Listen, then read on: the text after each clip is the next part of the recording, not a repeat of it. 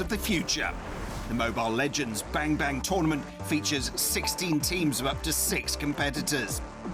The game is played in a 5 versus 5 format until 2 wins or 3 wins in the finals. Each team has one reserve player. Replacements can be made between the matches, and in the event of a player injury or other force majeure, a replacement can be made during the game. The tournament consists of 2 stages, group competitions and playoffs, and the matches themselves will be held in a best-of-3 format. Only 12 teams will advance to the second stage. The group stage is played in the GSL format, the playoffs in the Olympic format. Teams that finish the group stage without defeat go directly to the quarterfinals, and those that lose one match will compete in the last 16. Teams that lose both their group matches are eliminated from the tournament. Good luck and have fun.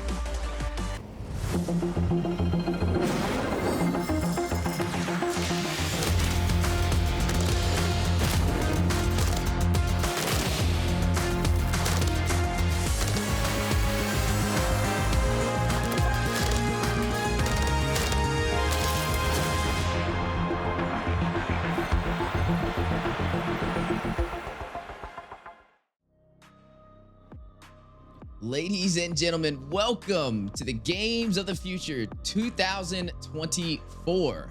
One of the hottest events in the Mobile Legends Bang Bang scene. You are going to be seeing 16 of your favorite international teams fighting it out for a $1 million cash prize. One of the biggest cash prizes we have ever had for Mobile Legends Bang Bang. And that is just telling half the story, as you're going to be seeing all the top teams who competed all across the world, and also multiple familiar faces from M5. My name is Steph Weezy. It's going to be a pleasure being able to cast these amazing games, and we're also joined by another familiar face. Oh, hello, and that's War Barbie. That's me. Nice to meet you. That's right, War Barbie in the building, and we're both looking at the virtual stadium as these teams are getting ready to fight it out, and couldn't be more proud to be able to represent our regions and cast these games. Now, today's going to be fun. We've got a lot of interesting teams to kind of look through. We are currently in group stage, so we're going to be seeing only 3 teams kind of push out of here, and 1 team from our group get knocked out. We are streaming Group A, so definitely shout out your guys' favorite teams and make sure you show them some support. But speaking of support, just look at that amazing virtual stadium. Yeah, these are the winter games. Yeah, the winter games indeed. Now we have myself. I'm all the way out in North America representing. For those who don't know, I'm an NACT caster. I cast our teams that get out of our region and represent us inside of MSC, represent us inside of the World Series, such as M5 and the M6 this year. And then War Barbie, you're all the way out in Ukraine. Yeah, that's true. I'm from Kiev. And that's so unique experience to cast this way. And I'm having a fun time.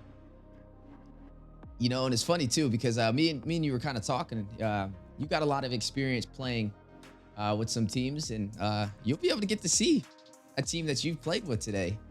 Yeah. That's like, wow, they gonna play, Deus World gonna play against Burmese Goals, and that might be a revenge matchup, because on M2 we were in the same group and kind of lost to the Burmese Goals, but they end up to be a runner-up there, so I guess that's okay. But yeah, now we might see the revenge. Yeah, we are going to definitely be looking forward to seeing these matches today. Like we said, guys, a lot of powerhouses are on the schedule, so definitely get ready and enjoy the show. Make sure you get some popcorn, make sure you get some drinks, because the competition is definitely here. Now, let's go ahead and pan on over. Мощнейшая энергия созидания, способная объединять народы, вселенные и сохранять баланс мироздания. С развитием технологий люди стали больше погружаться в виртуальные миры, забывая про мир физический, обрекая гармонию на угасание. Чтобы восстановить баланс, гармония переродилась жар птицы мира. Мира отправилась сквозь вселенные в поисках героев, способных вернуть утраченную энергию. Избрав 5 сильнейших представителей, Мира собрала их у Куба Советов, наделив их уникальной силой. Они стали хранителями гармонии, чья задача — охранять и поддерживать баланс. Советом было принято решение провести турнир, победитель которого распространит гармонию по свету.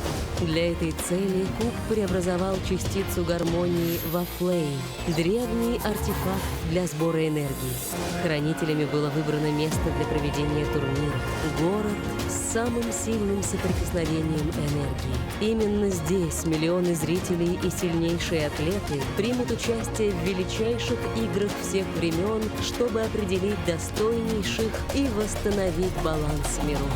Да начнутся игры!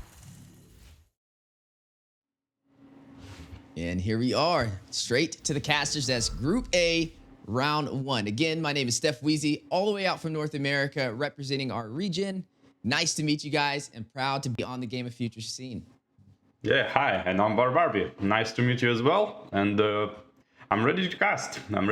These two games is going to be a bangers, especially the second one.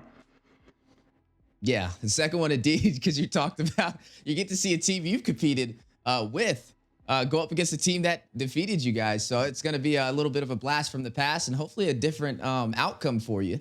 Now, we are going to be seeing two teams fight it out today for the first round. It's going to be RRQ, Hoshi, and Team Logun.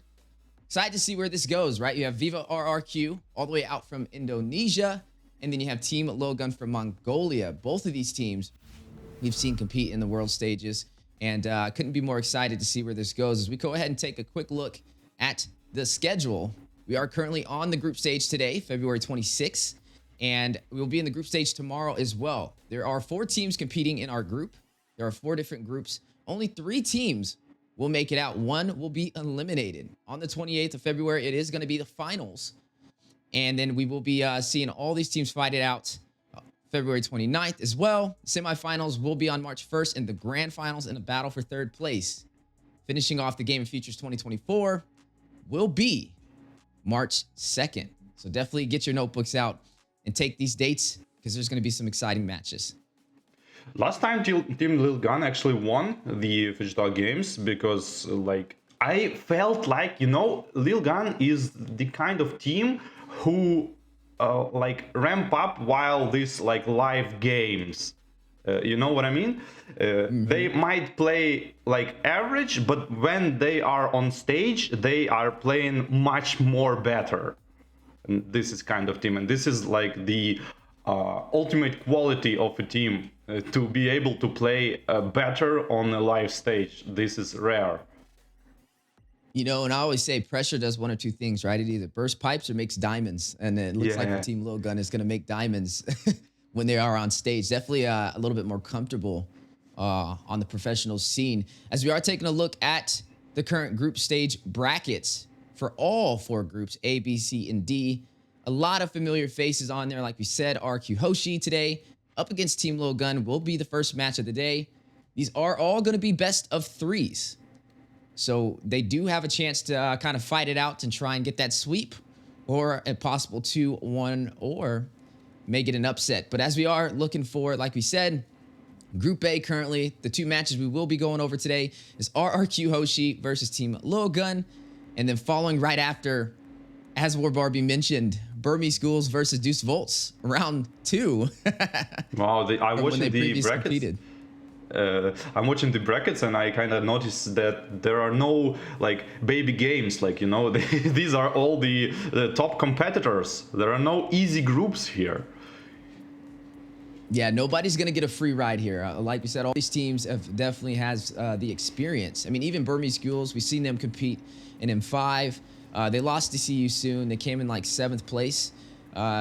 Didn't have the easiest ride, and hopefully this time around they'll be able to have a little bit of a stronger match. We see other teams such as RQ Hoshi. We got to see them compete in MPLI. They got taken down by CU soon, but we also got to see them compete in the MPL Season 12 for Indonesia. So yeah, like you said, there's a lot of harder competition in these tournaments, and this is, like we said, one of the biggest prize pools for MLBB in general. This actually, with this $1 million prize pool, this is bigger than M5. It was like 800,000, 900,000 cash prize overall for the prize pool, but this one is like $100,000 over that. Yeah, that's Finally, finally arrived. Nice. And RQ Hoshi on M1 was like second place. He was the first one, so it's like super experienced team. I understand that a lot of players are kind of left the team and joined the team, and it's kind of a different team now, but the experience, I guess, is still there. Yeah, definitely gonna have to see which teams have the synergy, right? I mean, they have a best of 3, so there's definitely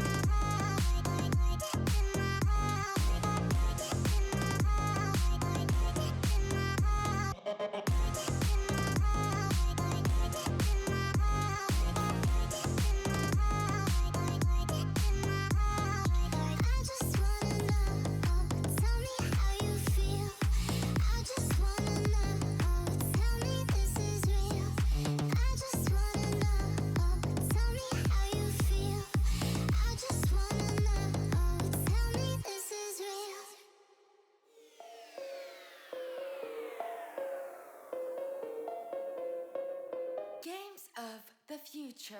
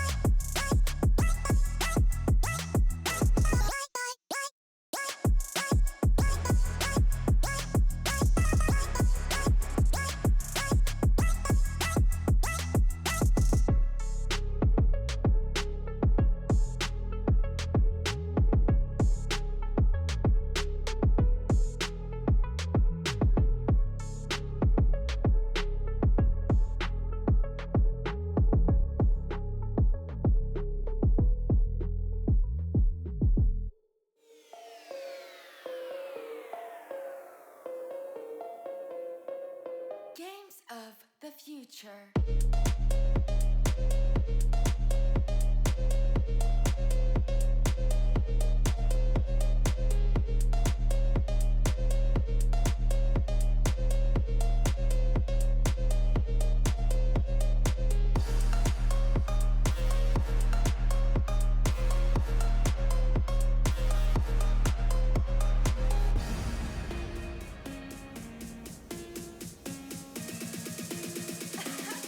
Games of the future.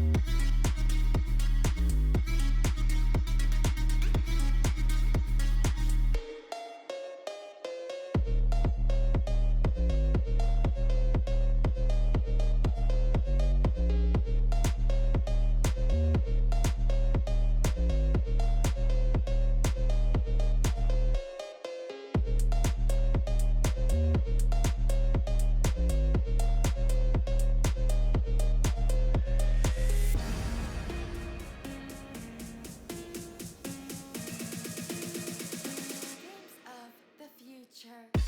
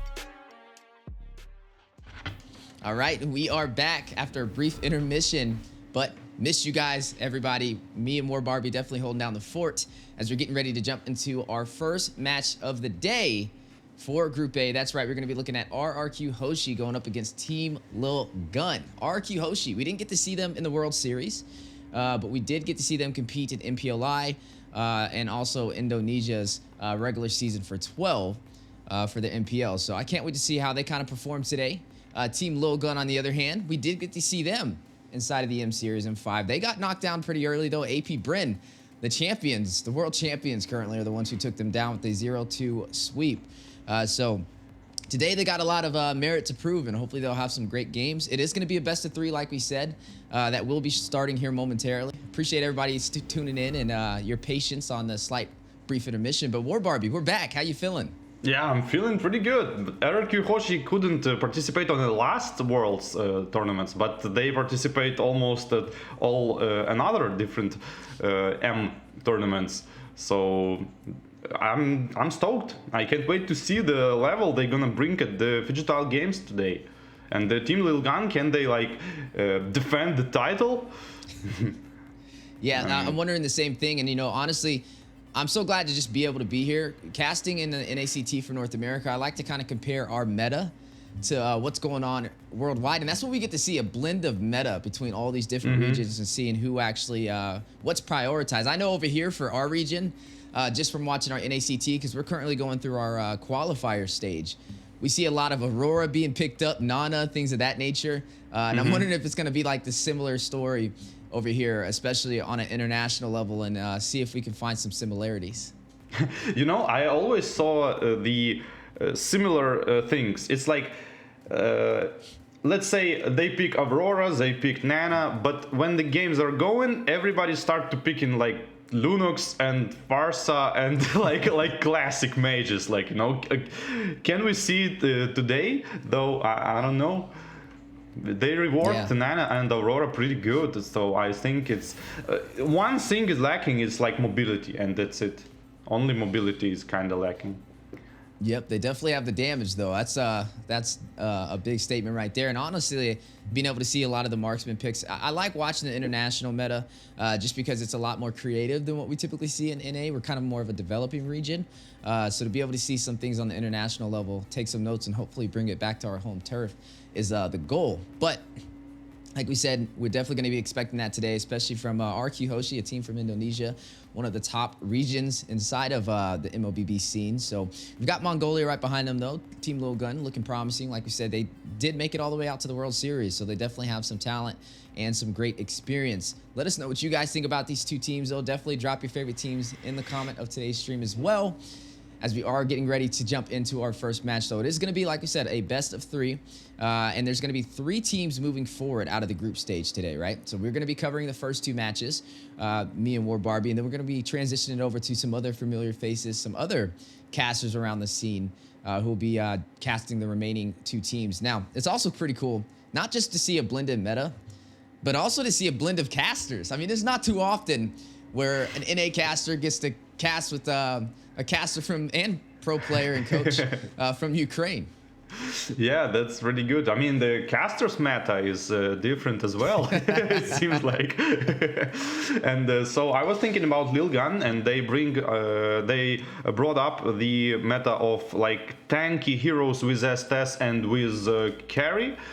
And it worked pretty good. So I guess this is the other type of meta we have in here, like tanky meta, tanky pick meta. Early game, if enemy have like no insanely high amounts of damage output, they can't like kill you basically on level 4. So you kind of start ramping up from that and snowballing. And I don't know, we might see this kind of meta as well. Yeah, and speaking of meta, we will slowly be jumping into the game, and you kind of mentioned the carry. That's one of those few marksmen that we see often time and time again get picked up, at least in the NA side of things, as we are now jumping into the draft. First match of the day, best of 3, group stage A. RQ Hoshi holding it down for Indonesia and Team Lil Gun from Mongolia. Already seeing some of the bans on the table, at least for my side with RQ Hoshi. We're looking at the Guinevere stacked up with the R-Lot. That's pretty standard, I would say. The Joy and the Arlott are pretty standard, but the Guinevere was like latest addition to the meta, and everybody picks it for jungle, for roam. You can even see some other variations, but these are most common. Nolan actually being banned despite getting nerfed a lot, still playable, still dangerous, and so he gets banned. And Matilda, pretty standard, I would say, as well.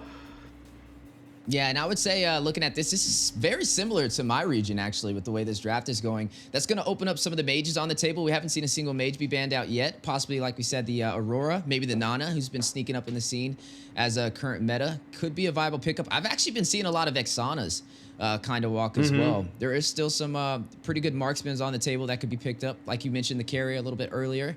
It's definitely been a high-value target. Some other things that at least we see for North America is like the Claude, trying to go for that late game damage. But like we said, still some secret weapons on the table. You know, interesting enough, we've been seeing a lot of Barats as well. And the Lunox is quite viable now because it's easier to combo. No need to like this insane double, quadruple ultimate setups. You just straight up go in for one of them. And the Ruby being banned, which is unorthodox, I would say. The uncomfortable hero for like assassin type of heroes. When you going in, Ruby can just easy second skill ult and they can pick you up. So maybe Team Gun is going to pick an assassin. You know, that would be interesting to see. We are going to see the first pick on the table, though. Not something I would have expected. Is going to be the Navaria. So definitely can be a secret weapon. It's going to have that Astro Echo, able to provide a lot of slow on the map as well, and some CC. They don't have the R-Lot that kind of synergizes really well with it with that Demon Gaze, though. So I'm wondering how this is going to kind of go. Are they going to be able to pick up something like a Nana or maybe that Aurora that we're looking for? Or there goes the Vexana that we kind of mentioned earlier, starting to make a big staple on the competitive scene. Yeah, just like you said, I noticed that Vexana and kind of Whale have this similar stuff when assassins going in, or like maybe fighters going in, they gonna be catched with the CC and might be burst down because a lot of damage here. So it's kind of uncomfortable to play against Vexana these days. And the CC is pretty standard, I would say, for the X-Plane, insanely strong.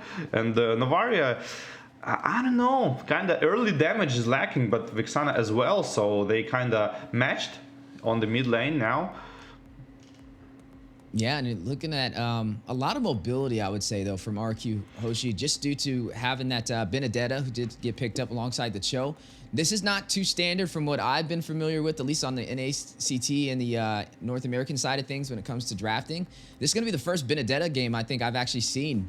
We haven't had a single one in our competitive scene yet. The Cho, I would say it comes a little here and there. I mean, it is single target CC, has great mobility.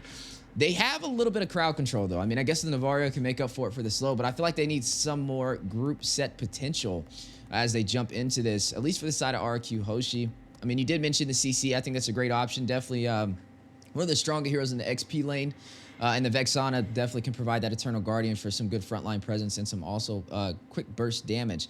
Now, marksmans are still available. Who do you think we're going to get for both sides? Oh, Claude and Carry, probably.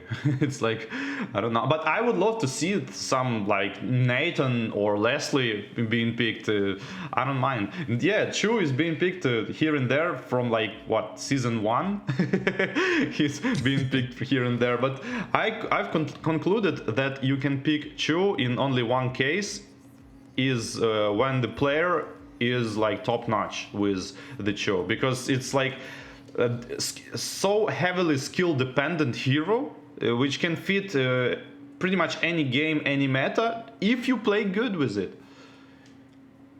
Ooh, speaking of playing good, there goes that Barats we were talking about a little bit earlier, starting to sneak into the scene again.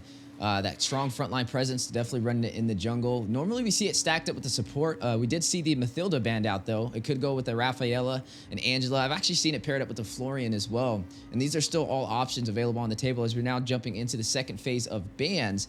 Looks like the Minotaur was banned out. Now, there is no Diggy ban. At least in North America, we have been seeing a rise of the Tigreal. sneaking up into the scene again and making a huge statement. And without the Diggy being banned out, they may be able to slot in. I mean, it would have to be last pick, though, especially because that Diggy is still on the table, unless we see one of the sides ban the Diggy. And the honorable mention is Estes, I guess, with the Barats is like, let's say, classic combo. We might see it here as well. And Darius being banned, and the Minotaur from the other side. Minotaur is pretty reasonable ban here because it's fits really good and the front lane, but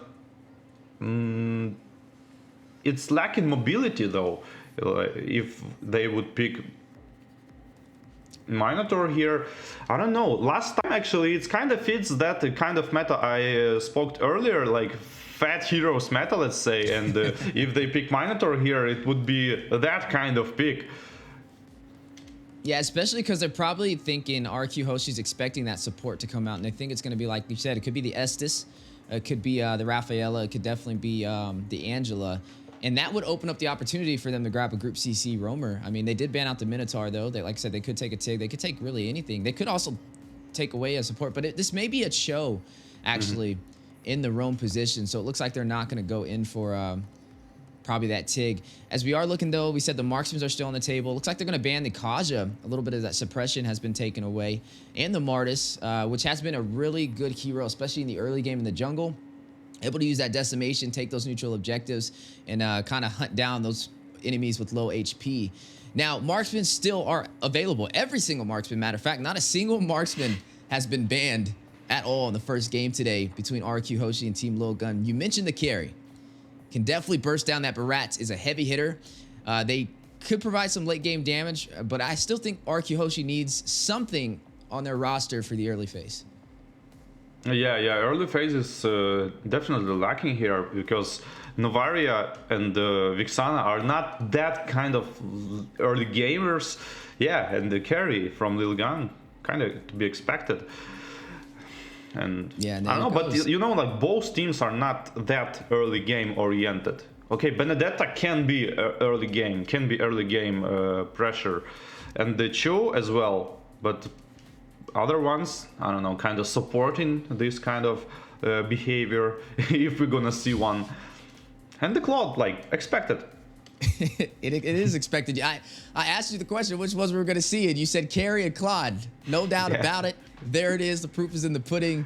Looks like the meta is blending well across all levels of the MLBB scene between all these different competitors. Now, that is a finalized roster. They are gonna go in for that Fredrin. This most likely will be the Fredrin in the jungle and Benedetta in the XP lane. At least that's what I'm expecting. But hey, you never know when it comes to international scenes. They can definitely switch it up and keep you on your toes. We're still waiting for the final pick from Team Lil Gun. We are going to need to see a just pick the support. I was just thinking, like, just grab it. Just take it. And it's... yeah, nice. A pretty interesting matchup is going on. Like Estes and Barats is like level 4 is unbeatable. But I don't know about Vixana. It's from my perspective, it's kind of not that good in this kind of draft. But we'll see. Maybe the personal skills are that high that we're picking Vixana like first 2 picks. Yeah, and you know, honestly, seeing the way this is gonna go, I mean, the Barats is a bully when it comes to these neutral objectives. He's not the easiest hero to kind of invade on, especially early for the orange and purple buff. Like you said, stacked up with the Estes is gonna make him even stronger in terms of the heals. And the later this goes, if Estes doesn't fall, he'll be able to get those heals even better as we get to that mid to late game and pretty much make Barats unkillable. Now, we didn't see a lot of early game damage, though, from the side of RQ Hoshi, and that's the only thing that I'm kind of concerned about as this is going to go on. Yes, they do have the Claude. I mean, the later this goes, you can pick up something like that Demon Hunter Sword, maybe a Golden Staff, and be able to rush in and deal the damage necessary to take down the Barats. But maybe that's the game plan with them. Maybe it's the Benedetta. It can definitely rush in with the Electo Final Blow. Whereas Barats is not the most mobile hero.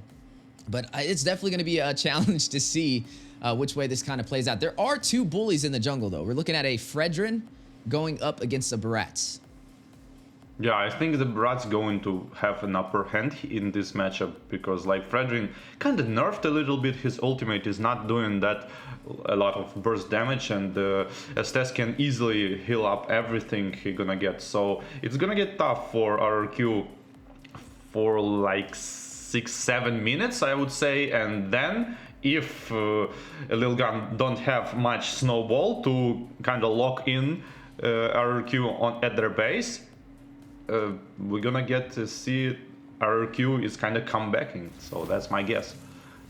Yeah, and speaking of guesses, as we are looking at the virtual stadium, winding up, jumping into our first series of the day, Group Stage A, RRQ Hoshi, all the way out from Indonesia, going up against Team Lil Gun from Mongolia. Into the land of Dawn we go. Best of 3. Who will be able to make it out of Group Stage A? So we're jumping right into the action here, and level 4 is being farmed, almost being farmed. We're gonna see first engage in the turtle, I guess, in like 20 seconds.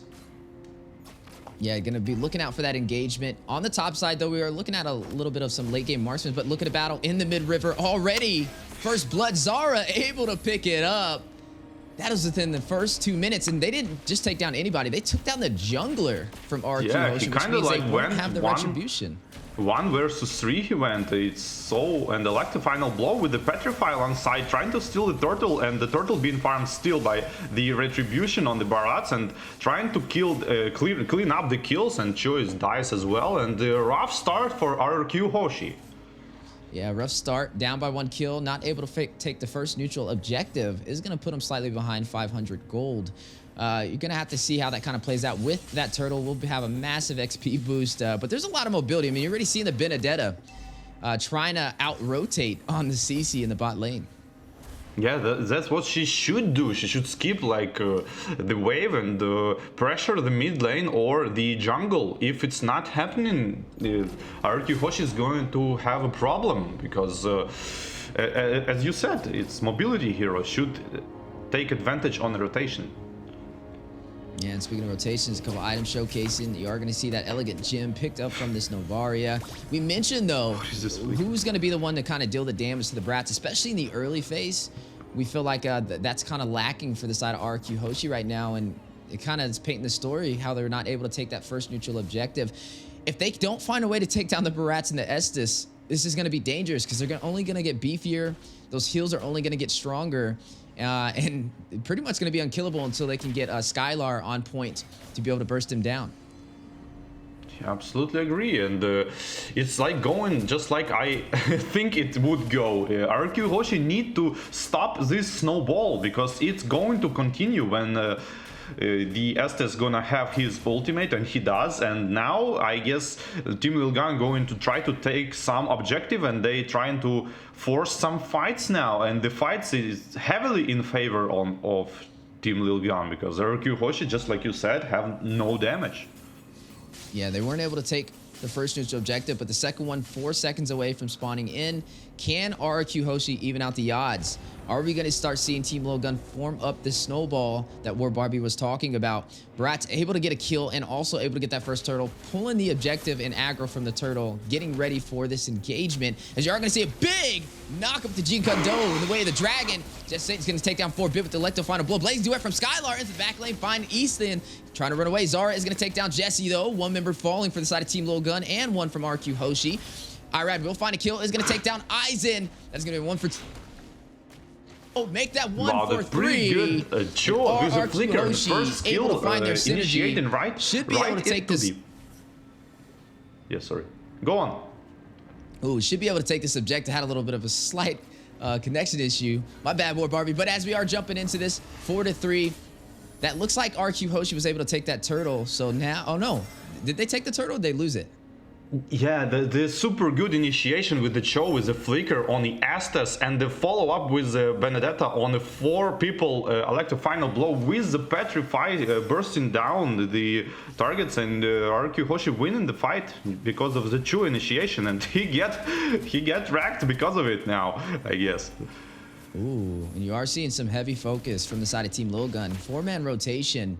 trying to get to the side lane, trying to possibly proxy it as well. And look at the bullying from Zara on this Barats, trying to zone out Irad from his farm. Yeah, that's exactly what they should do. Take some objectives now, and the ultimate is being popped by the Estes and 4 people being healed, but no pressure. I mean, there is some pressure on the tower, but not enough to fall down. Yeah, not enough to fall down. Still hanging on by about 25% HP. 2,000 gold lead for Team Lilgun right now. And then they're having a pretty good game. Maybe be able to take one of these turrets, but their bot side is hanging on pretty low too. Yeah, but the counter pressure is there. Chu is going up on the bot lane, on the X plane, and the Claude is for farming pretty good actually. Like RQ last fight on the turtle is super good, super good. I didn't expect that. Kinda should take Purify probably on the Estes, and this flicker might be a problem later in the game because of the super good initiations on the show. Yeah, definitely gonna have to watch out. Without having that Purify, is gonna be easily grouped up with some CC if not careful. Bebex is gonna go ahead and take that turret on the top side. Turtle has spawned in. Both sides able to claim one, but who will be able to take this next objective? You're already seeing Team Lilgun in position to be able to hit the Retribution. Yeah, they kinda, but Chu is already can. Oh, 4 people petrify again with the final blow. Follow up with everything, every bit of damage they have, but not enough. Yeah, just showcasing his mastery of that show. But it looks like RQ Hoshi able to take this turtle in their hands. We'll get that XP boost they were looking for. Slowly starting to try and equalize this economy. They are down by about 1,000 gold.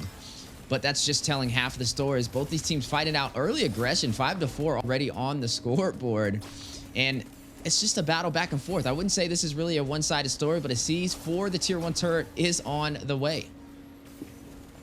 Yeah, they should take the tier 1 turret. They should take all of the tier 1 turrets. Team Lilgun, I mean, they need to use all of the stronger parts of the Estes, which is his ultimate, to pressure all of first turrets and second turrets, and you kind of don't want to go to the super late game here because of Navaria and the Claude and the Electro final blow, and I mean RQ Hoshi in the late games seems super strong. Oh, the attempt of the taking on a blue buff here from Fredrin.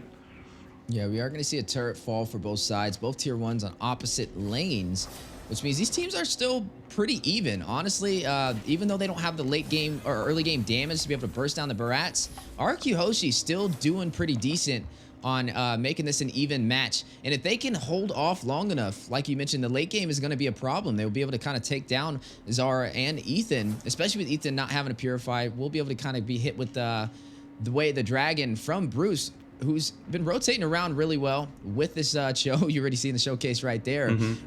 High mobility team so far for the composition of RQ Hoshi. Yeah, the RQ Hoshi have the initiation. They have the show. They have, I mean, sometimes Benedetta can initiate even, and that's what they're doing. They're trying to initiate and make a kill, and it will eventually work. That's what I'm trying to say. Yeah, and you've seen the Electrofauna blow, possible seats for tier 1. Skylar will find one off screen though on the top side. Bebex is going to clear the bot one. An objective going to both teams so far. Lord has spawned in and aggro has been pulled. And it looks like Team Lilgun may go for this objective. Are going to shift focus to the mid lane though, as they almost lost their tier 1 turret. I mean, I guess all turrets gonna fall if the Lord is taken here. I mean, at least 3 of them, my guess.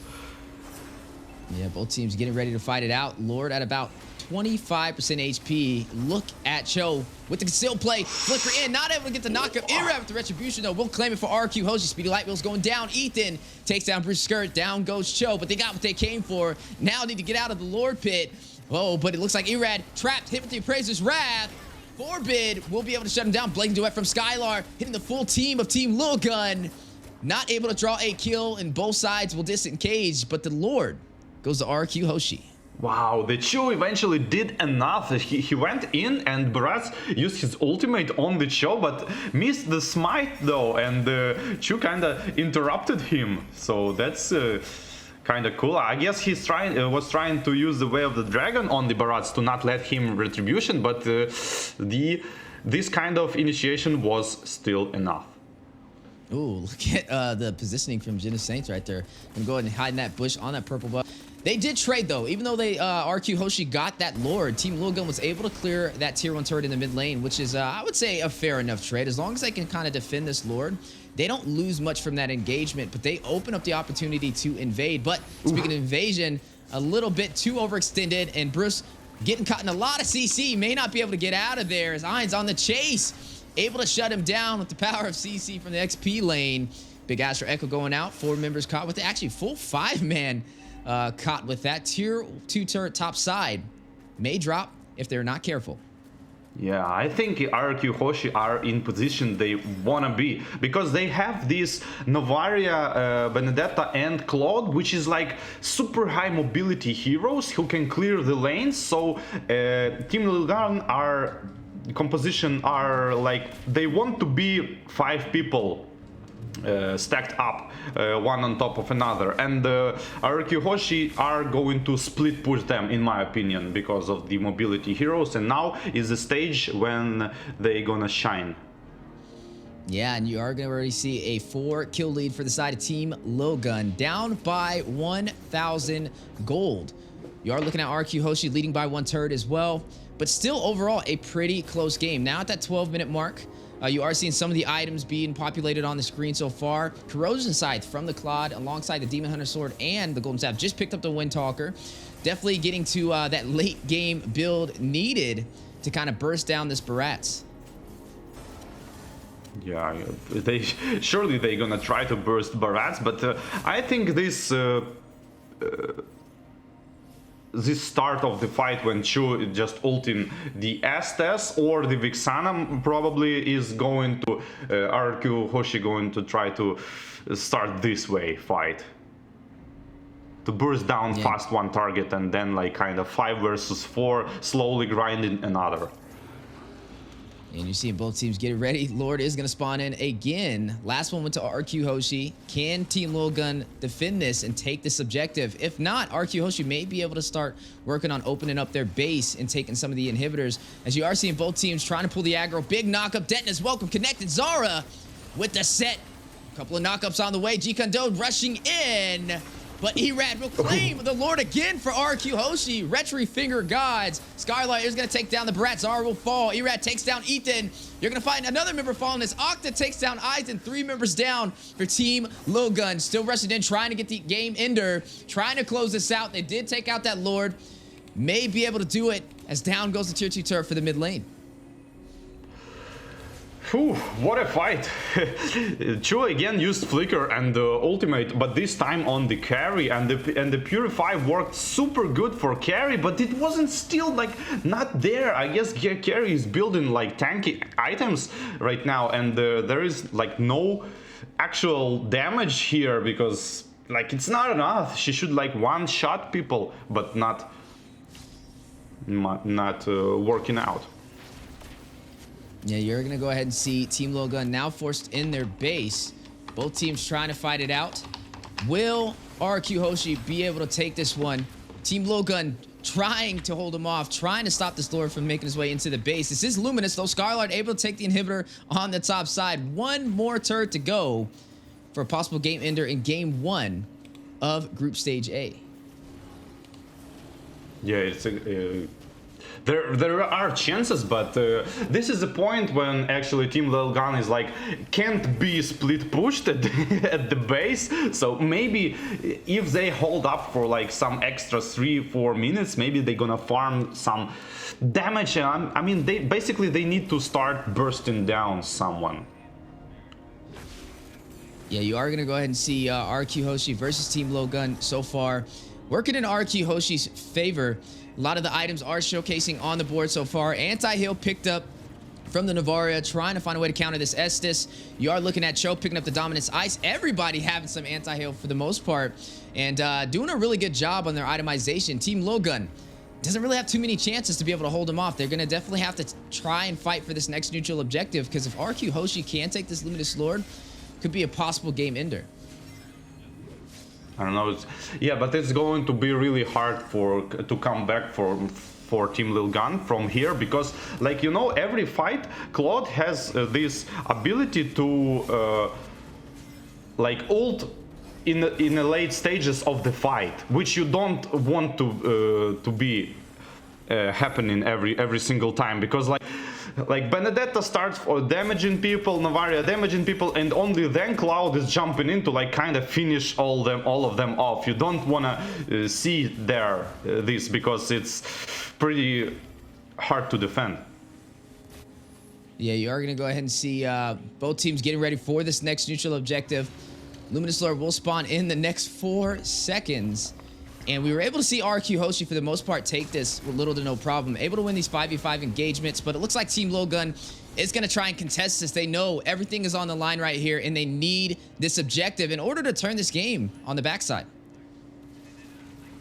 Meanwhile, Third Lord is going in. It's not like Luminous Lord, like level 3 Lord. Oh, and again, Flicker and the Veil the Dragon used on the CC. Immediately Vengeance popped out and going back to disengage.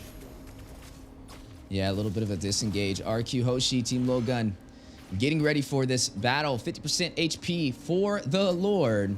But on the top side, Benedetta doing a real good job of splitting these lanes. It's going to force them to push off. You are going to see the Vexana go back to try and clear these minions, which will open up the opportunity in terms of numbers for RQ Hoshi, as the Lord is very low. Zara may be able to get the retribution. Ooh. Able to take it for Team Lil Gun. First Lord of the day for them. And Mortality has been proc. Blazing Web from Skylar into Zara, into the full 5-man team of Team Lil Gun. Octa able to take down Zara. One member will fall. Let them find a blow going down. Jenna Saint with a huge play. What a turnaround, Team Lil Gun. Didn't went for the finish up. Wow, such a good fight. But I guess like RQ Hoshi should went for the kills, I think, and super good. Like Benedetta went for like 2 people at the end, but didn't quite finish them off, and just safely went back because there's a Lord to death on top of that. Just look at that freeze from the Estes, completely dodging all of the damage from the Claude, make him survive of this. I wonder if Claude build anti-heal here. Yeah, that's definitely something I'm wondering as well, as you are going to go ahead and see a possible siege for the base. The turnaround from Team Lil Gun, a love set on the way, but you are going to see the Astro Echo go out. They are going to disengage, not going to go in for that inhibitor turret, but now this is an even game. Anybody can take this match. Yeah, that's Lord. They always go in for this 50-50 Lord. I don't know. Why don't just they fight on the full HP, kind of trying to get 1-2 person and then kind of bait Lord and attack the team, instead of going of this like 50-50 retribution every time. Yeah, you know, but they do have the Benedetta and like I said, they have a lot of mobility for the side of RQ Hoshi. So they can split push. It was the right idea, but they were not able to get Zara away from that Lord. We talked about his sustainability, especially running this Barats. You're looking at him very heavy with the Guardian Helmet, the Anti-Cuirass, the Athena Shield, and the Dominant Size to be able to protect himself. And then Estes, to keep him alive, has those additional healing effects from the Flask of Oasis to top that off. And it has been a problem. I mean, they don't really have anybody to kind of push him back. They have Irad on this Fredrin to be able to get the knockup and an Energy Eruption for a possible stun. But Zara pretty much has free range when it comes to kind of being that bully inside of these neutral zones. Yeah, it's working out, but what you can see, like the classics is like the pop train strategy versus split push strategy. Like these are the classics of the all MOBA, I guess. The pop train versus the split push. Yeah, now you're gonna go ahead and see both teams getting ready again for the next neutral objective. I wonder who will be able to take this one. This may actually be the possible game ender. We're now sitting at 20 minutes. This is officially the late game. This is longer than what we typically see even on the North American scene. Most of our matches are like 14, 15 minutes, with some of the long ones going past the 20-minute mark. Everybody full game build with that late damage. RQ Hoshi, Team Lil Gun. Both of these teams need this match. This is a best of 3. And this will definitely give them a huge advantage for a possible sweep as the Luminous Lord spawns in. Yeah, I agree with this one. And I kind of thinking that Fredrin is not fit very good in the RQ Hoshi team composition. What do you think about it? Yeah, I think the composition is definitely interesting. I mean, I feel like it's kind of working out for both sides, though. Like I said, it's not really a one-sided story. I would have expected the Barats to have had a little bit more pressure in the early phase, but it looks like RQ Hoshi was able to make up with their macro and their micro. With the Lord spawned in, though, 50% HP, you are going to see Irad pulling the aggro. Some good split pushing from Genesante, though, on the bot side, running this Benedetta. You see him kind of camping on that purple buff, waiting for the opportunity to kind of split this lane, and maybe an actual backdoor play if Team Lilgun is not careful. Oh, the Benedetta might go for the draw. No. It's just a bait. She's just waiting. And yeah, RQ Hoshi are doing the absolutely right thing, because you don't want to engage 5 versus 5 like straight up bold fight. You want to like kind of split them up a little bit to make this like quick attack with the Chu and the Flicker, or Benedetta like the final blow with Petrify. Yeah, with the floor spawned in, Irad again pulling the aggro, trying to bait Team Lilgun to take this engagement. A little bit of a knock-up though. Zara taking the fight. Very low though. Massive damage to Skylar, take him down. Big play, as they won't have the retribution to be able to contest this Lord. RQ Hoshi though may go in for the fight, but look at the Benedetta on the base. May go for the back door. Skylight trying to hold him from getting back. Not going to allow nobody to recall. Benedetta now on the base. Crystal dealing some massive damage. 15%. 5. RQ Hoshi backdoors Team Lilgun for game 1 in our best of 3. One step closer to making it out of the group stage.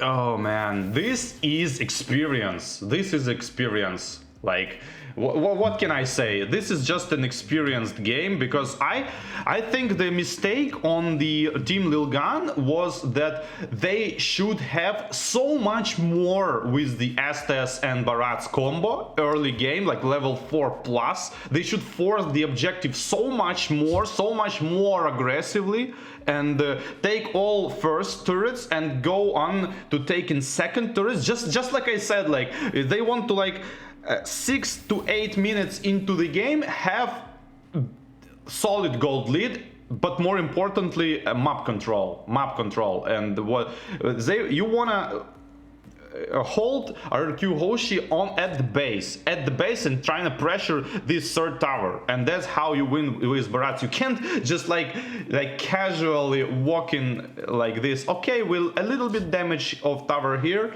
a little bit damage tower there. No, you need to rush, because late game it's not gonna work. Yeah, Genesante, definitely credits to him. Rotating around, getting that backdoor play. We were kind of watching him, oftentimes just hiding in that purple buff bush and waiting for the opportunity to force somebody to split off these Lords. And when they didn't split, hey, he just went straight to the heart of the game, shut down that base Crystal. Now, not the easiest thing to pull off. You usually see a marksman kind of go for the backdoor play. But we talked about the mobility that he provided to the team with the Benedetta, and not something I really see in NA be kind of slotted in. And it's interesting seeing as meta's shifting in Indonesia, pulling out some tricks from their bag, able to get it. That is game number 1, though, for the side of RQ Hoshi, one step closer. Like we said, this is a best of 3. And there is still a chance for Team Lilgun to turn this around. But I do agree with you. The Barats, when there was no early game damage, I would have liked to see them kind of dominate a little bit more of that early phase. But we just really didn't get to see that. And I think maybe it's just from Genesante opening up these opportunities with the split push and mobility. And I don't know, is it just me, but I didn't quite saw the Vexana here. It's not was not that big here. I would love to see the stats of this game, how much damage did she dealt. And but yeah, Team Lilgun need to play like faster phase, like more aggressive pressure with this kind of comp, and it might work. But if they should understand, if they go to like 15-16 minutes into the game and with no lead, they're gonna lose. Most likely they're gonna lose, because it's just the damage is just overwhelming. It's just Claude is insanely high damage output. Yeah, I was just about to say that. Skylar did a really good job rotating around, getting to the back lane. Almost every single time you'd see him pop that BMI and use that Blazing Duet and hit pretty much the full team of Lil Gun on those 5v5 engagements. And that's what really opened up the opportunity. It was kind of zoning them out from even being able to push these Lords. And definitely some good rotations. Between Skylar and Genesante, both side laners definitely doing an excellent job. I would say, though, hopefully for Team Lil Gun in Game 2, we see a little bit of a stronger pressure in the early phase. It wasn't too one-sided, though. I would say it was kind of even up until a couple of these Lords. As we are now panning over to some of the highlights that made this story. Zara able to take that first turtle. You are seeing the second turtle on the way. The engagement. Genesante, just speaking about him, able to find Forbid. Blazing Duet from Skylar, the other side laner. Zara taking out Genesante. Skylar providing some massive damage with the Blazing Duet. Battle over the third turtle. Skylar taking down Ethan. 4-3 though, like we said, not the highest kill game, and pretty even with across the board in terms of kills. We are seeing some massive CC though. Fourth turtle popping up on the scoreboard so far. Like to find a blow going in, and Erad able to claim it. A lot of these objectives were going to the side of RQ Hoshi though the later this game went. As you've seen Erad starting to kind of rack these up with the retribution. Ethan taking down Burst right there, who also had a really good game, rotating around and had some big G-Condos, knocking up 3 members from the side of Team Lil Gun. Blazing Duet from Skylar again. Full man, able to connect to 4 members from the side. He's just stacking damage, like, you know, to be in the top of the stats. But yeah, I just was thinking about the Lords. 2 of them was taken by the Lil Gun, but they actually couldn't make anything good off of them. And like, this is my point is, why would you risk to take the Lord and 2 people from your team is dead and now you cannot use the Lord? Like, why are you going for it? Just go for the kills. Try to kill, prioritize the heroes instead of prioritizing Lord. It's not gonna give you anything. Yeah, you're seeing a lot of those battles on the way, the immortality being procced, both sides fighting it out. But again, this is where you start to see the side of RQ Hoshi take the advantage. Big play over there from Genesante with the Electro final blow. Skylar taking down Zara, especially here, taking down the jungler super early before even going for this Lord, opening up the opportunity for a possible take, but they don't even go for it. There goes Genesante with the excellent macro, excellent micro, the backdoor play to close out game 1. Yeah, but you know, I'm thinking that even if he didn't backdoor the crystal here, they still was like 5 versus 3, and they would overwhelm. RQ Hoshi would overwhelm probably with just the regular minions, even without Lord. Yeah, and speaking of RQ Hoshi, there goes the MVP himself, Skylar. KDA 304, 36% damage dealt, 15,000 gold per minute. That's a little high. But definitely was leading the way in this game. And that only paints half the story. His execution on the BMIs and the Blazing Duet really kind of made the difference in a lot of these neutral engagement fights. that's not a lot. It's like impossible high. Imagine like 15k gold per minute. Game would end it probably in like 5 minutes. But yeah, I would like to take a to give a credit on Skylar, because not every time you can see the Claude who's actually start to play from like early game, because he's pretty much rotated from the gold lane to the bot lane to finish up Estes. Like, where can you see this? Because Cloud is kind of useless until he get like Demon Hunter Sword and the golden staff, but this Cloud is probably like ganking up with just a boot. And it's enough for him, works for him. Well, if he was getting 15,000 gold per minute, I think he would have had full build in like 2 minutes. But that was overall, guys. That wasn't the that wasn't gold per overall. Minute. Yeah, I mean, obviously, we just had fun. Yeah, that was definitely funny, though, to be able to see that. Really just a good game. I want to see how Team Lil Gun kind of responds to this. Like we said, we don't want to see one-sided stories or see these sweeps. This is Group Stage A, though. Not every team is going to make it out. One team will fall out of Games of Future before we progress on to the next phase. So Team Lil Gun's definitely going to have to step up their energy for round 2 if they want to have a chance to compete in here, because now they're sitting at match point for RQ Hoshi for a chance for a sweep. Yeah, you know, in my opinion, for now, from analysis from game 1, I would say that draft doesn't matter at this point, because RQ Hoshi seems like to play much more faster game. They are one like class above Team Lilgan, and when this happened, draft is not that big of a deal. It seemed like Team Lilgan are hesitating with their decisions. They like not going all in or not going all the way back, which is RRQ. They committed to one decision. They like go all in this decision. They not double thinking because it's too slow. They just doing and then retreating, just going in, going out, and Lilgan are like kind of, should we go? No, we shouldn't go, and this is like not gonna work. They need to switch this particular thing to match up RRQ Hoshi tempo, and then the draft going to matter. But at this point, RRQ can draft anything they want. Yeah, honestly, I mean, when we were looking at Team Lilgan in the beginning for the first turtle, they were able to kind of take it, and I thought they were going to be online to be able to keep pushing forward and have full control of the early game. But like you said, not being able to make a concise decision between the entire team kind of costed them on a lot of these neutral engagements, as you are seeing again, Skylar with a strong presence inside of that gold lane. But also, I want to paint some picture into Genesante, right? The dude was a menace with the Benedetta in those rotations. Had a really good match. But we also got to look at the mid lane, right? They had the Navaria, who doesn't really often get that much credit.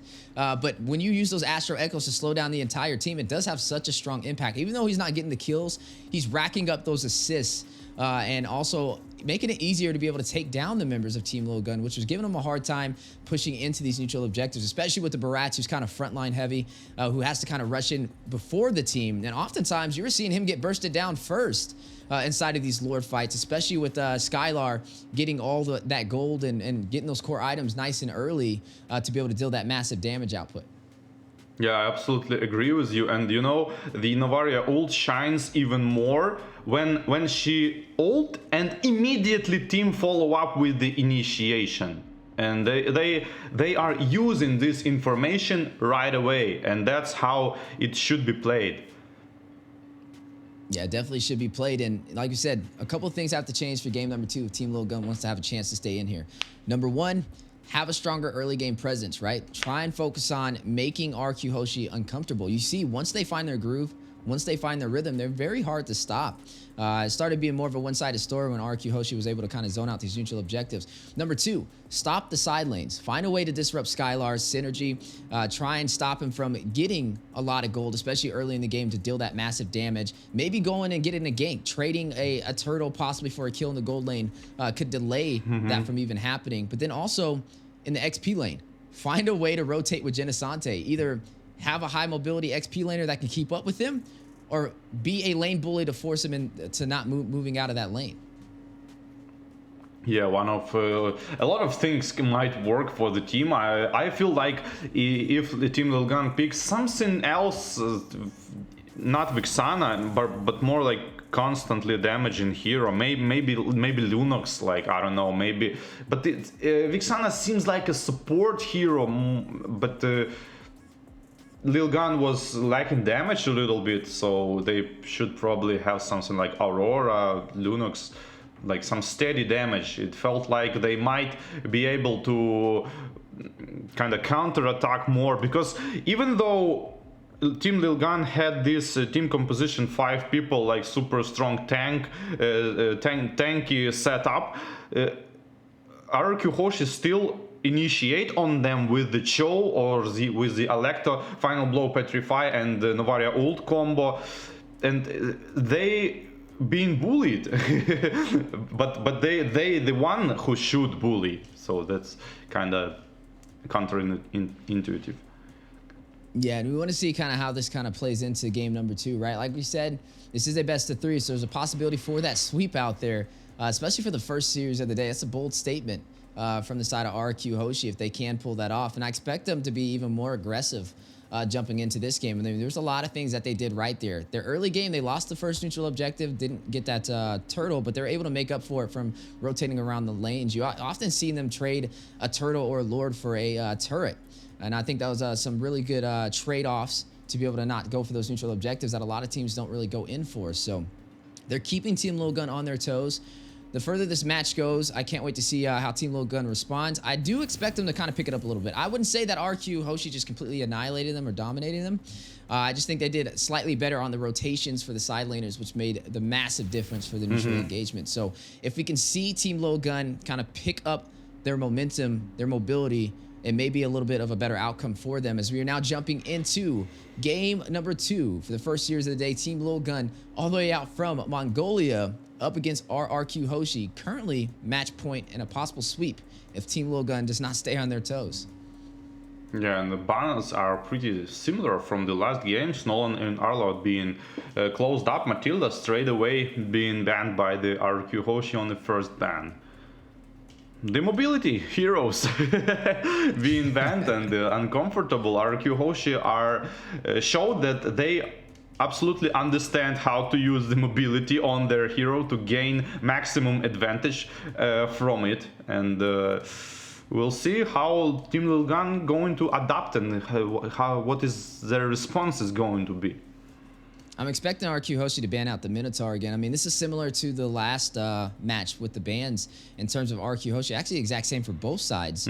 So possibly a Minotaur ban may be on the way. It's probably a comfort ban that they know Team Logan likes to run. So there is going to still open up some of their favorite picks. Maybe we see the Benedetta again. It definitely worked out before. It was very hard to keep up with. The Claude, if Skylar can pick that up, I think he executes well on that. And it looks like they're not going to ban it out. They do go in for the Navaria, though. We've talked about the Navaria not really being talked about that much or shown as one of those key heroes last game, but it had a heavy impact, especially with the slow that it was providing and also the massive damage output that the team would be able to input from that that slow CC. So jumping into this, like we said, a couple of adjustments to the ban phase for the side of Team Logan. And the Guinevere again, like it's pretty much the same bans except of Navaria being added to this, and Ruby is being picked straight away. So the ban of Ruby last game from RQ Hoshi, I believe, right?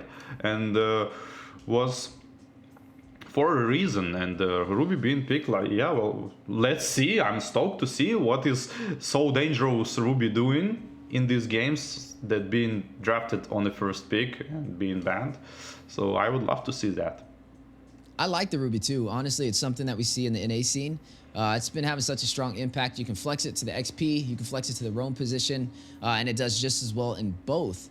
But again, if they run that heavy mobility composition, Ruby has a little bit of mobility, but against the Benedetta, I'm not sure how that's going to kind of play out. But you are going to see, again, a similar pickup. The CC will be slotted in for RRQ Hoshi, but this time, the sustainability is going to be this Faramis, which will be kind of fun to watch. Now, there is a Valentina still on the table, so I'm wondering if Team Logan is going to go in for that so that they can have another realm as well. No, I don't think they Valentina, but I don't know, maybe. I feel like even Faramis would be so much better the last game, but they went with the Valentina. But you know, about Ruby, it's like kind of hero when this hero play on your side, you cannot feel her impact that good, but when you play against it, oh my god, it's like it stuns you every single time when you not want to be stunned. It's keep going with the stuns. Yeah, so annoying. Yeah, you're going to hero. see the Lilia picked up though, so they're going to have early game damage this side for Team Lilgun. They are going to go in for the jungle nice and early. The Martis, we know he has the anti-CC in his kit. The motor coils definitely can be a problem hitting somebody with some chain CC. And he's overall just a really good jungler for the first neutral objectives. He does fall off a little bit later in the game, which we will have to watch out for. Team Lilgun, they had the Barats before. It was a jungle bully, but it just didn't really work out the way they kind of planned it to. And it looks like they're going to be a little bit more aggressive now with this Martis, which could possibly open the doors for them in the early game. But you are going to see RQ Hoshi picking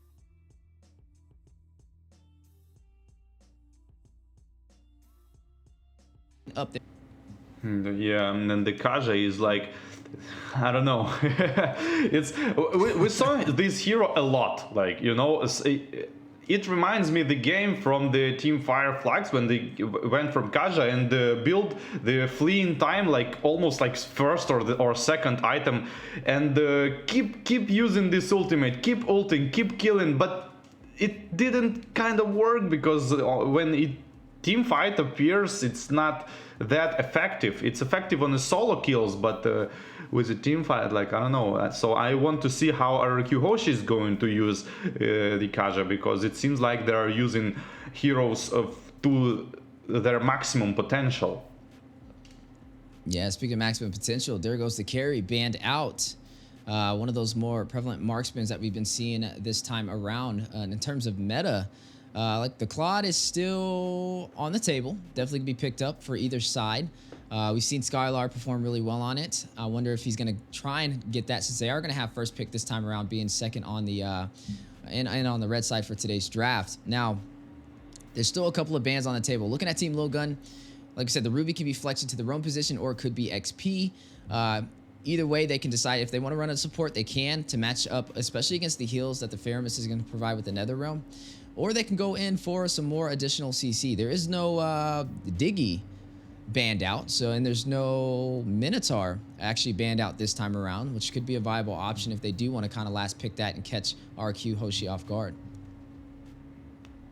Yeah, but again, mobility is kind of like, I don't know. Martis is super strong hero, but when he's like being attacked and he's forced to counter attack, otherwise they need to have some, I don't know, maybe Rafaela, something like that, and because they need to fix the mobility. Ruby is not that good as well in this department. The carry and the Cloud being banned, like double marksman this time. They not play around. They taking notes and using them straight away.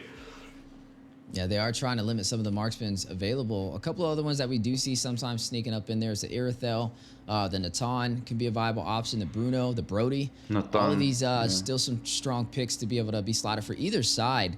I am watching for RQ Hoshi, though, having that Kaja, that suppression. It can work, especially on the Martis, right? He's going to go in for these neutral objectives. If they can grab him right before that retribution mark, then you're going to be able to see Team Lilgun be able to, or RQ Hoshi be able to take some of these early turtles. So that is something to watch out for. And the Kaja is a counter to the Lilia, because the Lilia can use the Black Shoes, be able to get all that HP back that she has lost. But if the Kaja can hit him with the Divine Judgment right beforehand, then it'll be an easy kill. The classic, the Beatrix. Yeah, it's a super strong hero. Still super strong hero. Like, you know this when some hero being nerfed just a little bit, everybody is like, it's unplayable now. We're not going to pick him anymore. And that you can see it's not should be not treated this way, because if it's like minor fix, it's not the reason to not stop picking this hero. And Beatrix is there, and I would love to see how. I was actually interested with the Beatrix. We don't see the Beatrix that often anymore inside of the NA side of things. Honestly, it's one of the least picked marksmen. You see usually the Bruno, the Irithel, the Claude, the Carry, the Natan, all usually picked before her. So to be able to see this in the international scene, I want to see how it kind of plays out. But there it goes. The final pick on the side for Team Lilgun, it will be the Ixia. And the Tamus as well. And I love to see Tamus. It's like, it's one of those heroes, kind of like Lunox in my perspective, because it's every time it's good. Every meta is good. Like, he's win the lane, he pressures the lane, he's good at team fights, he's good in aggression. Why not everybody picking him? He's good at X-Plane, he's good at like jungle, might be played as well. And the Lunox is kind of same stuff, so nobody picks it. But the Ixia, yeah, as well. It's like wombo combo potential. The Wombo combo. Now, they are keeping things interesting for the side of RQ Hoshi. Right before the draft finished, we did see Lancelot picked up, which means it's going to be Assassin in the jungle. I haven't actually got to see a Lancelot game in a minute. I want to see if he can kind of dance around with them dashes, as we are going to be jumping into the Land of Dawn. But like we said, this is a best of 3 group stage A, and we're seeing RQ Hoshi currently sitting with a possible match point for a sweep over Team Lilgun, kind of leading the way for Indonesia up against Mongolia. Revving into the Land of Dawn. You see it right there, the virtual arena. As ladies and gentlemen, definitely support your favorite teams. Let us know which way you think this will go. Do we see the 2-0 sweep, or do we see a turnaround to even out the scoreboard 1-1? Team Lilgun up against RQ Hoshi. Yes. Typical start on the mid lane here. Farm is trying to burst down the minions and takes as much souls as possible, and succeeding in this kind of things. Kaja staying on the mid lane, just showing up the enemy heroes. Is he going to work on the Tamus here? But Tamus is pushing the wave and going to not going to the mid lane. He's trying to get the jungle minion, but like, you know, the typical start. You know, it's funny. This is the first time I've seen a Thomas go up against a CC. So I'm going to be paying very close attention to that bot side. But already some early aggression from Team Lilgun. Massive damage. Lancelot with Thorn Rose is going to rush in. One more hit. Zara finds Bruce. But Octa very low as well. We'll get a double kill. Down goes Octa. Team Lilgun. A possible secret weapon with the Martis pickup. We talked about how much potential he provides in the early game and 2 kills before the 2-minute mark. Yeah, this is exactly how you should use Martis. You should use his early game advantage as much as possible with the invades on the enemy jungle and on the lane pressures. And that's exactly what Team Lilgun is doing. Wow, that's super good. Yeah, this is definitely a different story that we've seen in game number 1. I mean, some early aggression is going to work in their favor. With Martis picking up 2 kills, he's definitely going to be ahead of Irad on the Lancelot. We are seeing this turtle spawn in the next few seconds, and you're already seeing Zara with the game plan to take this. He didn't have the best match with the Barats, but it's looking like a different story for him this time around. Yeah, but it's like too early to judge, like, you know, but it's a good start to like 1.5k gold lead already and working on that turtle. Ooh, and some now extra kills. Kill. Yeah, decimation. Being punished for his curiosity. Yeah, and Curiosity killed the cat, and Zara killed 3 cats so far. 3-0. This time killed the bird. Curiosity killed the bird. That is true, because I do have that Kaja. And speaking of the bird, Kaja, Bruce, that's 2 deaths that he's had so far. Definitely need to play a little bit more passive, especially being the roamer. He's kind of opening up the opportunity for Team Lilgun to have a massive advantage in the early phase. Yeah, but this Lancelot is still dangerous, even though he's kind of in a disadvantage here, level 5 against almost level 7, and but still trying to fight for it, and it's pretty good to see. And now he's going to pay for this, like trying to steal. I mean, trying to not give the steal of this Ursa to the Martis, but being punished for that. Team Lilgun seems like they reloaded. Yeah, and you're going to see Bruce off screen. He's going to catch Baybex. That's going to be the first kill for RQ Hoshi. Irad finding his first death of the game. That is going to go over to Ethan on the Ruby. 4-1 lead, 3-kill lead for the side of Team Lilgun, and now up by 2,000 gold. Some of those items popping up on the board as well, as you are seeing the Hunter Strike scythe be picked up from the Martis for that additional pin and mobility, already being such an early aggressive jungler.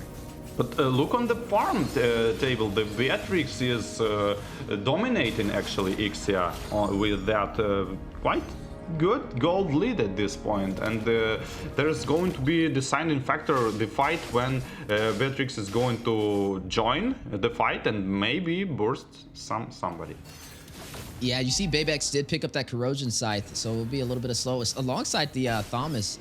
On top of that, looks like Skylar is going for that Blade of Despair. I mean, I did see a Legion Sword over there, so that may be possibly what he's trying to build up. It's going to be a little bit of a higher pricey item to be able to pull off, but once he gets it, it'll definitely deal some massive physical damage. Next turtle has been spawned in, though, and it looks like Zara is going to go in for it. He was able to take the last one and get a kill on top of it, and it looks like RQ Hoshi won't be able to contest. Yeah, they absolutely won't be able to contest, and the red buff is probably going to be pressured as well. I want to mention a good dodge, the Ruby's ultimate on the Lancelot second skill, but didn't quite result anything.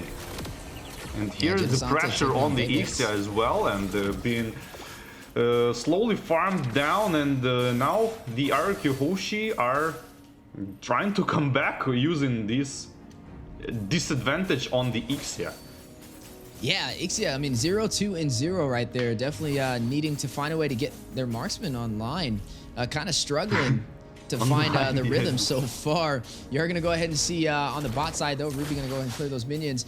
4-2 so far. Team Lilgun off to a great start in the early phase. RQ Hoshi now sitting on the back end. This may be an even series if they're not careful. They are sitting at match point, though, so if they find the rhythm, could be a game ender, but I'm offended for a 2-man set. Ethan finds Skylar.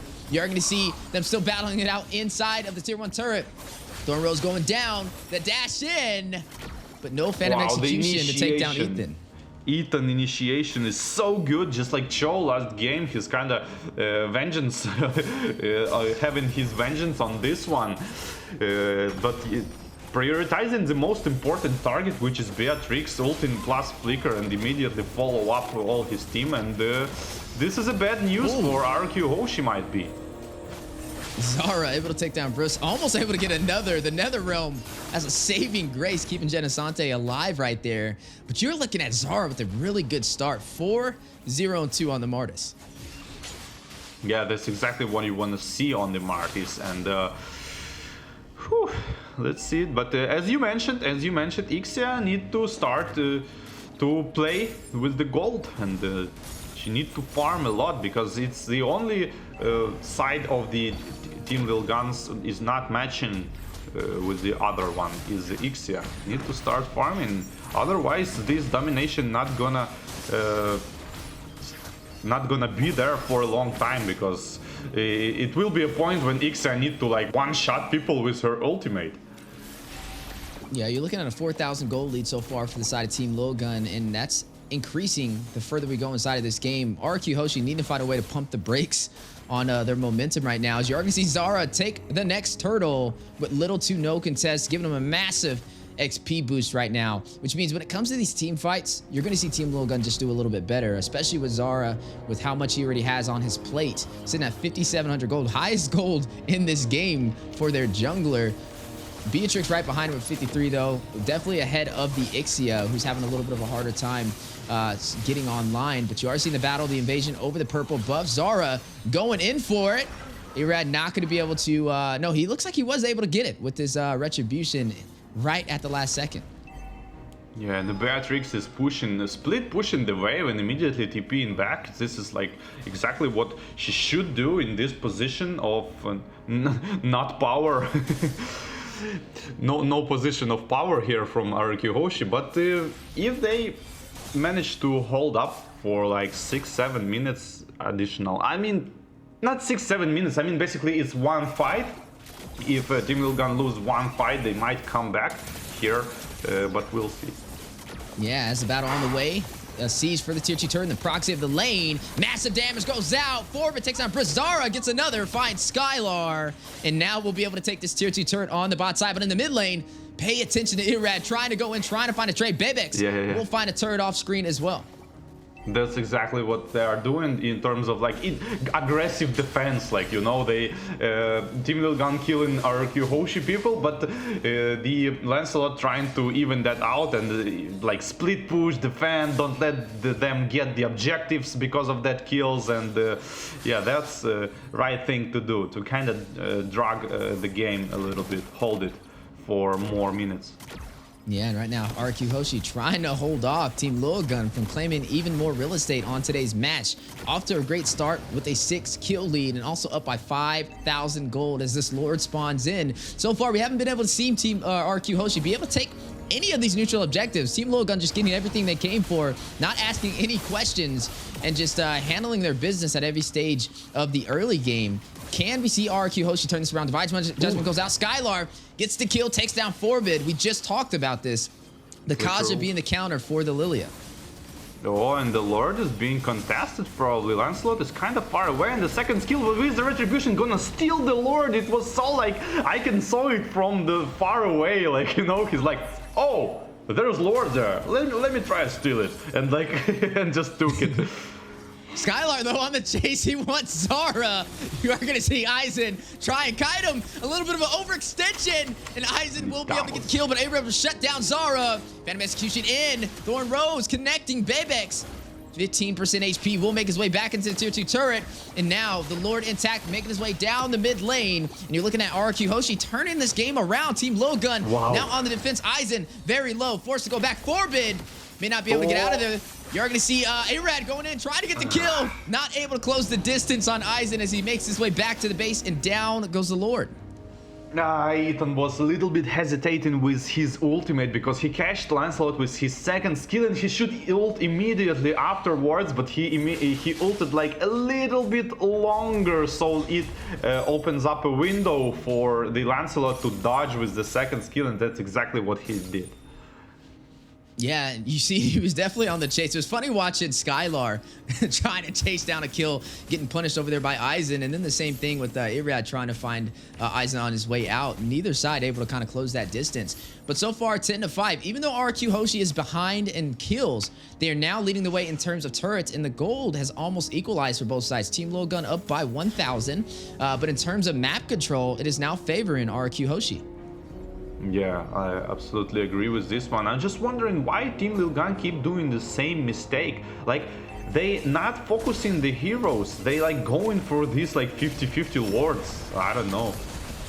Ooh, but this match is not 50-50 with this engagement on the side. Skylar will find Aizen on the 4v2. Ethan left by himself to pick up the pieces, and they may go in to take this turret. Ethan not really in a position to contest, and it looks like Skylar is going to seize this opportunity. Skylar already 2,000 gold ahead of Bebex. Yeah, and the double ultimate on the Beatrix just to follow up Kaja's ultimate, Divine Judgment, and like so synchronized. Like as soon as Kaja ult, they're like grenades are flying in, and the pistols are already being loaded, ready to follow up, and super fast kill. No vengeance for Tamus because it's impossible to use while being ulted with Kaja or Franco. And yeah, taking the full advantage out of that. And you are looking at the highest kills in the game so far, going over to Zara. Had a really good start on that Martis, now sitting 6-1-3 for the side of Team Lilgun. But on RRQ Hoshi, even though they're not high on kills, their synergy is definitely coming alive as we are now officially in the mid game. They don't have the high mobility that we saw in game one, especially with that Benedetta rotating around and keeping Team Lilgun on their toes, but they're making up for it with their IQ. Conceal play has been called out though from the side of Team Lilgun, trying to rush in, trying to catch Genesante, but he puts on the skates and slides away, but hit over there by Ruby with the CC and massive damage going out. Mortar coils from Zara, trying to get a decimation off, Phantom Execution in. Irad will find Ethan, gets a double, shuts down Bebex, a 2-for-none trade, gets that triple, on his way to a possible Maniac as Octa will be able to find one as well. Forbid all by himself, trying to get away. RQ Hoshi on the chase. Can they get him? No. He's gonna sandwich around. Irad not letting him go, showing no mercy. Black shoes though, a massive play to be able to escape the full team of RQ Hoshi as they're now going in for a possible game ender. They have minions and only one member to go through, but Ethan will spawn in time for some additional CC. Do they try and close it out here? I'm not sure if they can pull it off, and it looks like they are now going to shift their focus onto this Luminous Lord. Wow, what a turnaround, like. And Lancelot was kind of reminding me of this game, like Checkers, you call it, right? When he was jumping on the minions, it was like like that kind of stuff. I will say Irad is thirsty for the kills. The way he's rotating around, the way he pathed over into the inhibitor turret to try and box out Forbid from escaping, but the black shoes at the last second to wrap back around into the inhibitor for the mid lane saved his life right there and avoided a full wipeout in a game ender. That could have been everything out for Team Lilguns as they're currently sitting 0-1. If RQ Hoshi closes this game out with this Luminous Lord, it will be a 2-0 sweep, and they will have a big advantage for Group Stage A. Yeah, Radis definitely want to like give them taste of their own medicine because of the early game. Like every time is invading his buffs, every time like harassing him into the jungle, and now they gonna pay for it. Yeah, Team Lilgun backs against the wall. Everything to lose right here if they're not careful. RQ Hoshi, Viva RRQ, as they are alive right now and doing well. 10-10 on the scoreboard, but down goes the Lord. Some great defense from Team Lilgun, but now stripped down to only the base crystal and no inhibitors. Yeah, RQ Hoshi being able to defend all of the attacks of the Team Lilgun. Only 3 towers are down, and the mid lane, like most important tower, is still up, and RQ Hoshi maintain their composure and not being not nervous in under the immense pressure Team Lilgan putting on them, and gathering their thoughts for this like final counter attack, and they did it quite good. Just like waited for some items, I guess. Yeah, now they have all the lanes synced. It looks like they're going to go in for the close. They don't have the Lord, but no worries. We have the minions and the damage. Massive play. Big on offended set, though. Bayvex will find Octa. Forbid takes down Bruce. A turnaround. Team Lil Gun on the defense. Phantom Execution out. You're going to look at Irad doing a quick 180. Not going in with what they came for. RQ Hoshi, a little bit of a miscalculated play right there. And Team Lil Gun able to turn it around. I mean, RQ Hoshi damage every single target for like 20-30%, maybe even lower, but they should like... They was damaging everyone instead of like trying to focus priority. They thought they can kill all of them, but damage wasn't there in when you put it like that on the every single person you can see around you. And yeah, now they go into defend, and the Team Lilgan has a small window to actually come back and maybe potentially 5 versus 4 somebody. But Kaja is running straight from the base already. 10 seconds for the Lord, and it's going to be 5-5 on the Lord. Ooh, but the aggressive play, Genesante caught in the middle, uses the Winter Truncheon, but not going to be able to hold him off. Second saving grace, Immortality, been procced, and he goes down. Zara with the decimation, one member falling for RRQ Hoshi. And now you're seeing some heavy focus in the mid lane. Luminous Lord spawned in, and Team Lil Gun with the advantage of numbers. Wow, insanely good, you know, the freeze into the immortality, and on top of that, Faramis tried to ult, but he actually like slipped a little bit, and the ult didn't proc on him with the immunity effect. It might be enough to survive or the counter attack, and the ultimate Divine Judgment goes into Martis and trying to follow up on Beatrix with the damage, but it's not enough, and now Martis is gonna keep working on the Lord. I don't know, it's a good idea or not, but Phantom Execution going in, trying to get the Lilia, but not gonna happen because of that Ruby with the spoke on the drop against Assassins is so good. Yeah, Irad did fall though, so there's no retribution for RQ Hoshi, and now a possible opportunity with the numbers from Team Lil Gun to close this game out. Octa gets a kill, Zora takes down Skylar. That's gonna be a 2-for-2 trade so far. Looks like the numbers have equalized. RQ Hoshi finding a way, finding a will. Burst will take down Forbid. 2 more members left to go through. Make it 1. Zara Immortality has been procced. May not be able to get out of there. Ringo order for the slow. Burst on his tail. Can they take him down? Octa will. He will fall. That's going to leave Genesante in the base trying to close it out. Ethan left to defend against the 3-man team of RQ Hoshi, looking for the 2-0 sweep. Aizen joining the party, gonna use that Cautered Inferno last minute, trying to hold him off. 25%, 5%, Viva RRQ as they get the 2-0 sweep out from Indonesia, taking down Team Lil Gun from Mongolia in Group Stage A, Game of Futures 2024. Yeah, congratulations RRQ with 2-0 Team Lil Gun, and nice. RRQ are so good. Like, you know, the Lil Gun, it seems like from my perspective, they kind of pressure RRQ, but I guess when they practice, they didn't saw this kind of like hard defense, and they don't understand how to crack this kind of defense. And you should go more aggressive. You should do like a little bit more risk, like go maybe in, maybe kill, and then do something prioritizing. But they are lacking in this department, how to secure the objective when you have the advantage. And what is advantage? It's maybe like the point in the game when your team just have like stronger ultimates, stronger heroes, and this is like the advantage, not the gold advantage, but the like tempo, in-game tempo heroes advantage, and they kind of not using it for full potential. But it might be because RRQ are so good at defense and Lil Gun not used to this kind of good defense, and don't know how to crack it.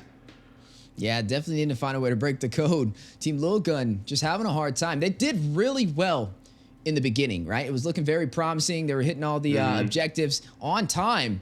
But RQ Hoshi able to stay resilient as it got to that mid game, able to find a way to turn this around after that Lord play, and they were able to do it even with that amazing start from that Martis, just kind of dominating, leading 4-0, taking both neutral objective turtles in the beginning. It just wasn't enough. Indonesia looking stronger than ever so far, though, with RQ Hoshi just showcasing their mastery. Mongolia, not out of the mix yet, though. Team Logan will have another shot. Like we said, this is Group Stage A, and whoever goes out with the best win-loss ratio will be able to move forward. The top 3 teams. One will fall, though, but RQ Hoshi, 2-0 sweep to start off the day. Looking strong, yeah. And, you know, the difference from my perspective, again, the understanding of the importance of the regular minions, just regular minions. Like, you know, when Team Lilgan like kind of forced in the fights, you can see Beatrix or Lancelot just clearing up the waves on the like opposite lane. So Team Lilgan get the kills, but they can't do anything, they can't push anything because of these kills. So it's just like kills, just kills not gonna do anything for you, because you really want to like get the kills and get the map control, get the kills, get the like at least buffs, and RQ Hoshi understand this concept, and the Team Lilgan kind of not, maybe they do, maybe they understand, but the tempo of the game is so high, so it seems like it's not prioritizing Team Lilgan. It's just they just prioritizing kills and then doing nothing with the kills. Just like in this moment, look, Martis going in, 3 people stun and they gonna kill all of them, but on the mid lane, Lancelot is rotating to the mid lane just to clear up and don't let their mid to fall down. So the defense in terms of macro gaming are so much ahead on the RQ Hoshi than Team Lilgan.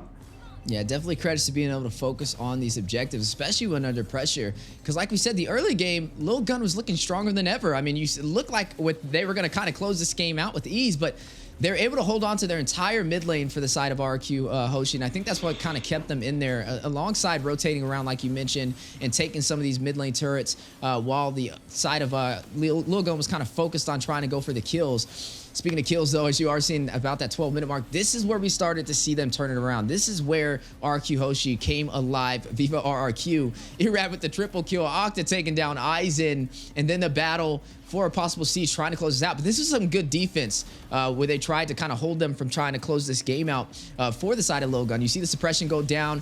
You see both teams fight it out, but a massive I'm Infinite for the 3-man set from Ethan to keep Lil Gun inside of this game. Yeah, and there's still no damage for RQ. They tried to finish the game. They kind of didn't make it, one dead, and they just retreat, wait a little bit, reload, and even now they kind of like not winning, not losing the fight, but they having their composure and just keep going, and keep doing right stuff. And Team Lilgan is being overwhelmed by the actions of the RQ Hoshi and don't know what to do. Yeah, and speaking of actions speak louder than words. We are seeing the MVP on the board. Octa with the Faramis, 3, 2, and 8, stacking up those assists, 22% damage dealt, 557 gold per minute. But it was really the power of the Netherrealm keeping RQ Hoshi alive inside of a lot of these engagements, which made up a lot of the difference, especially in that mid to late game when RQ Hoshi was able to turn this around. Great synergy overall and a well-deserved MVP on today's first series of the day, ending in a 2-0 sweep. It was definitely entertaining, though. I wouldn't say it was one-sided. Team Logan just needing to work a little bit more on their late game to be able to close it out when they do have the massive objectives in their favor. Yeah, absolutely agree. And in this game in particular, they should help their gold laner more. Just like you said, they need to take like online their gold laner, and they kind of like had this like, I don't know, rush, like, okay, we're winning, let's keep killing them, like instead of like helping these like pieces on the board to kind of work all. And I don't know, 14% damage on the gold laner, that's not what you want to see. And on the other hand, the CC actually is a top damage on the RQ Hoshi. Yeah. Genosante, both games insanely strong. Yeah, you're right. We got to see the CC in action from Genosante. Game 1, we got to see the Benedetta with some flawless execution. Skylar, though, on the Beatrix did pretty decently. You're looking at that 57% team participation. Making sure to do a lot of turret damage as well. 53% of the turrets were claimed from him in today's match. And also in the last game, he had a very high damage against the entire team of Team Lil Gun with that Claude. Definitely showcasing some mastery at its finest in the gold lane. And kind of showcasing just how good RQ Hoshi is looking this time around for Game of Futures. Team Lil Gun, on the other hand, though, like we said, don't count them out yet. They still have another shot. Not off to the best start in the group stage, but hey, there's always another day, and that will be today, as we'll be seeing them continue to compete. Now, I will say, Babex had a really hard time getting online with the Ixia. We saw him getting shut down really often, even when Team Lil Gun had a huge advantage. Zara was going crazy with the Martis. I'm talking about the dude had like 9 kills. But like you said, a little too kill thirsty and not objective focus is what kind of costed them the game. They were chasing the kills, but they weren't translating this over to turrets on the map. And that's where you started to see RQ Hoshi make up the difference. Or help gold laner, or like, I don't know, he just was farming the kills, it seemed like. And I felt like, you know, a little bit of frustration on the Ixia here, because like every ultimate is kind of like late and missed. So I don't think the player is bad. I think it's like mentally, like in the game, you're not there. So I felt like kind of frustration there, and that's a very bad sign.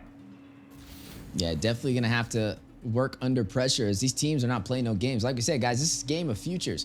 All your favorite international teams are competing here for the biggest prize pool that we have seen probably ever in the Mobile Legends scene, with $1 million on the line right now. And you're already seeing RQ Hoshi wanting it more than ever, able to take our first series of the day in Group Stage A with a 2-0 sweep. Still a lot of heavy teams on the board. We're only doing Group Stage A. Group Stage B is also live as well with some amazing matches. So definitely make sure you guys are tuning in to your favorite teams. A lot of good players on the board. Some teams that we are going to be seeing up next, actually, you played for in the past, Deuce Volts, and they're going to be going up against Burmese Ghouls. How do you kind of feel about that matchup? Yeah, I was a 6th player, by the way. I didn't like played live. I was a backup player, but still was in the team. Yeah, I'm. Of course, for me personally, it's going to be the most interesting matchup. I would love to see the maybe retribution for the M2 group stage, because lost to Burmese Ghouls. But like, yeah, like I said, a lot of players are switched with, so it's not like the same teams playing, but there are players that was there years ago. So yeah, I'm very much interested. And Deuce Wolt looking super strong here. Finished the fourth place at M5, like a latest M tournament, which is like insanely good result. So yeah, I'm waiting for this matchup. You know, it's funny too. You talked about Deuce Volts, but we take a look at Burmese Schools as well. They competed in M5. They placed 7th to 8th place, losing to CU soon, and they actually got swept 0-3. They are coming out of Myanmar as well to represent their region, and like we said, this is going to be the first match of, or the first series of the day that we actually get to see 2 M series talents go head-to-head this time around. So we're going to expect some excellent micro, some excellent macro from both sides of the table. We haven't got to see Burmese Skills compete since the M Series, so I want to kind of see how they kind of fare, especially up against Deuce Volts, who placed, like you said, way higher inside of the M Series, sitting at that 4th place position. Surprising the world. Kid Bomb over there, definitely shout out to him. Amazing player, like, as well. Burmese Ghouls was like 2nd place with a super like intense matchup versus Bren, which was like Bren won like 3-2 or like 4-3. I don't quite remember, but it was like, wow, Burmese Ghouls. It was so unexpected, like out of nowhere, Burmese Ghouls come and like win up to grand finals. Like, wow. Yeah, we haven't actually got to see neither of these teams compete since the M Series. So we're going to kind of see, have they been practicing, what have they been working on, and what adjustments have they made since the M Series tournament. and who will kind of be able to push off this victory. Is it going to be 2-0? Will it be a 1-2? Will it be a 2-1? Or will it be in either of these sides' favors? Definitely let us know, guys. Do you think the side of Deuce Volts will be able to take down Burmese Schools? Or do you think it'll be the other way around for this match? I would love to hear your guys' input as we're getting ready to jump into the next match. But like we said, Group Stage A, definitely full of some bangers. And shout out to all these teams who are currently competing. But only 3 are going to make it forward. 1 will be knocked down after today. And I'm wondering who that's going to be. Like I said, a lot of heavy hitters are on the table, as you already see in Burmese Schools and Deuce Volts on the board as we get ready for their match to start. I'm excited to see where this goes. Our first match or series for the day with 2 M Series talents. Yeah, can't wait to see. Like, we can like kind of speculate on the draft if you want. Are we going to see again, like, are these 4 heroes on the gold lane, like Claude, Carrie, Beatrix and Ixia, and that's it? Like, all of the tournament again? The meta is right there. Yeah, meta's definitely shifting, and like I said, that's one of the most things that I'm paying attention to, especially because, like I said, we got our tournament going on for North America to qualify for the MSC, the NACT, and being able to see our teams compete and compare the meta to the international level, there are some similarities, but there are also some major differences. Like I said, some of the newer picks that we've seen walk on the board, at least with the last series that me and you got to cast together, was the Benedetta. I haven't actually got to see a Benedetta play too often, but it performed really well. Some of the similarities that we do see, though, is like the mages, like the Varia sliding in there, definitely having a strong impact. Yeah, I think Benedetta is a skill-dependent hero. Like, you know, you do one mistake and you're dead if you're going full damage, which you are probably when you're playing Benedetta, and that's why we can see her a lot of times, because teams trying to pick heroes with not that big of a cost of a mistake. Because of the personal skill. But on this level, you have the players who are able to play without mistakes. So this opens up a window for heroes like Lancelot, like Benedetta as well, and a lot of different heroes, Fanny as well, you can see, which is like, yeah, always in the meta. And I would like to talk about the meta, actually, from as far as I'm understanding. Like, you know, everybody talks about the meta, but what is meta? For my perspective, meta is like, stands for most effective tactic available, which means it's not only the heroes to pick. So it involves the better heroes, but it actually not all circling around only the heroes. So from my perspective, meta is being the same for years now. So 3 people mid lane, I mean roughly 3 people, roamer, mage and the jungler, making pressure on the enemy side, trying to dominate this river side, trying to do even more pressure on the jungle and eventually help the lanes. So this is the meta for me. And this is like at the first place. This is like the fundament or the base of the meta. And on top of that, you place the heroes who are better in this kind of department. And that's it. Like, and the teams are showing that actually a lot of heroes can fit into this kind of concept. And what do you need for this is like balanced blend of mobility, high input of damage early game, this is really important, and the scaling to the late game. And you need to be the master of this like blend of these aspects. And that's kind of exactly what we saw from RRQ. They understand this quite well, and Team Lilgan are not quite understand this, because there was in the moments into the game when, in my opinion, they should go harder, like they need to take this turret. They cannot let RRQ defend this turret. They need to do more, and they kind of like, okay, this time we don't get the turret, let's get it next time. They don't have this time, they need to go now. And yeah, kind of harder. So yeah, this is, from my perspective, this is meta, not only the heroes that I was trying to say. Yeah, I definitely agree with you. I mean, when it comes to meta, there's a couple things that teams have to kind of check off. First of all, it's definitely focusing on the draft, finding a way to get the most optimal composition for your team. It's not always about chasing necessarily the top most picked heroes, but understanding what's most effective for your team and the way they kind of play and drafting toward their play style, but also trying to limit those top picks and comfort picks from the opposing team. I like to say, like, draft is half the battle. Definitely execution after that, once you jump into the Land of Dawn, is something that we have to see the teams be able to focus on. When you pick these heroes, such as we saw the Barats, we saw the Estes come out, we didn't really get to see them really use what they were kind of drafted for, right? The Barats having a strong frontline presence and the Estes being able to keep them alive. We were seeing the Barats get bursted down really fast, and there wasn't even really that much late or early game damage from the side of RQ Hoshi to even be able to pull that off, but they were still able to execute it. And again, like we said, it's just boiling down to executing the draft that you put on the playing field as definitely second part of that. You kind of talked about the team compositions and what you like to see, like early game damage, late game damage, things of that nature. I'm in the same boat as you. I like to see a couple of things checked off the board when I see a team draft. First is going to be a possible single target CC, like suppression, but if you can't get it, that's fine. At least some hero with group CC. I like to see a hero with sustainability and mobility on top of that, may possibly slot it into the XP lane. I think works out really well. And then either your mage being a late game damage dealer or early game damage dealer, and then balance it out with your marksman being the opposite. Those are two things that I like to see currently checked off to be able to have a good composition and kind of shift toward what we would consider meta. Here in North America, some things that we don't really traditionally see is a lot of assassin gameplay anymore. We've been kind of shifting over to more of the tankier lineup in the fighter style for the jungle.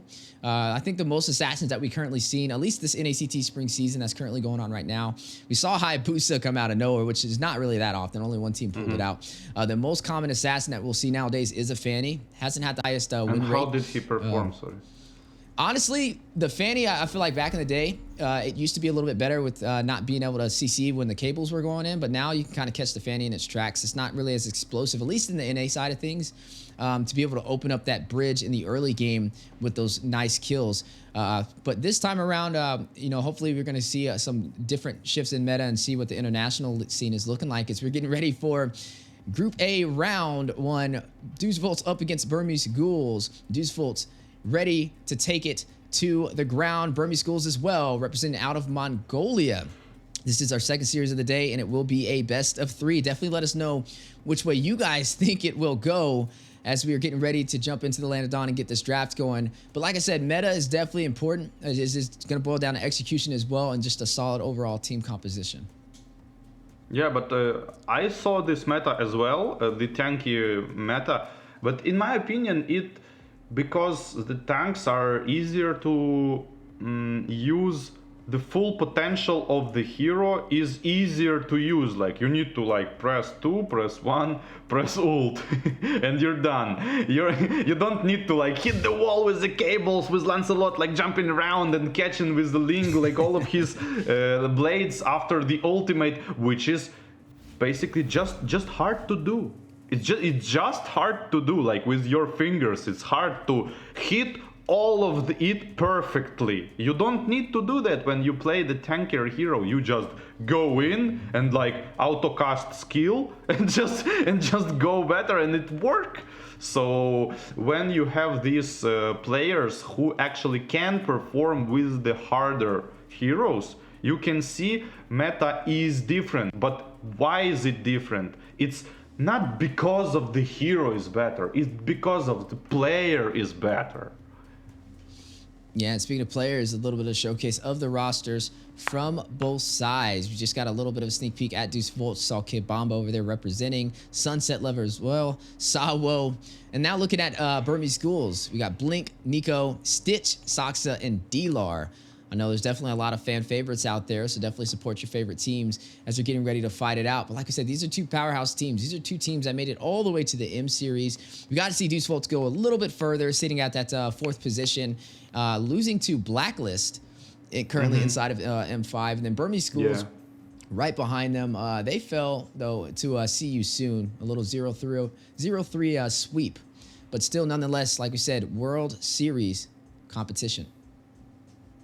Yeah, this is this is experience, and both teams are having a bunch of it, and we are going to see maybe something like off meta. Like we had a team, the Umbrella Squad, which get renamed on a.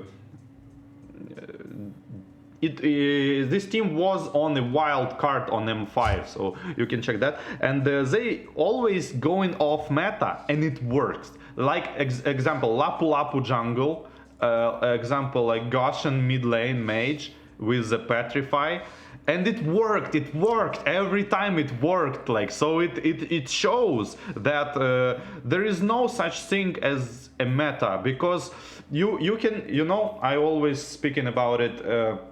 You can talk about, I mean, not talk, but you can bring out the best version of meta only if you have theoretically all of the heroes maximized potential. Like imagine you playing absolutely perfect on every hero in the game, and only in these circumstances you can pick like the better heroes and bring up like absolute meta. But in this moment of time, it seems like the meta is heavily dependent on the player skills on the particular heroes.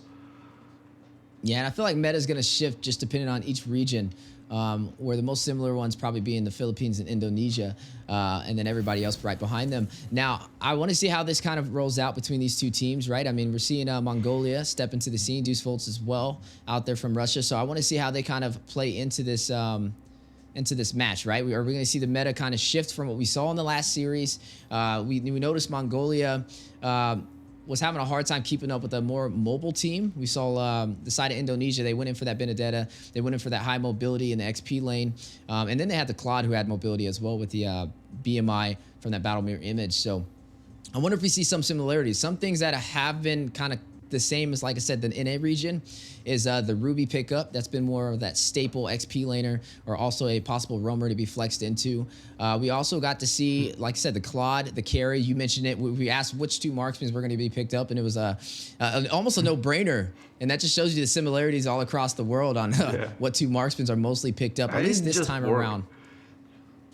Yeah, they're strong pickups indeed, at least for the marksmen. I would say for mages, from what I've seen, the Navaria, the Vexana, and the Aurora and the Nana have been really the most picked so far. The Faramis will slide in here and there to kind of run in that mid lane on occasions. Usually in NA, though, we'll counter it with a Valentina or something of that nature, which I did not see last game. I kind of expected a Valentina to be the response, but no, they went in for the Lilia instead, which was a surprise.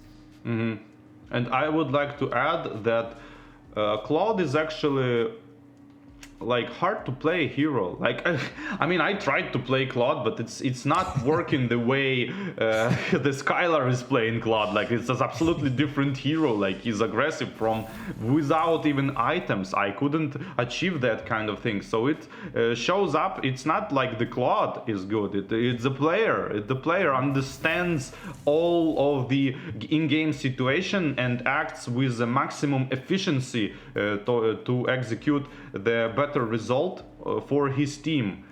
And we can move into the draft already. And the Diggy is like first ban here. It's like those were favorite picks, I guess, last couple of tournaments. So yeah, they absolutely prepared for this kind of stuff and just decided to ban it.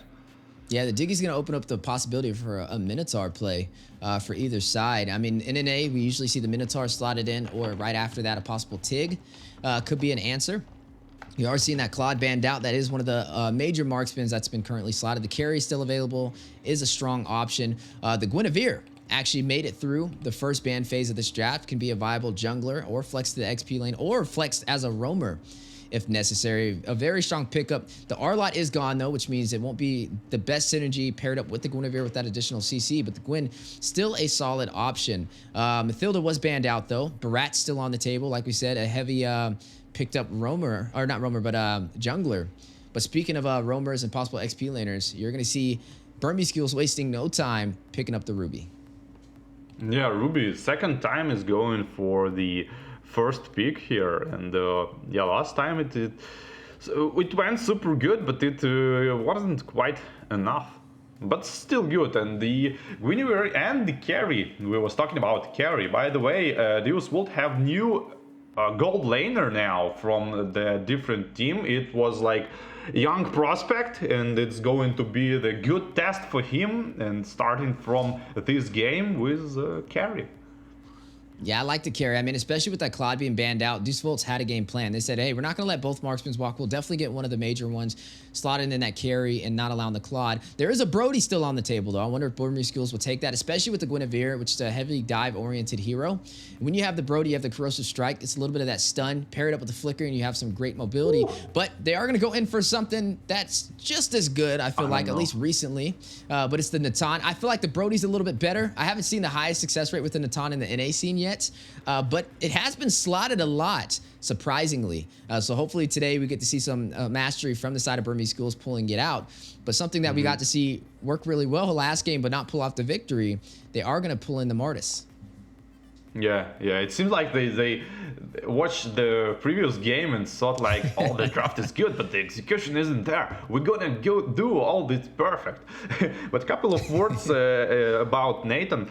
Like, I don't know. I played Nathan a lot, and it's like good hero, but it seems like, at least for me, he's working only when enemy don't know how Nathan works exactly.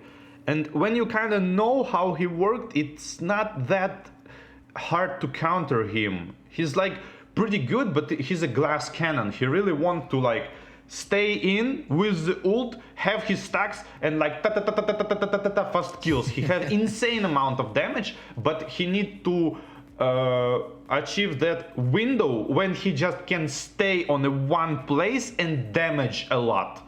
And this might not happen if your enemy is aware of what you want to do. So it's going to be really interesting game. I love to see Nathan. And in my opinion, he can't win on the lane carry, but he can't either lose the carry as well. If carry goes like with this HP region build, he's not going to be able to harass her out. She's way too tanky. And on top of that, if he make a mistake and he catches first kill from the carry, he might even lose the lane. But I guess the players on this level understand all of this. I think the Minotaur would be great here. Looking at Deuce Volt, they can definitely... either side can use it. Burmese Schools would be great because they'd be able to definitely catch a lot of those heroes at bay, especially with the Diggy being banned out nice and early. But they don't have priority on the second phase of this draft, which means Deuce Volt may be able to steal it if they're keeping their eyes on it. Now, CC was picked up from Kid Bomba. It's going to work in his favor. I can't wait to see how that kind of goes. Did excellent inside of M5. Definitely a crowd favorite over there from the side of Deuce Volts. Burmese Schools, they have the Martis. Good anti-CC, especially up against that Guinevere, who's going to be trying to dive in. Now, I wonder why they banned the Diggy, though. Are they trying to bait out the Minotaur? Are they trying to get it themselves? Time will tell. As the final ban has been finalized for both sides, they're going to go ahead and take out the Brats, trying to limit the jungling capability. It looks like they might expect this to be a Guinevere roam, which is the beauty about it, right? It can be a flex pick. It could be XP, roam, jungle, you name it, it can do it. But definitely with the CC in there, that'll be the XP laner. Now, do we even consider Ruby the XP for this one? It's a flex pick as well, which could also be the roamer from Burmese Schools. It's like, you know, this draft, two-sided variations when you can, like, make your enemy guess, because it can be either roam, like last game we saw the roam Ruby, and it might be exp as well, but exp, like, I don't know, Ruby is way too defensive on the X plane, and especially CC is going to pressure Ruby, and Ruby is gonna be forced to clear the wave second under turret, and this allows enemy X-planer to rotate and pressure your team, which you don't want to appear. And the Minotaur, yeah, Minotaur. I just wanted to credit the Diggy ban. I don't think Diggy ban is because Burmese Goals want to pick big crowd control. I think it's part of the reason, sure, but the most part of this reason is because the Deus Vult are so good with playing with this kind of vision-given heroes, which is Selena and Diggy. They like play using this information super good. I think this is the main reason, and it also scales to the late game and start being the problem. Diggy. Yeah, it definitely could also be, you know, because Sawo, on how well he kind of performs on the Diggy as well. A little bit of that comfort pick, taking it out of his hands, a secret weapon on the way. And we're going to see Burmese Skills. They're not really going to waste any time in the draft, just quickly selecting their final picks. They are going to pick up that Baxia. So this may be a Baxia in the jungle, which means the Martis will be in the XP lane, and the Ruby will be the roamer, if I'm looking at this correctly, for the side of Burmese Schools. Looking at Deuce Volts, though, they do have that Minotaur. Nobody to really stop him from popping up that Minoan's Fury for that group set. They do have a Lilia, though, to be able to deal some damage and burst him down. And then the final pick on the way for the side of Deuce Volts, it's the Nana. How do you feel about that? Oh, you called it. You called it. You wanted to see it. And yeah, that's a pretty good hero. Pretty solid rework on the second skill and the third skill as well. Now you can like guaranteed combo it, and this is a lot, because now when you have ultimate, you basically can use it every single time, like second skill ult, and it's guaranteed stun if you master the skills.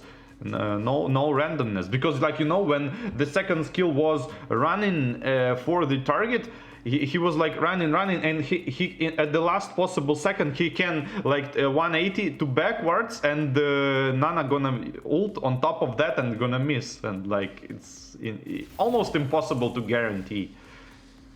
And speaking of guaranteed, we are jumping into the land of Dawn. Inside of the virtual arena we go for Games of Future 2024. Two M-Series talents going head-to-head in Group Stage A. You're going to be seeing all the way outside from Russia. That's right, Deuce Volts is back in action again, placing fourth in M5, going up against Burmese Ghouls, all the way from Myanmar. Which way will this game go? Will we see D-Lar leading the way on this Martis, which is actually in the XP lane in the Baxia jungle, or will we see Magister pull out some magic tricks from his bag with the Guinevere jungle? Yeah, we're going to see, but mid lane is being slightly pressured by Dios Wolf, and the river minion is being contested. Ruby joins. Ruby is actually Baxia is there, ready to fight, but nobody contesting the river minion. Guinevere going for the X-plane rotation, and almost level 4, gonna try to probably use the ultimate, but it's not the best target to gank. Actually, the Martis can easily dodge all of this CC. Yeah, and speaking of Martis, you can tell he's definitely going a little bit more defensive, right? He picked up the concussive blast over there. So I'm definitely going to be kind of keeping my eyes on him. On the bot side, though, you are going to be seeing Stitch running on this Natan, going up against Hiko on the carry. Both really good heroes when it comes to bursting down your opponents, and it's going to be a battle of who can get to the late game items first. Now, I would definitely expect some heavy prioritization into the gold lanes. If you can delay either the Natan or the carry, by getting a kill on them, especially this early in the game, it's going to be huge to be able to take control of this match, as we are going to go ahead and see both teams ready to rotate around. Turtle has spawned in, and Saksa and Magister in position for the aggro.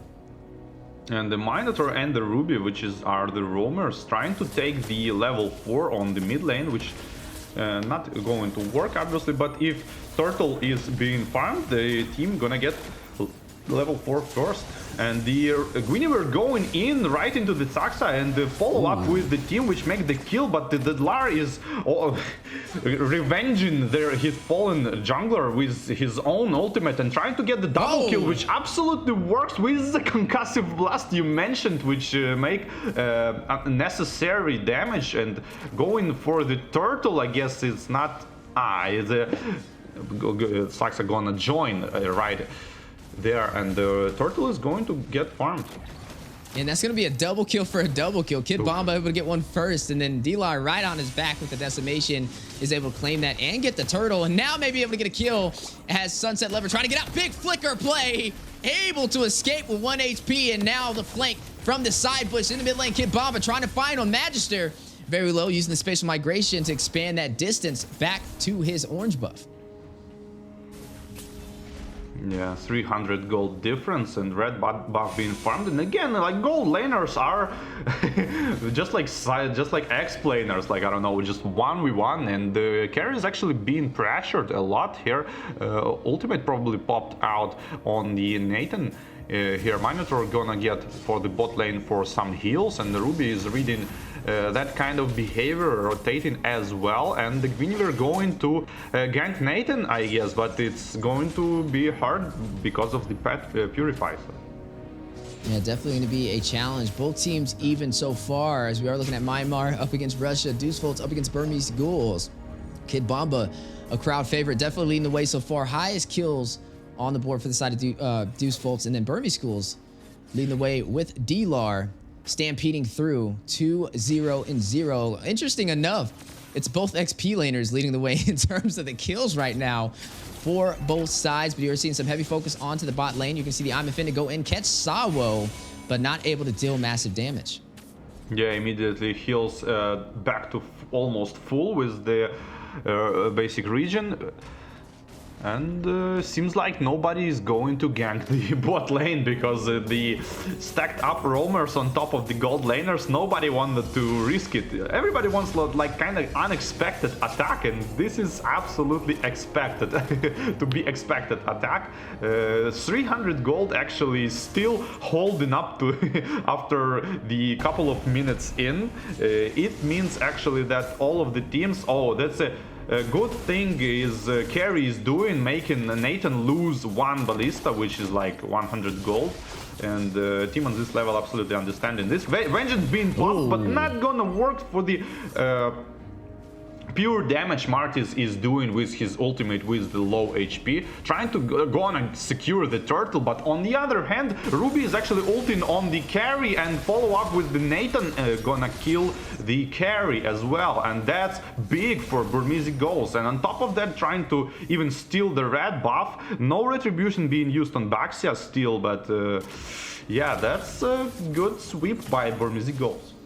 Yeah, able to get that turtle to give him a massive XP boost as well. Off to a great start. Now taking advantage for the early game, at least leading the way. But on the top side, Nico and D-Lar up against Kid Bomba. Stitch will take a turret on the bot lane. Kid Bomba very low, dealing some massive damage though. Able to catch D-Lar. Will shut him down. Soxer though from the side will crash into Kid Bomba. Maybe able to take him down. You are going to see him rush in. Kid Bomba able to escape with 1 HP. Showcasing his mastery over there on the CC. 4-3 so far. Burmese leading the way in terms of kills, but in the mid lane, the narrative may change. Magister expanding that distance with the spatial migration, able to get back to safety, and now focusing on the purple buff. Wow, so good to see Kid Bomba on the CC just dancing around the Baxia first skill, couldn't even stun him. Wow, you can rarely. I saw this kind of behavior when Yuzhong, you know, flying in and you kind of like circling him and he can't like touch you, but on the Baxia is very rare to see. Wow, absolutely great follow-up on the first skill, not ultimate, but just first skill with the flicker on the Minotaur, immediately followed up with other CC, and now he's going to probably ultimate here. First skill being popped, only backshot being ulted, but he's trying to burst down. Him no burst down here, like Guinevere tried to go even further. Probably should just enjoy the backshot kill, not go for more, but tried to go for more and eventually didn't kill backshot. Yeah, Stitch able to pick up his first kill though, which means it's going to put him a little bit ahead of Hiko on this carry. Now leading 5,100 to 4,900 for Hiko right behind him. Did pick up the Golden Staff though and the Corrosive Scythe. Hiko trying to get those core items. Feather Heaven picked up over there from Stitch alongside the Arcane Boots and the Holy Crystal. A lot of magic damage and pin, which should be translated into some massive output as he engages in these 5v5s. But like we said, it's 4-4 on the scoreboard. Burmese Ghouls was able to take that first turtle. Second one has spawned in. Can we see Deucefolds contest this? Yeah, they probably, I mean, the Burmese Ghouls is the one who gonna contest it probably. When you were trying to like, it seems like they're trying to just bait the fight because they're not hitting the turtle, not trying to, just like I said with the Lil Gun, you remember, like they going for the objectives, and the Dios Wolf is kind of baiting for the fight. Ruby's two people ultimate immediately getting follow up with the almost killing on Nana proc. the passive, exactly, to be exact, and no good answers from Deus Vult actually might result the Lord kill here. Yeah, Stitch able to take his second kill of the game. Takes down Hiko, actually, the marksman for the side of Deus Vult, which now is going to give him a massive advantage compared to the marksmans both scaling to that late game. And then I want to kind of put some presence on D-Lar. Some great rotations across the map. He cleared his lane and then went to go join the fight on the turtle, which allowed them to get turret advantage for the side of Burmese Schools, now leading up by one turret and also able to claim that turret for the turtle for the XP boost. Lord has spawned in Burmese Schools at a slight advantage, now leading by 2,000 gold. May be able to clash it out and win these fights. Hiko off to a little bit of a rough start.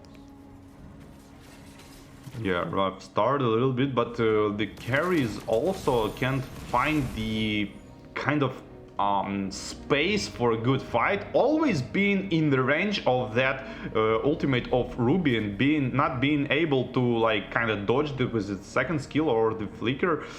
Kind of should go with the Purify, I guess, but it's too late. Need to work with the flicker now. Yeah, and you're looking at two Purifies from Stitch and Nico, which would work great when Sawa tries to pop up that Minoan Fury, but with them on cooldown, could see a possible set on the way. Aggro from the Lord has been pulled, sitting at 50% HP. Kid Bomba rotating around, having some good zonage, trying to keep the side of Burmese Schools at bay, but it looks like they may be able to take this Lord. You're looking at a conceal play called out, though. Saksa winding up side of the wheel, trying to find somebody to crash into. Double set with the I'm Offended, catching two members of Deus Vult's. Big knockup, though, on the way from the Minoan Fury. Burmese Schools trying to hold out, but dealing some massive blows. You're going to see Deus Vult's rushing in for the kill. Hiko finds D-Lar, gets another, takes down Blink. A 2-for-none trade. Make that by 3, get 0 deaths, as he's going to be able to take all 3 of them down for the triple kill. And we were wondering how Hiko would kind of play into this. Off to a little bit of a rough start, but now able to find his proper footing. Great way to be able to take this Lord, but little to no contest. And now Deus Vult may be able to have the lead for this match. Like, Magister didn't even ult on the Guinevere. He just, like, Minotaur kind of went in. He kind of forced to use his ultimate because he gonna dodge all of the CC, and he did. And the Guinevere at the same time jumped on the different direction just to save up and didn't even do anything in the fight. All of these kills went to Carry and the CC, basically, and the Nana. Yeah, and now with this Lord, you may be able to see Deus Vult claim some more of these turrets. They are now leading up by 1, able to take the tier 1 turret in the mid lane, which means now they have the opportunity to invade the orange and purple buffs with little to no contest from Burmese Schools, force them a little bit further back in their jungle. And you are going to see Kit Bomba. Great rotation around. We'll be able to proxy off this lane, take the tier 2 turret on the top side, and now a siege for the tier 2 in the mid. Yeah, tier 2 Lord is being crushed pretty fast, and the second wave of minions on the mid lane probably gonna result the tier 2 tower, but the Deus Vult actually enjoying like 3 towers, and that's gonna be the Lord. Called for good Lord, I guess. Yeah, you are going to see that tier 2 cleared in the mid lane. Now Burmese Schools sitting in their base with only the inhibitors to protect them from that base crystal being bursted down from the side of Deus Vult. Deus Vult, like you said, 2 M series talents, able to place a little bit higher in M5 over Burmese Schools, losing to Blacklist and placing 4th place, showing that they've definitely been practicing since the World Tournament. Burmese Schools, though, can't count them out just yet. Definitely have a shot. It's only 5 to 7. They're only down by 2 in terms of kills, but in terms of gold, you're looking at a 3,000 gold lead for the side of Deus Vult. Yeah, and the map control just rotate back to Burmese Goals. They Deus Vult kinda didn't wanna presence here on the enemy side of map and just went back, let Burmese Goals go out, probably maybe for next their attack. Yeah, and you're looking at the item showcased on the board so far. Nana, Sunset Lover, even though he's not high in kills, he has some massive magic damage. Has the Genius Wand, also stacked up with the Divine Glaive for some of that additional late pin.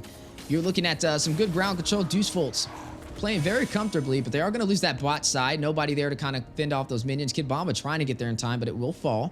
There will be another turret into the hands of Burmese Schools, and now currently still down by 3. They still need to find a way to equalize this economy. When it comes to the 5v5 engagement, we've seen Deus Vult able to kind of win it out. Hiko pulling off that massive triple kill and also allowing them to get the Lord has definitely turned this back around in their favor. But can they maintain this lead, or will we see Burmese Schools find a way to disrupt their synergy? Yeah, and the Nana having this James Bond stats and gonna try to, I don't know, get some kills probably in the next fight. Nathan here with the Ruby trying to maybe pick some random kills on the other side of map of the Lord, knowing that whole team of Deus Vult are probably gonna get for the Lord here. I mean, I don't know, that's a kind of weird decision, and they might find carry here, which spot them immediately, even pop the ultimate for additional movement speed, just to keep herself safe and running into the Lord. Just look at Kid Bomba with the mobility over there with the CC, pressuring D-Lar and Soxa from even being able to enter the Lord Pit, providing some great vision for the side of Deus Vult right there. As well. Yeah, and the damage is there, definitely being a problem. He just picked up that Athena shield too. Looks like he was a little bit worried about Nico, possibly Stitch as well, dealing some massive damage. But now, able to kind of frontline, provide the vision, and keep Burmese Schools from entering the Lord Pit seems to be his primary objective. But it's a battle of patience, right? Both teams trying to bait out some utility to be able to engage and take this neutral objective. Yeah, just like I saw, like you can clearly see what I meant by the why Lil Gun is going for the 50-50 Lord. Like, see, Deus Vult don't want to go towards the 50-50 Lord. They baiting enemy to attack the enemy and only then taking the Lord. That's exactly what I was asking. Like, why do you want to go for these fights? Speaking of fights, Kid Bomba now taking a little bit of damage, sitting at about 75% HP. Entropy being activated by Stitch a little early, not inside of the Lord Pit though. Magister will claim the Lord for Deus Vult, and now going to go in for the punish knockup with the Minoan Fury. Going to go ahead and get Soxa airborne. Not going to be able to get the kill. Hiko, though, will take down D-Lar. One member falling from the side of Burmese Schools, and also a Lord into the hands for Deus Vult. And Minotaur couldn't, he used first skill plus flicker, but he couldn't press ult right immediately, and he got stunned, and only then he ulted. If he just spammed the ultimate, it would resulted probably more kills at this point.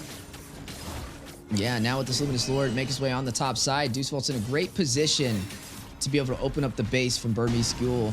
They only have their inhibitors to really go through. We're sitting at that 15-minute mark, 45,000 gold compared to 41. This is officially the late game, and you are looking at Deus Vult's gonna go ahead and sink these lanes. Lord will be making his way on the top side. Will the shields of Burmese Schools all the way out from Myanmar be able to hold off the dagger from Russia with Deus Vult's pushing through? The mid lane is probably gonna get pushed, and the top lane actually Lord is going to cast his skill on the turret, and when you're trying to catch the Ruby here jumping in, having the second phase of the second skill, baiting ultimate and trying to risk it. All three lanes is being pressured, top lane by the Lord and other two lanes by the heroes. Mid lane is fallen already. Ultimate here on Minotaur, but it's super risky. He still gets the ultimate, but stuns no one. Blar can't get his own ultimate decapitate on the Minotaur and try to reverse and take it, and kind of failed a lot. Not the place you want to be here. Ooh, they're going for the game ender, though. They don't have that much minions, though. 50% on the base crystal. Soxa very low. Kid Bomba able to get the kill. Maybe able to get another. Pops the Vengeance. Another will fall. Sunset Lever will find Stitch. Pay attention to the base crystal, though. Hiko will find Blink. Blink gets Sawa right before he falls. Hiko takes down Nico. Full wipeout for Burmese Schools out from Myanmar's Deus Vult will claim victorious, only losing Sawo. And will be able to claim the first match of the series today in Group Stage A. Off to a great start and showcasing their mastery since the M Series. Yeah, Deus Vult show that they have the patience, especially on the objective patience. Like with the first Lord, they just didn't rush the tier 3 turret. They didn't even rush the passive, because the plan was clearly to take Luminous Lord and go with the Lord, and the mid wave not even contested by the Burmese goals, not even trying to defend, and the top side of a match just Lord farmed and all turrets have fallen. But Deus Vult have this priority on the heroes, which we actually discussed back in the days with them, that you shouldn't go for the crystal, just go for the kills. You're gonna pressure with other minions, and that's absolutely fine. And that's exactly what they do. They don't rush the crystal. They make enemies like kind of do this like suicidal attacks on the minion to try to defend the crystal, and you just kill the minions and attack with more minions just gonna come in soon. And the spawn timer isn't there. They don't spawn that fast. Yeah, and Kid Bomba off to a really good start, too. I mean, he did such a good job over there on that CC. We saw some strong frontline presence, some great itemization, and you can tell he was very comfortable in that entire game. Able to kind of zone out a lot of the members from the side of Burmese Skills for being able to push into that Lord Pit and open up the opportunity for them to have these massive neutral objectives. But I'll also give credit over to Hiko, right? It didn't look really promising in the beginning for the carry. We saw the Natan just doing a little bit better over there with Stitch. But then after that Lord play, able to get 3 kills in a row, and then they were able to take the Lord off of that focus from Hiko, opened up the opportunity for the side of Deuce Bolt to turn that around and led to a victory on top of that. Definitely some great execution, and shows you that even when they're behind in the game, they have a chance to turn it around. And now 1-0, possibly match point, may be able to take down Burmese Skills with another 2-0 sweep, which would be the second sweep of the day today. Or do we see Burmese Skills be able to kind of find a strategy and turn this back around in their favor? As we are now looking at some of the highlights that made the story for game 1 today. D-Lar finding Magister. Kid Bomba getting one, though, as a response back is going to take down Blink. Just a lot of explosive engagements between both of these World Series competitors, but it led with Deuce Foltz overall having the slightest advantage. Stitch able to claim a turret, but on the top side, you see the response back. Kid Bomba trying to hold off. Sunset Lover joining the party, though, making up the difference. Down goes D-Lar, but then that's when Soxa rushes in, right? Kid Bomba trying to get away, and he was able to catch him in his tracks and burst him down. Yeah, insanely good play by Kid Bomba, and there's the flicker first kill from the Minotaur being followed up.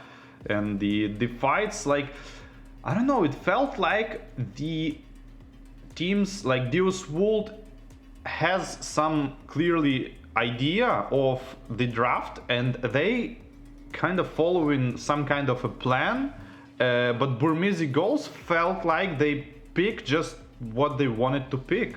Like, I don't know, at least is it like me feeling that, or you think this way as well?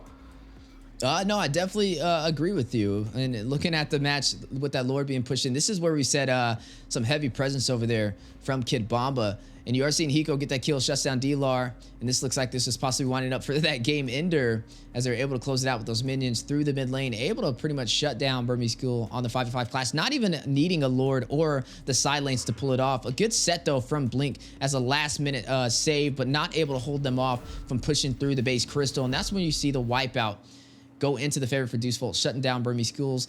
MVP going over to the man himself, Sunset Lover. 2-0 and 11 on the Nana. 25% damage dealt. Gold per minute sitting at 433. A perfect no-death game. Went in from James Bond stats to 2-0-11, which is good.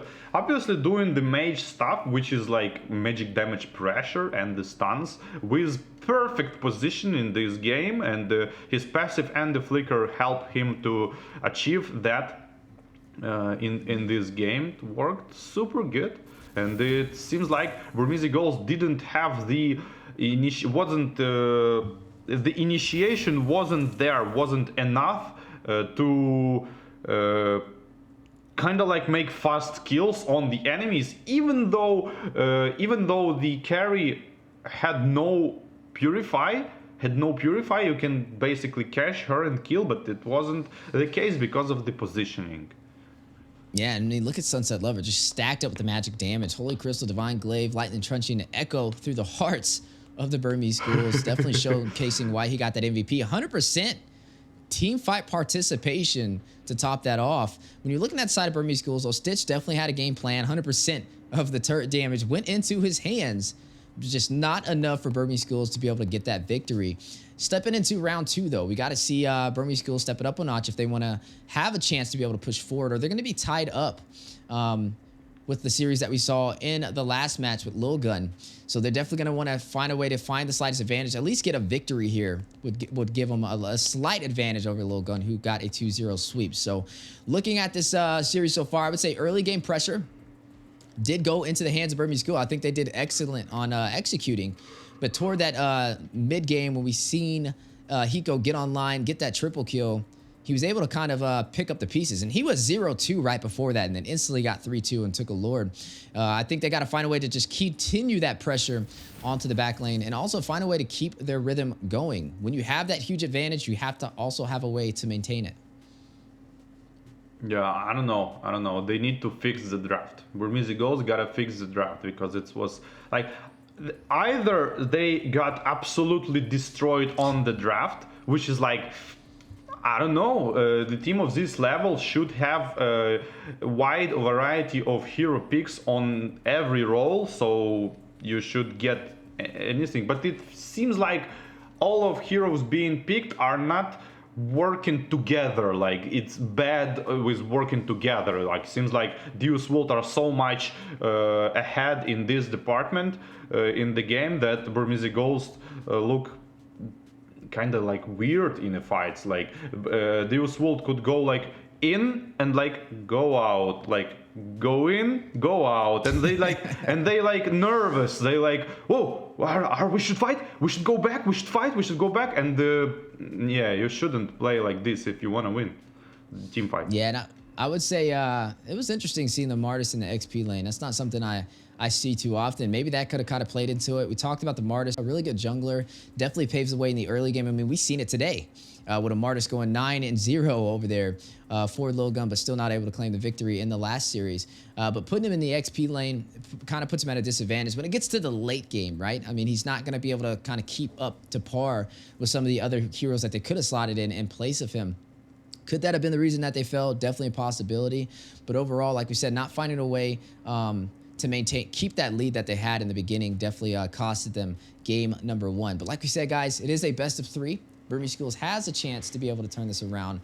Definitely shout out to everybody out from Myanmar. But you are seeing Deus Vult have a slight advantage, pushing them to match point. And usually you see a lot of teams kind of have a little bit more pressure on their backs when they're at a 1-0 deficit, right? That means that Burmese Schools has to win this one. Because if they don't, they have a chance of not making it through Group Stage A. Yeah, that's extra pressure for the Burmese Ghosts. You don't want to feel if you are there. You need to like, kind of like, if we lose, we lose. Just play the game. Like no pressure. But yeah, I agree with you. I think they are feeling it this way. Like, oh no, we should win the game, guys. And like, what are we gonna do? Yeah, I want to see how it kind of plays out. Especially in the next match. I wonder if they're going to still go in for the same strategy. Do they pull the Martis into the XP, or do they go for something that's a little bit more current meta, like a Ruby, like a Lapu Lapu, even a Yuzong, who, funny enough, we haven't really seen too often today, could be a definitely possible answer. We got to see Thomas, though, showcased in today. I haven't actually seen a Thomas in a while on the NA scene, but we have seen like a Terizla pop up here and there for NA. I will say, though, but the Martis, that's definitely a first, and I don't think we'll be able to see that showcasing again from the side of Burmese Schools. Maybe Terizla. I would love to see Terizla, because I like this like initiation kind of heroes. By the way, rewinding back to our conversation about the meta, initiation is like so important. Initiation, just like the first game of the Araki Hoshi versus Lil Gun, it seems like Lil Gun have this like core of the 5 heroes that just stack around, and but RQ can like go in, try to initiate. If it fails, go out, go in, go out, go in, go out. And this is like bad when your enemy can rotate freely around you, like go in, go out, go in, go out. Eventually they're gonna successfully initiate the fight, and team is going to follow, and they gonna start the fight with 1 or 2 kills, and that's not what you wanna not what you wanna get if you wanna win the team fight. And the initiation in this meta is a key component, because the defensive play style is working when enemy doing mistakes on the aggression. But what if they don't? What if they don't? Yeah, it's definitely an excellent point. I mean, it's engage and disengage components that play a big part in these matches, right? Especially like how we saw the Guinevere. I think that's an excellent hero that can kind of do that. You said kind of go in, kind of go out with the spatial migration, can kind of test the waters, even bait out some utility from the opponents, making them use some of those ultimates prior to the team fights, which is an opener for the side of Deuce Volt to be able to punish. And we saw that when they closed that game out, right? Picking up that Minotaur when that Diggy was banned out was huge. Able to get some massive Minoan Furies toward the end game, and nothing to really counteract it. Definitely was a downfall for Burmese Schools. But now jumping into the second draft, we're going to be able to see Deuce Volts have first priority in this one, which means we may see a little bit of a different hero selected on the board. But the Diggy, again, will be banned out. There. Looks like it's a response to Sawo. Looks like they don't want to see that in action again. So we're going to go ahead and see that Diggy banned out. But again, it opens up the opportunity for a possible Minotaur pickup. And maybe Burmese Schools will be able to pick that up as Deuce Volts solidifies that Guinevere. Yeah, Guinevere first pick. Even though last game it was only like 7% damage, it's 1% above Minotaur. But still had a good control on the opponents. And it's still like CC you need to consider.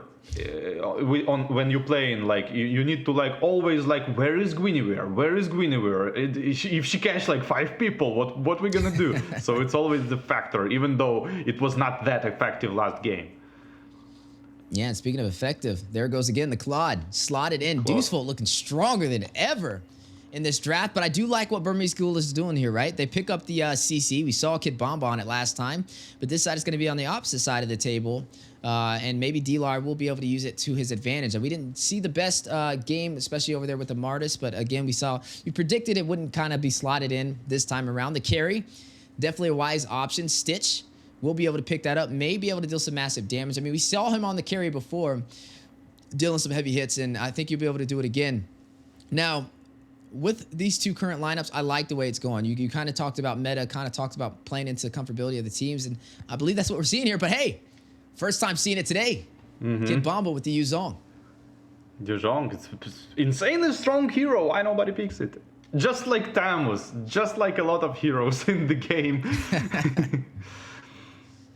Yeah, I like nice, the Yuzong. He provides the mobility, the lifesteal. I mean, he can drop down, especially when there's a carry on the playing field. Normally, I like to get a Brody to go against him because you can use that corrosive strike, get the stun, kick back with the flicker. Because Yuzong loves to close the distance on the back line. He's definitely going to be focusing on Stitch. And I have a question after the draft going on. So the Claude is being picked right after carry, right? And the Yuzong being picked right after CC. Are they going to like kind of counter them on the lanes? Is it like the counter picks?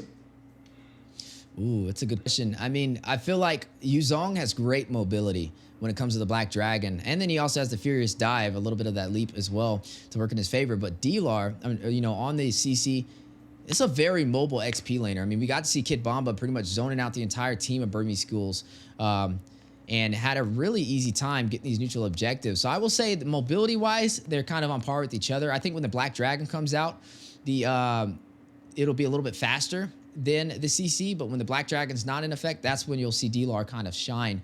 But when it comes to focusing onto the back lane, onto those backline targets such as the marksman with carry or the mage that's going to be slotted for Burmese Schools, I think that's where Yuzong's going to do a little bit better.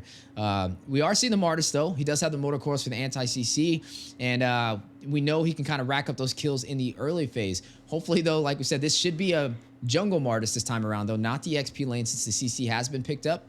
And we'll give Burmese Schools a slightly easier chance possibly taking these neutral objectives.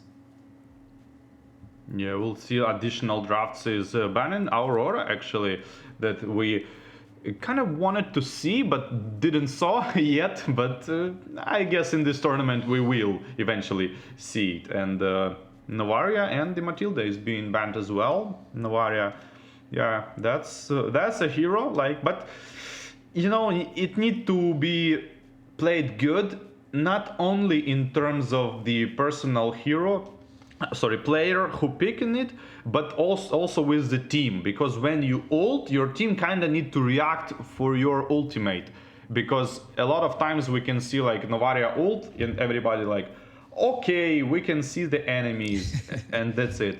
And they should use these improved hitboxes, which heroes gets to their advantage, and that's what we saw from RRQ Hoshi. Speaking of advantage, this is going to be the first Valentina that we have seen picked up today. And it is a possible ultimate that she can use at her disposal, which will be the Black Dragon. If she does want to hover around, give some zonage. Also can use that as an escape mechanism when things get a little tricky. Does have the Violet Requiem over there from the Guinevere if necessary for some group CC. I wouldn't say it's the best ultimates on the board, but definitely some that she can make use of so far. And we still haven't even seen the Roam slotted up for Deuce Fultz. I mean, when we're looking at the ban so far, a couple of supports got taken off the table. The Mathilda's gone, the Kaj is gone, but they're going to go in for some additional CC. Another first showcasing for today, as they are going to go ahead and lock up that Grok. And the Valentina is there, just like you mentioned. It's a factor, because now if you pick like Minotaur, if you pick Grok, she gonna take this big ultimate, and she might even use it even better than you. So it's a factor. It's obviously big. And yeah, and Vixana, speaking of things, we need to see the Roamer slotted in for Burmese Schools too. I wonder where this is gonna go. I mean, looking at what we still have on the table, I would say they need a little bit more additional CC. I guess you can go for support if you really want to, but I don't feel like Martis is tanky enough to be able to provide the CC needed in the frontline position. Diggy was banned out, so the Minotaur is going to get slotted in. Definitely going to be a wise decision. I was going to say, hey, there's no reason not to take this here. The group CC will be able to work in their disposal, but there is that disengage effect that you kind of talked about, going in, going out, that I think is going to work well for Deuce Fultz, especially with the Guinevere with the spatial migration, the Yuzong with the Black Dragon, and the Claude with the Battle Mirror Image. Yeah, I just wanted to say, like, I was thinking about, like, Minotaur, are they going to pick Minotaur? But there's, like, 4 heroes who can dodge the ultimate, basically. 4 heroes. Like, Claude can easily react to the pam, like, and the...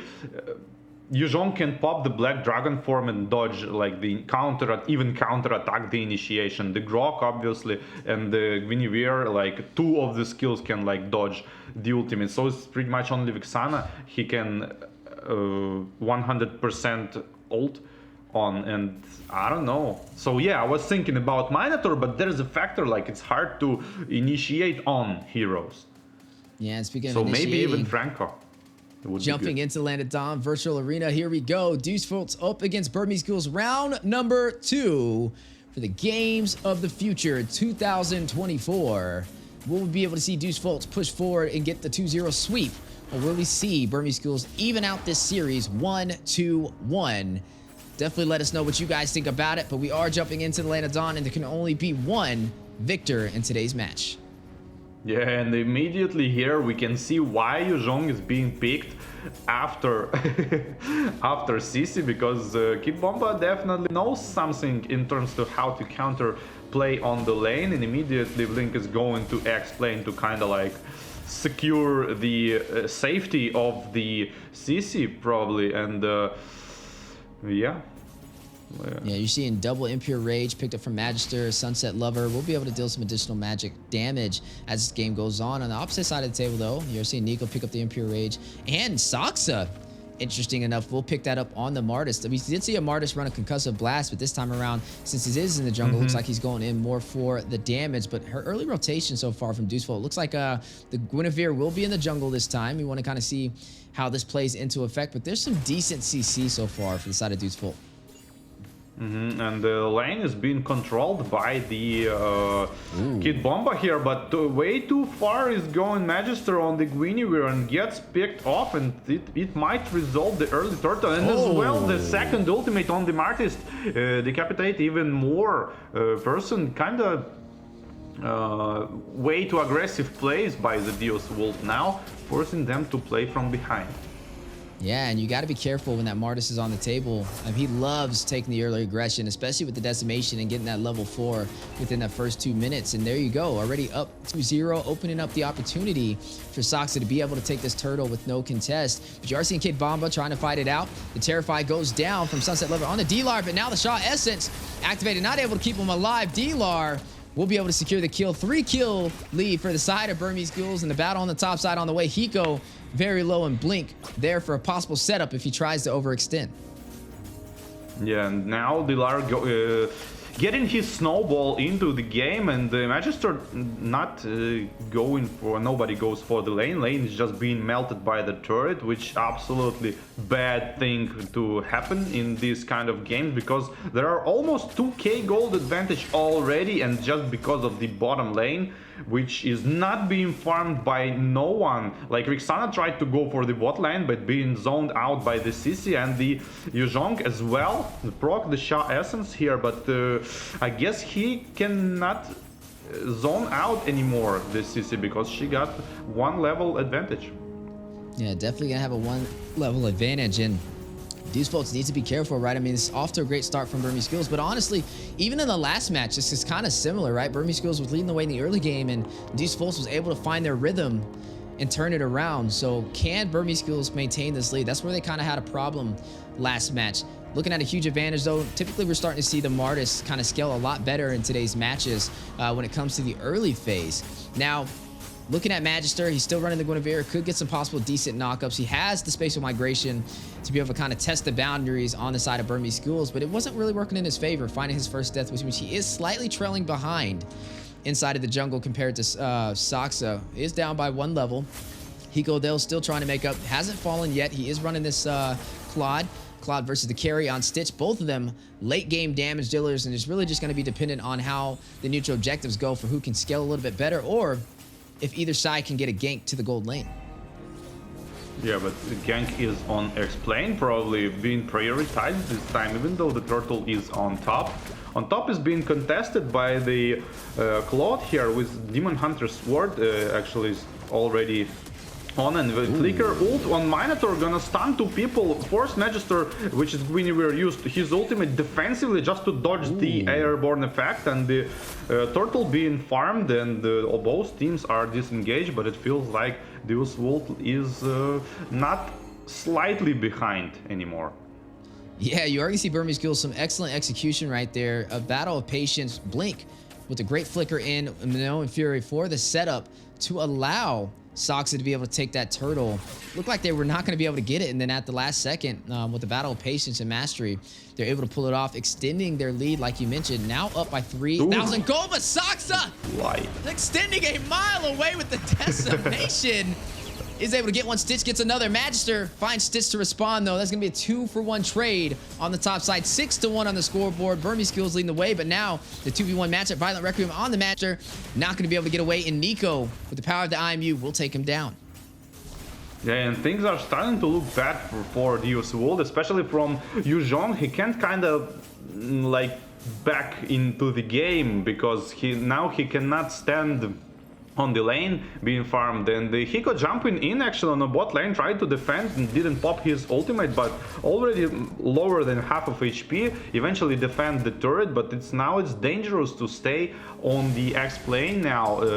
Grok is coming in trying to help Pain with his health, and War Axe is added on the CC. Even more damage is going to be there. 6 minutes into the game only, but already ramping up.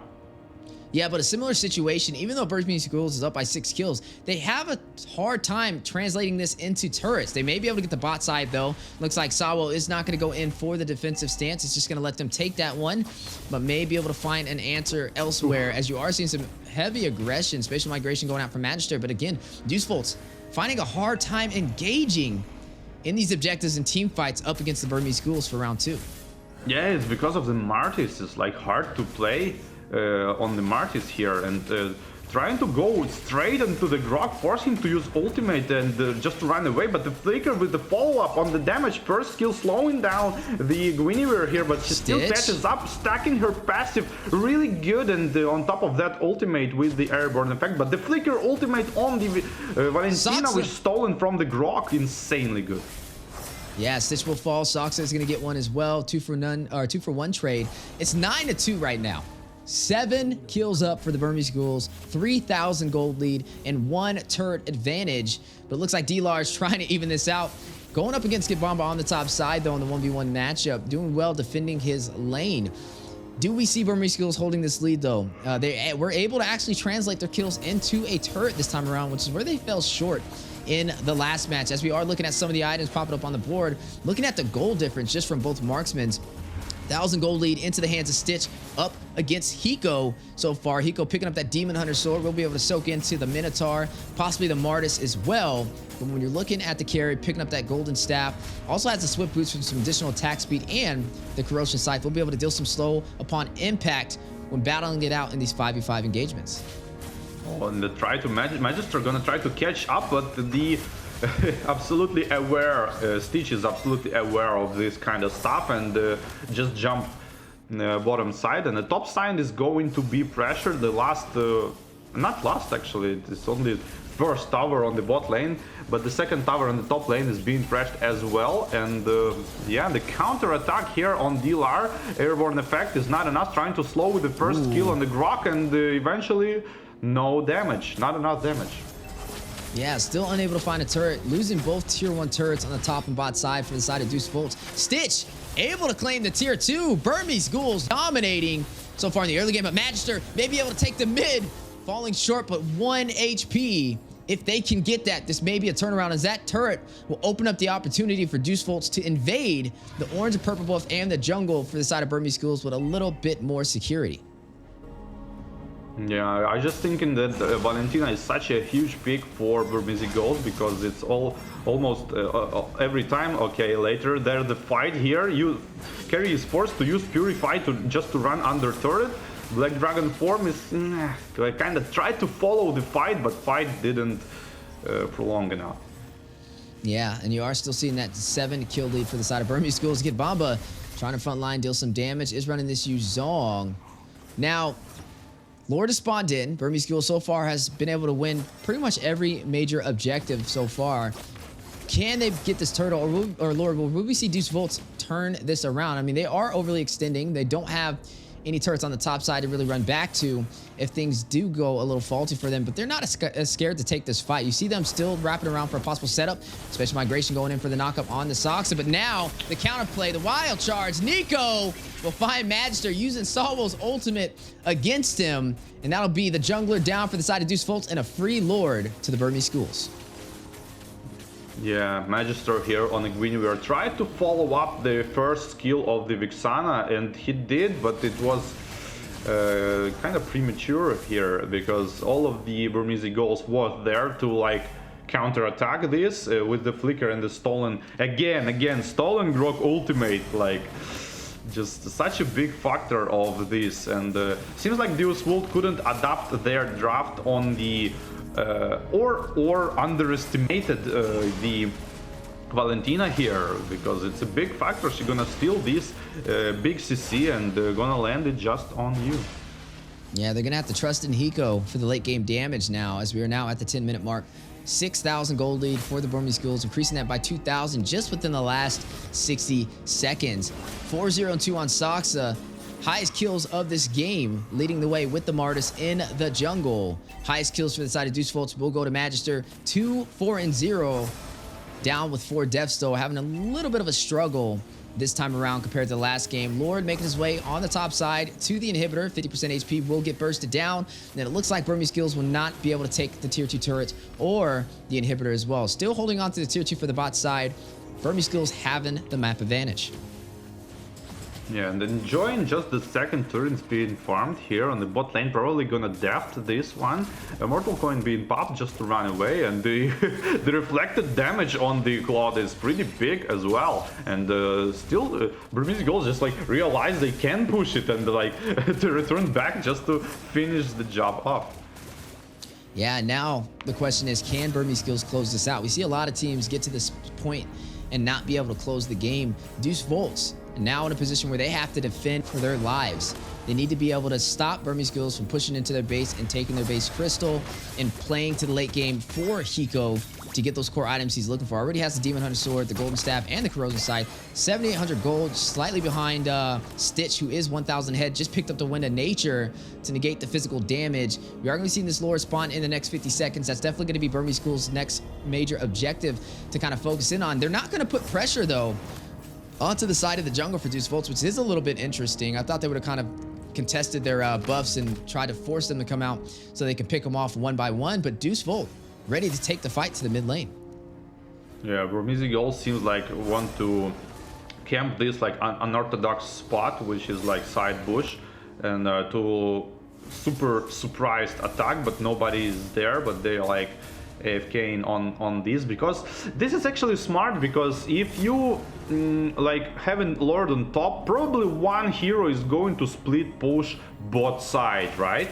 And they try to pick this hero up, but Deuce Volt seems like understanding that nobody is there on the map, so they probably like can predict this kind of gank. Yeah, it looks like they are going to go in for a possible Lord push. Does Burmese Schools bait out Deuce Volts? Is this a fight they can take, especially with the 5,000 gold deficit? This could be everything on the line if Deuce Volts tries to even contest this. You are looking at some great zoners, though, from the side of Burmese Schools, and it looks like they will be able to take it. Not the fight Deuce Volts can handle, and they notice it. Sawo, though, will be able to take the mid lane turret, trying to get a trade before this Lord will fall. Yeah, pretty easy Lord, not even contested by the Deuce Volt, because you can easily lose the game straight right here. Trying to wait just additional bit for extra items coming in. Don't care about the enemy items anymore, because they are heavily have a much better farm than them, but yeah, trying to defend this time on the mid lane. Way too far goes the Flood and gets ripped off a little bit and forced to use his second skill to go back. Yeah, and you're starting to see Burmese Schools inch their way up the map to try and close this out. Their lanes are pretty much synced. Bot side a little short possibly, but Burmese Schools may try and find a way to open up the base here, as the Lord is going to crash into the inhibitor for the top side. Deuce Volts on the defense, trying to hold them off from evening out this series. There goes the Lord crashing in. Down goes the inhibitor for the top lane. Kid Bomba taking some massive hits, though. Will be down to 50% HP. Needs to get back. Sox on the chase. Sox are already leading with the highest kills of this game on the Martis in the jungle. Kid Bomba, though, not going to go back for the regen. Turns around, use the Soul Grip and the Furious Dive. Will be able to clear out the minions and force Burmese Skills out of their base. Yeah, pretty good defense, though. I guess Burmese Goals should go for the bottom lane tower at least. I mean, you don't want to like hold it, okay? You don't want to hold the game. You want to get pressure enemy, and if they hold it, kind of like Ballista being farmed. Yeah, nobody pushed. They clearly could went for the bot tower here. They didn't. I don't know, but we'll see. It's too early to judge here. Yeah, definitely too early to judge. Look at the damage on Blink. Almost shredded him. Melted him like some hot butter on a Sunday morning right there. Deuce Volts, 2 to 10 though, still behind. That's Demon Hunter's Sword for you. Against high HP target with low armor. We kind of talked about it too. The later this game goes, the better it'll be for Hiko, who hasn't found a kill so far. But I mean, just looking at the damage he provided to Blink is looking very promising. And like you said, the later this game goes, once you're past that 45,000 gold mark, I mean, you're into the late game. Everybody's going to have full items available. And you're already seeing right there the Claw, Demon Hunter Sword, Golden Staff, Corrosion Scythe, and the Wind of Nature stacked up with the Malefic Roar. He is ready to take the fight to Burmese Schools' home turf. And the Valentina with the Grok ultimate is going to be such a big factor, because now they get this double AoE CC here, and it's so hard to play against, even if you're a good player. Every time it's hard to play. Ooh, Sawa though will spot out two in the bush. Wild Charge connecting, hitting Blink. Black Dragon from Kid Bomba calls out the play, dives in, gets Blink. Big stun, Furious Dive in, big knockup on the way. Now the focus onto Lord Kid Bomba, very low, able to get out with the shot. Essence, Eternal Guardian, zoning out the side of Burmese Ghouls, and both teams will disengage. Nobody will fall though. Yeah, nobody will fall, but it's a good sign for Deuce Volt. Actually gonna try to bait the Lord here. First skill going into it to bait some movement out of Saxa, and he's trying to understand what's going on here, and nothing's going on. Deuce Volt doing the exact same thing they did last game, trying to bait out the enemies. Yeah, but Kid Bomba top side, he is going to clear those minions, which means they don't have the numbers, and Burmese Skills does see him up there, so it looks like they are going to try and go for the Lord play, but it looks like Kid Bomba is going to be able to close that distance just in time to be able to take this fight. The question is who will be able to pull this off. Lord at about 30% HP, and Burmese Ghouls pulling the aggro. Deuce Volt's ready for the counterplay, wrapping around Sawo. We'll drop that Guardian's Barrier, but the knockup from Blink, but no, and Fury not going to connect though. Baited out the utility. Kid Bomba with the Black Dragon hovering around. We'll use it as an escape mechanism. Gonna battle it out patiently. Realize he's chunked pretty low, but there goes the Lord. 25% HP. Burmese Ghouls having ground control. Another knockup on the way. Kid Bomba in position. Magister will claim it for the Deuce Volt, but can they get away? D-Lar very low. Immortality has been proc. Sunset Lover on the chase. Guardian's Barriers drop down to block off the tunnel, and Burmese Ghouls will have to push back to their base. Deuce Volt claiming the Lord. Yeah, and the Retribution game was so on point. Like, Martis, look at this. Pam. Martis Smite, low HP, and the Retribution from the Magister finished them off. But even though Valentina went in with the Grok ultimate to stun Guinevere to not let her Retribution, and but the damage wasn't there. Like, Retribution wasn't enough from the Martis, and the Guinevere went out of stun and just finished off the Lord, and now the counterattack. Yeah, the counterplay. Deuce Volt's finding the opportunity they were looking for, found the needle in the haystack, and now all they have to do is pull it out. They are going for a possible game ender to close out this series with the 2-0 sweep. They do have the Lord, but they don't have minions on the side lanes, and it will be bursted down by the side of Burmese Ghouls. Do they maintain the pressure, though, or do they pull back and take this fight again with the next neutral objective? They are going in for the clash. Kid Bomba, is this the play? Is this the move? Black Dragon's in to allow them to take the inhibitor for the bot side. Yeah, kind of like showing the Burmese Ghouls how you should go for the objectives, not like enjoying just like only one turret when you can push all three of them and end the game. And now they get what they asked for. Now it's like a late game, even gold, and yeah, equalized. Yeah, it has been equalized, even though it's 2 kills for Deuce Volts. And it's still an even game. Like I said, now it's the late game. It's just going to boil down to who can kind of execute a little bit better in the 5v5 engagements and who will kind of step out of position first and make the mistake. Now, looking at Deuce Volts, the damage from Hiko is definitely there. Kid Bomba doing great on opening up with this Black Dragon. Sunset Lover, good spatial migrations in to be able to bait out some utility and also take some neutral objectives. Was able to steal that Lord, which kind of helped them turn this game around. But the question is, how long can they maintain this, right? I mean, even when you see Kid Bomba rushing with the Black Dragon, he's taking some serious blows from Stitch over there on the carry, and it's keeping him from being able to engage how he would like to. But speaking of engagement, big no fear for the big knockup. Sunset Lover is going to find Stitch. Marksman will fall for the side of Burmese Ghouls.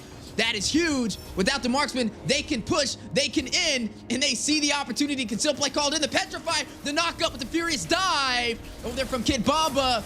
Raising the banners for Russia, leading the way for Deuce Volts, trying to close out this game 2-0. Hiko will take down D-Lar, though. 2 for none trade. Nico will find Hiko. He also just in to fight it out, though. Sawo in a great position, winding up with Power Nature. Saksa will find Kid Bomba. That is going to be a 2-for-2 trade. And Deuce Volts forced out of the base for the Burmese Ghouls. Yeah, it's not that a good trade-off, actually. They might went for the safe Lord, and now they are again even. Actually, not that even, because first Hero Stitch is going to respawn kind of earlier. So Burmese Ghouls might go for the 4 versus 3 Lord here. Might at least try for that. But yeah, Nico find Hiko. Yeah, that's exactly what happened here. And kind of overextension here. Those Wolves should enjoy probably 1 or 2 kills and went for Lord, but you never know. Like, if you would know the future. Yeah, now that's going to put Burmese Ghouls in a great position for a possible contest, but a knockup. Immortality being proc. Nico very low. Minnow Fury is going to go out. Sunset Lever takes down Nico. 1 member falling for the Burmese Ghouls. Lord at about 40% HP. And Deuce Volt's taking it to the Lord pit. Ready to contest. All members have been spawned in. Kid Bomba making his way through the mid-river, trying to close the distance. Does have the Black Dragon. Is going to call it in. Watch Kid Bomba hovering around. Going to drop down. But a Furious Dive goes for Stitch. Straight to the back line. Able to catch him. Furious dive, soul grip, able to connect with the nature though, negating the physical damage. Immortality's been proc. Kid Bamba now on the return, trying to win array, does get caught. Blink getting a kill. Magister will get the Lord for Deuce Volts, but they don't have their XP lane. No problem though. They have Hiko to possibly be able to end this, and they have the numbers 4, 2, 3. Lord may not even be able to get there in time, as you are looking at Deuce Volts, heavily aggressive, trying to close this out. One victory away from getting their first 2-0 sweep in Group Stage A. Up against the Burmese Ghouls, and here it goes. Guardian's Berry dropping down, trying to zone out the team for Burmese Ghouls. Do they get the game ender? Massive damage on the D-Lar. Look at the base crystal. 1%. Deuce Volts has done it. For the drone. Shut down Myanmar, the Burmese Ghouls, and claim victory, a 2-0 sweep. Their first series in Group Stage A of Game of Futures 2024. Oh, the revenge for M2, I guess, group stage just happened to be there. But yeah, the difference, like, yeah, we saw some overextension from the Deus Vult there when they pick up the gold laner on the top side of map and try to end the game straight away. It was kind of like way too overextended, but that's exactly what Burmese Ghouls was missing to actually win the game. When they went with the second Lord, they definitely should went way more aggressive, not enjoying only one turret. They should take all of 3 and try to end the game. Instead, they enjoyed one turret and go back. And I said that, like I've called it. Like, you don't want to play like that. You really want to squeeze all the juices that you can. Yeah, definitely got to give credits over there to Deuce Volt, able to somehow turn around a 2-10 deficit. That entire game they were on the back end, that was over a 20-minute match, and somehow able to turn it around in the blink of an eye. Definitely shows you that even when their backs are against the wall, that's kind of when they shine the most, and able to pull off that victory with a 2-0 sweep. Not too many teams can pull that off, and definitely congratulations on winning your first series victory. Now, Burmese Ghouls still have another chance. They are currently tied up with Team Lil Gun, who did lose in their match as well, up against RQ Hoshi in another 2-0 sweep. Like we said, only one team will be able to make it out of Group Stage A. And so far, you are looking at Deuce Volts, looking very promising, able to claim that victory, and also RQ Hoshi all the way out from Indonesia. Yeah, 2-0. What can you add? Like both, but I think the Burmese Ghouls match in comparison to Deus Vult, I mean Deus Vult and Burmese in comparison to Lil Gun versus RQ Hoshi was a little bit closer, like in terms of the skill. Felt like RQ Hoshi are like steps ahead of Lil Gun, but in this case it was like slight advantage of Deus Vult in terms of macro understanding and where to go and where to not to go and how far. Yeah, so I felt it this way. What do you think about it? Definitely. I mean, I feel like Burmese Schools needed to close it out when they had that advantage. And we talked about teams having a trouble, even when you're so far ahead, not finding a way to kind of pierce through the hearts into the base crystal. And that kind of bit them on the backside. And Deuce Volts was able to seize that opportunity from them not being able to end it early, waited to the late game and was able to close it out. As you are seeing that battle on the way. I mean, look at that. It was a 1-8. Deuce Volts definitely having a hard time. And you were seeing Burmese Ghouls just trailing so far ahead for majority of this game. Usually it's around a 2,000, 3,000 gold lead. It even got extended to like 5K at one point. But Deuce Volts again, just being patient. And Hiko, I got to give him credit. Didn't die too many times. Just kind of played passive, waited to get all those core items, and then he was ready to strike. Kid Bamba, frontlining a lot of that damage. I mean, look at him right there. 15% HP, goes back, gets a little bit of that regen from the Shaw Essence, and ready to take the fight again with the Black Dragon hovering around. There was one moment when we saw Kid Bamba just go completely across the map trying to catch Stitch out of position on a Lord play. Magister, though, speaking of Lord play, that's where they got the steal. Deuce Volts was able to get it with the spatial migration, and this is where they turned the game around. And here the wall, if he just plays the wall a little bit further, it's probably would be a kill on the CC as well. Yeah, definitely have to pay attention to these objectives, especially when it gets to late game. Did you saw the amount of HP reflected on Hiko? Sorry. Yeah, massive. And you are going to see, speaking of massive things, this is where they try and close it out, try and be overly aggressive, but have to push back. Burmese Schools with some great defense, but a little bit of an early recall spam not working in their favor. The later this game went. D-Lar with the immortality proc. This is where the chase goes. Look at Kibamba. Look at Stitch. But look at the target prioritization. He did, and then he used the Wind of Nature, forced out the immortality, and they were able to take him down. And that was Blink who did get that kill on top of that. But nonetheless, it opened up the opportunity for Deuce Falls to be able to take that Lord and close out that game. And there you have it. Sunset Lover, more than any other, able to get the MVP 4-0-1. I absolutely agree with this one. I just wanted to address the Vixana plays here, like with perfect positioning, both of the games. Perfect positioning. It's not way far away, it's not too close, it's right where it needs to be. And there was some slight mistakes which was covered by the flicker, and that's it. Like, so I would love to address the Sunset Lover gameplay. Insane positioning with like low mobility hero. I repeat, low mobility hero Nana and Vixana, like low mobility. One mistake and you're dead, basically. Which with like a lot of CC, a lot of heroes who can close the distance easily and stun you. He plays with like 0 death both of the games, with almost highest damage in the game, and this game almost 40%. Every time following up his teammates with CC. Yeah, definitely some great gameplay toward the end of today's match for the side of Deuceful. It's a little shaky in the beginning, but they were able to find the resolve and follow through for a 2-0 sweep up against the Burmese Ghouls.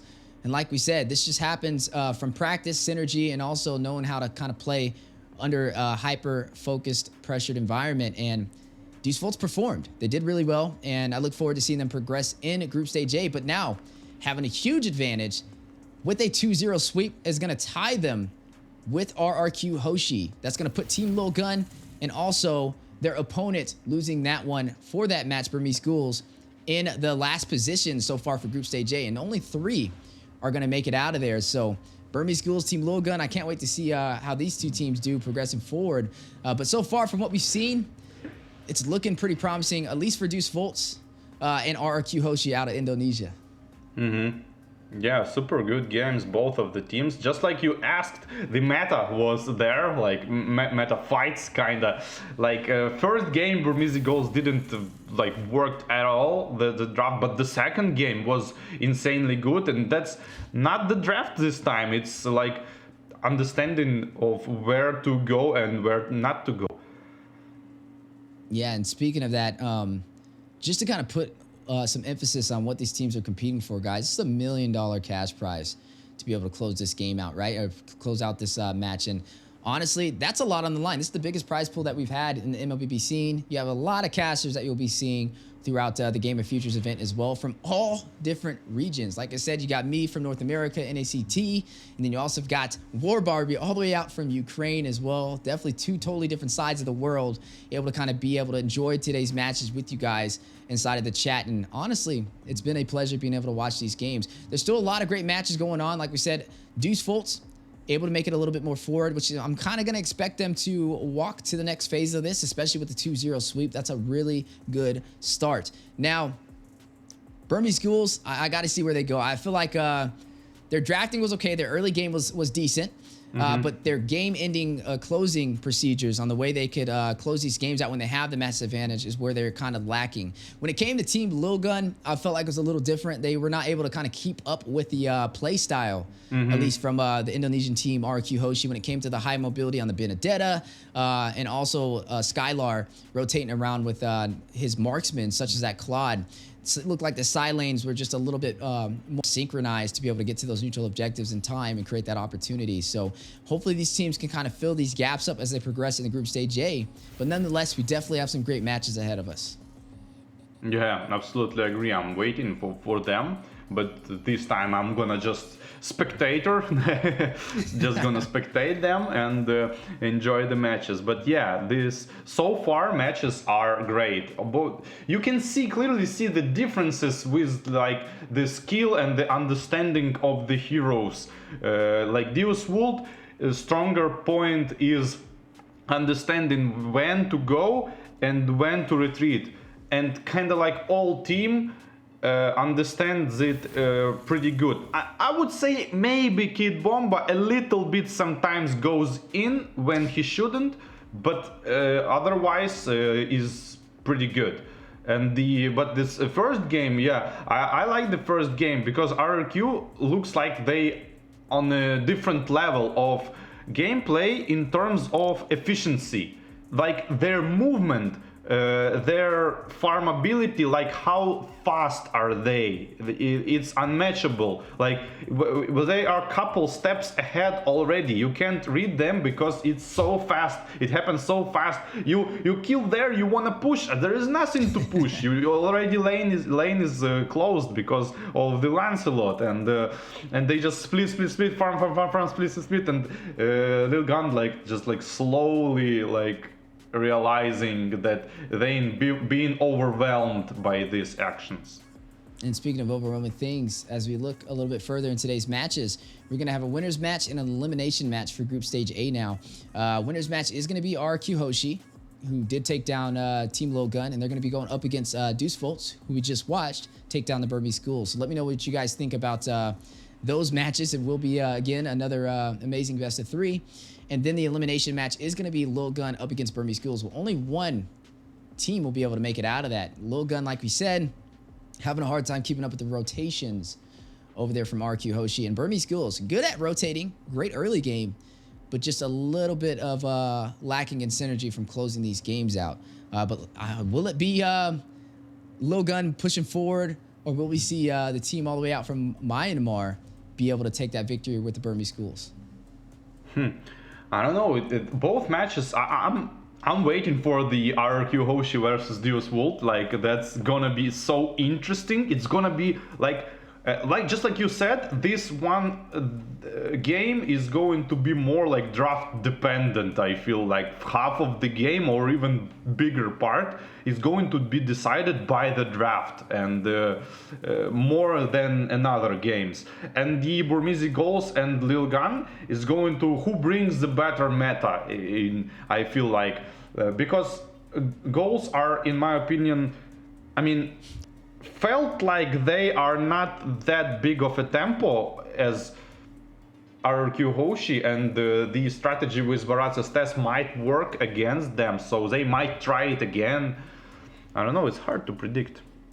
Yeah, it's definitely hard to predict, but I will say you are looking at Indonesia, which is a really strong meta pool. Definitely one of the hardest regions to go against, especially, you know, with them stacked against the Philippines. Definitely 2 top respective regions, usually above everybody else. But to see Deuce Volts performing, like I said, this is one of those teams that just continues to shock the world with how good they are. Like we said, they placed 4th in the M Series, and now may have a chance to be able to close this game out. So guys, enjoyed spending our time with you today. For those who don't know, my name is Steph Weezy. I am an NACT caster, and hopefully I get to catch you guys on some more future games.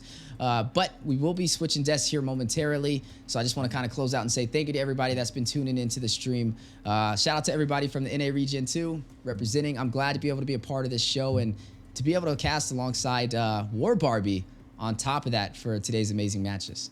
Yeah, thank you. It's been a pleasure for me as well. The great casting and the great games. It's so good to cast good games with the good casters. Good, interesting games. It's like there are some games when you need to like feel like, okay, the minions are fighting on the lanes, like the purple buff is standing there in the jungle. It's not like that. It's so active and it's so fast, and a lot of things are happening and interesting stuff. Teams are trying to be in their best versions of themselves, and yeah, it's always great. Yeah, it's always great to see the way prospective regions kind of shift their meta.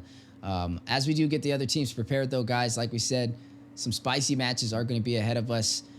Appreciate War Barbie all the way from Ukraine stepping up into the scene and providing that amazing commentary for these castings.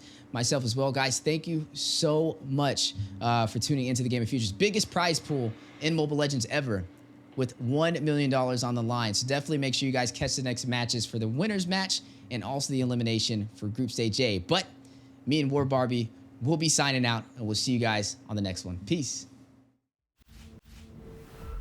Гармония – мощнейшая энергия созидания, способная объединять народы, вселенные и сохранять баланс мироздания.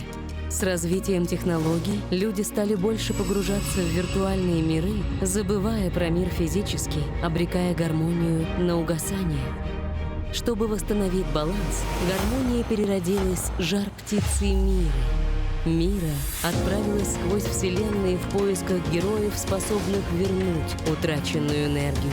Избрав 5 сильнейших представителей, Мира собрала их у Куба Советов, наделив их уникальной силой. Они стали хранителями гармонии, чья задача — охранять и поддерживать баланс. Советом было принято решение провести турнир, победитель которого распространит гармонию по свету. Для этой цели Куб преобразовал частицу гармонии во флейм — древний артефакт для сбора энергии. Хранителями было выбрано место для проведения турнира — город с самым сильным соприкосновением энергии. Именно здесь миллионы зрителей и сильнейшие атлеты примут участие в величайших играх всех времен, чтобы определить достойнейших и восстановить баланс миров. Да начнутся игры будущего!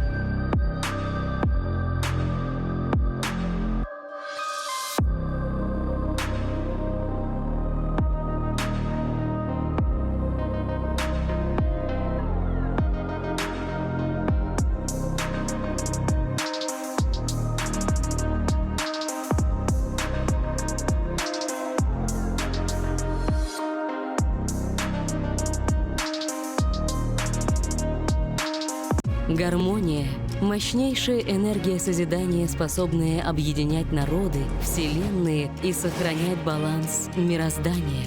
С развитием технологий люди стали больше погружаться в виртуальные миры, забывая про мир физический, обрекая гармонию на угасание. Чтобы восстановить баланс, гармония переродилась жар-птицей Миры. Мира отправилась сквозь вселенные в поисках героев, способных вернуть утраченную энергию. Избрав 5 сильнейших представителей, Мира собрала их у Куба Советов, наделив их уникальной силой. Они стали хранителями гармонии, чья задача — охранять и поддерживать баланс.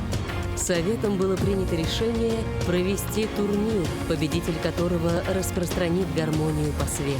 Для этой цели Куб преобразовал частицу гармонии во флейм — древний артефакт для сбора энергии. Хранителями было выбрано место для проведения турнира — город с самым сильным соприкосновением энергии. Именно здесь миллионы зрителей и сильнейшие атлеты примут участие в величайших играх всех времен, чтобы определить достойнейших и восстановить баланс миров. Да начнутся игры будущего! How's it going, everybody? Welcome to Group C of the Games of the Future. I am G the Ico. Alongside me, I have War Barbie. How you feeling, War Barbie? I'm pretty good. Feeling pretty good, waiting for the games. Like, first two games was extremely good, and I'm waiting for next one. Hey, true. You're coming back to cast alongside me. You just witnessed some crazy games in Group A, right? We've seen a little bit of Deuce Vaults, RRQ, Hoshi, Burmese Ghouls, and Team Little go at it. Kind of looking at what's going down here. In Group A, we see that Deuce Vaults moves on, and we see that RRQ Hoshi moves on. In Group B, we're seeing AP Bryn winning there, as well as Twisted Minds. So we got a lot of good games. Both of those look like they were 2-0. So crazy games in Group A and Group B, right? Mm-hmm. Yeah, I absolutely agree. I kind of couldn't enjoy the Group B games. I can only watch the results. But I bet there was a good games as well. But this time we're gonna see the RCC versus Nightmare. Yeah, we got some good games coming up. Nightmare Esports versus RCC. I can't wait to see them go. I think Nightmare Esports is not. I'm not too familiar with them. Are they kind of new on the scene? They was participating in M5 from the Laos. This is team, as far as I know, and they are quite good as well. Okay, well, yeah, true. As I can see, they kind of finished around the 17th to 18th place in M5. So I want to see what they can bring to this fight here against RCC from Russia, if I'm not mistaken. So a little bit of a home field advantage that is going to be taking place in Group C. But there's also going to be a lot of good games coming later as well. I think we'll be seeing Blacklist International, as well as a few other maybe Fireflux esports as well. So I can't wait to see those games. I was kind of watching a little bit, in the background. I had both the Group A and B up at the same time, and I was scoping some things out, and some tide turners in a lot of these games. Especially, I mean, maybe RRQ Hoshi and Team Lil Gun was kind of like one scenario, like RRQ Hoshi just wait a little bit wait, and the strong point of Team Lil Gun passes off, and the mid-late game they start to act, and the same scenario, and they come back as well in the next games. Yeah, the comebacks were crazy. I mean, no matter what I've seen, it was leaning left and right. One was winning over the other, and then there would just be a flick of a switch, and the other team, I mean, RRQ was just, and once it met that late game, it was GGs. They kind of again, like I said, flipped that switch and kept it going. So it was wild to see that. Kind of moving on to Nightmare Esports, though. We can kind of see some of these players here, War Barbie. Yeah, not much to say there. I'm interested in pool of these players actually, like how many heroes on their roles they can bring up on the highest level. That's the secret for me.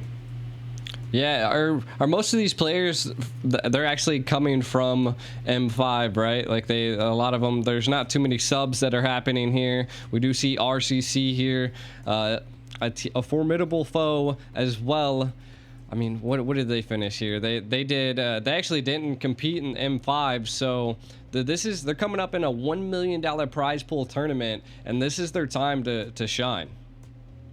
Yeah, this is definitely the time to shine. First game in the tournament for them. They need to let everybody know that they are on the field with the victory on the Nightmare, hopefully for them. Hey, they're going to be bringing the Nightmare to Nightmare, right? Let's see if they can, show us what we've seen from the last group, right? Ark, Yohoshi being able to turn tides. And then Team Little Gun having a little bit of a struggle, and so did Burmese Ghouls. But Deuce Volts showed that even though they're behind, they can turn tides as well. So I want to see that coming up in this game as well.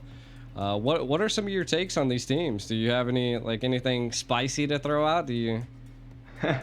Yeah, I played with 3 players from the RCC back in the days, so there are quite good players, but they have strong points and they have weak points. Like they have some weak points in terms of if they go, for example, like Vizier this thing, when he goes in, he sometimes don't understand when to stop and might to overextend way too far away. We might see this kind of stuff. One Shot is like super versatile player, can play any role, super good, and he's more like of a, I would say, like hyped hero. Like I don't know, not hero, player. He needs to, like, yeah, come on, you're gonna do this, and he gonna like feed up this energy and gonna play really good. And the Kupi is good strategic player as well, but sometimes gets frustrated. But so just like any other players, I guess.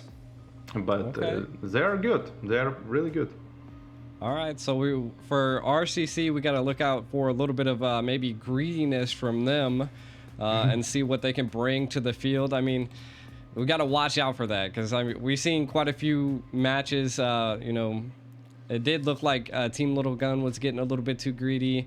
I've seen a couple plays that were a little questionable in some of the last games that kind of just, again, turned the tides. And that's what I want to see here. Can RCC, bring something to the playing field? Again, they got a little bit of a home field advantage that I would say against the team like Nightmare. If I'm not mistaken, they are from Laos. I hope I'm saying that right. Laos. Yeah, I hope as well. Yeah, yeah. So I mean, Laos. Yeah, it's a little bit of a region thing there. So I'm hoping that they bring some fight into this. That we'll have a good game. I want to add about 2 other players which stepped up in the team, which is Castle and Troublemaker. I was actually not playing with them, but coaching them in the later stages. But Castle is extremely good explainer. He's like, he's playing with like a good spirit. I like this kind of gameplay. He tries to win the lane instead of just like farm it. He super active and he goes for the kills a lot. And the Troublemaker has the same mentality on the mid lane. He has the unorthodox picks on the mid lane, which is Gushen with a Petrify. He played on a wild card M2, super good with it, showed a lot with it. Eventually almost winning the wild card, losing like almost in the later stages. And these 2 players might carry the game, hold the game. Okay, and they were from Umbrella, right? Yeah. They were like the second. Were they from Mongolia as well? If I'm not mistaken, they were like the competitors against Little Gun and yeah. M5, They like they were like against Little Gun. runner up. Yeah. Runner-up of their group, but they lost to Lilgan, and then Lilgan played versus Team SMG, and SMG won and won the wild card. So RCC actually has some heavy hitters in there that you know have that experience that they can bring to the Land of Dawn. So that's going to be something that we definitely want to watch out for. Watch out for Castle. Watch out for Troublemaker. Let's see what they can bring for the side of Nightmare. Again, I mean they've kind of just they competed at M5. Again, they lost to Team Little Gun, which Team Little Gun isn't in their group stage, so they got something to show here. You know, this is a new meta. Things have been, you know, changing up and swapping around. We've been seeing a lot of Claude being played on the field. We're kind of getting into the bans and picks here, though. Let's take a gander. Meanwhile, Bavaria is getting picked for the first pick for Team RCC, and Nightmare Sports respond with immediately Arlot and plus one something. CC, by the way, being banned. Again, like super strong hero in other games being picked like every time is a problem hero. And being banned for a reason. And then Nolan, like what do you think about Nolan ban? Even though he got nerfed and now he don't have a Purify in his ultimate, still a dangerous hero being banned here and there. Yeah, I mean, he still has his viabilities onto the playing field. He brings a lot of that backline just peel, you know. He's almost like Lancelot. He's able to get in there, utilize quite a bit of burst, and to be able to get out hopefully in time. So I like the ban. I like the Claw ban. We've been seeing CC pop off in the tournament, but we are seeing some new faces here. We got an Akai and a Paquito. That's pretty good, Paquito. It's again like you can go with on X-Plane or on jungle, so it's like common things these days for teams do this kind of stuff. I call it like a fork in the draft. Like I don't know why, but because it can go like different directions and you need to guess. I mean, fork is kind of not fitting this, but like whatever. And yeah, this is what might happen right now because it seems like it's a jungle Paquito, but it might be explained swapped at the last second. Yeah, I like the mobility that we're seeing from RCC. From Nightmare, we're seeing quite a few of the meta picks coming through, you know, getting the Arlot onto the field, getting the Lilia, as well as pairing up with the Minnow. Definitely a good combo here. We're seeing a lot of control in CC from the side of Nightmare, a little bit of that from RCC. Again, you were saying watch out for Troublemaker. I mean, he's got a mid lane that shines, right? A little bit into the mid to the late game. The Navaria can be a menace, clears lanes really fast, and I think is a great counter. Maybe not counter, but a great sustain to be able to go against the Lilia. Yeah, it's always on the range, and Lilia can basically hit and yeah, and have a lot of burst damage to clear the lane fast. But actually, if Lilia knows what to do, she can maybe tank second skill of Novaria, don't let the clear lane and kind of pressure. I mean, we'll see. It depends on the personal skill, 1 versus 1 matchup. True. The 1v1 in the mid is something I think we're going to have to watch out for. The question I have is RCC, are they going to, like, I know it's kind of like a tank jungle, but are we going to be seeing the Paquito in the jungle, or are we going to be seeing the Akai in the jungle? Yeah, again, like, or we're going to see Akai roam, and exactly. And jungle is not yet picked. Yeah, that's just, but you know, like, a lot of times I saw this strategy being used, but it's actually not that effective. I mean, it gives you some advantage in the draft, but it's always comes down to execution. I mean, you can win a draft 10 out of 10, and it will not result the win in the game, because in the game win results your execution, like how efficient are you, how you use your time effectively, how you hit your skills, how you're not doing mistakes. So this all good and stuff, but like, don't tell much. Yeah, we'll definitely have to see. I like the carry pickup from the side of Nightmare. Definitely definitely a marksman that excels at taking out a little bit of the tankier heroes. So that actually might be a key indicator that we might see the Kai maybe going for more of the roam instead of the jungle. But we'll see. I mean, again, carries can go either way. They are going to be picking up. Yeah, so the Kai is probably going to be at the jungle aspect here. Paquito, EXP, Kaja, roam. Bruno. So I like it. Again, it's going to come down to, like what you said, execution, the skill behind the players and these heroes. Can they execute it correctly? But I really like Akai and Kaja combo because it always gives you this like first strike advantage. You always can like threat the divine judgment and maybe kill somebody, and then you threat the heavy spin and maybe kill somebody, and you potentially can start a fight with like 2 kills. Oh, but the Barat peak is solid here. You can dodge the ultimate of Akai. I was about to say that, right? Like Akai, he really exceeds at being able to secure those neutral objectives, being able to go in there and, you know, push out the other jungle and be able to hit that retry. But a Barrett's there is going to be able to use that Daytona's welcome to then maybe even counter the Akai. So I think it's gonna be a spicy battle over neutral objectives like turtles and lords. Yeah, that's for sure. And then, yeah, turrets. And then maybe in the jungle as well, trying to invade something. But yeah, I would love to see Paquito actually jungle. But I know the castle is going to build probably the damage build, no tanky items, maybe one.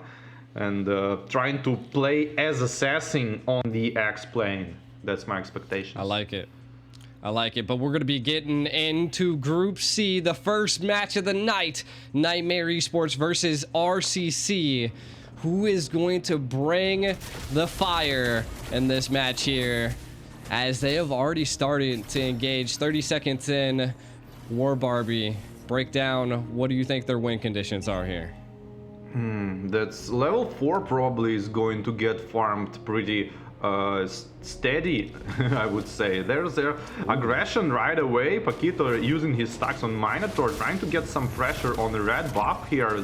Being punished by the Lilia, that's not the hero you want to invade against because of the amounts of damage she can output, and that's exactly what we can see here. Trying to flick in and to finish the kill, but no, low HP Kaja going out. Yeah, I mean, the game delivered straight away. What's about to happen? It's definitely been a little fast-paced there, a little bit of an engage by the Kaja from the side of RCC. Putting on that pressure, I like. Look, we can already see the Too Easy is kind of invading the enemy jungle at this point. Again, I think it's going to come down to neutral objectives. Each player's kind of, you know, zoning pretty well, keeping it at bay. Where the rotations are going to lead is something that I want to keep an eye on, right? Because you can already see that the presence is around the turtle, which you would expect. But a little bit of an engage here in the mid lane. Who's going to secure this first turtle? Yeah, it does are a lot of chances to RCC to secure the turtle. Go on. Yeah, go for it. Okay, whatever. Yeah. Daytona didn't quite deliver the ultimate here to dodge all of this. Way too fast jumping in with the first skill and the heavy spin, and about stun him into this like narrow angle, which is hard to do, and yeah, but still managed to make a kill and eventually get the turtle. Yeah, I'm liking the tenacity behind RCC at this point. Great utilization of the heavy spin prior to the turtle spawning allowed RCC to just, you know, take that early pick into this mode, into this game, and that allowed them to secure the turtle uncontested. From the side of Nightmare Esports, we're going to have to see them turn a little bit of a tide and be a little bit aggressive, but you can kind of see they got to stay passive at this point, as carry's already having to go back, and the gold is definitely leading towards the side of RCC. Yeah, it's a good start, and now RCC might snowball out of this, because if they pressure the buffs here or uses another ultimates on this time Divine Judgment probably, or even 2 ultimates to make 1 kill and secure the objective, it would be their next goal, I think. True. And I mean, we can already see each team trying to flee each other out, trying to possibly get a pick. Again, the game is a little bit passive, kind of looking at some of the items. Would you see Bruno picking up the Hawes Claws early on, utilizing that to get the sustainability up in the gold lane? And I think that's kind of where the carry's having a trouble here, right? The Bruno's able to sustain and keep himself sustained in the gold lane, and carry just doesn't have that aspect picked up just yet. And if it overextended, could be a problem for the side of Nightmare Esports. We do see too easy. Heavy spin puts him against the wall. 3 collapse onto him. Are they able to secure the kill? They are. And it's going to keep going here. A little bit of a double kill action for the side of Nightmare. The heavy spin did excel, but 2 of them from the side of RCC fall. Yeah, it's kind of like too tanky target, because Divine Judgment was forced to use right after heavy spin on the same exact target, and eventually resulted a kill for him. But the counter attack was there, eventually taking 2 of the RCC players again, and the turtle is probably gonna get to the side Nightmare now, but who knows? Yeah. I mean, I think that's where the Arlot shines, right? Alongside the Divine Judgment and just being able to sweep them into that tower. I think the heavy spin was way too close to home for Nightmare Esports, and they took advantage of that.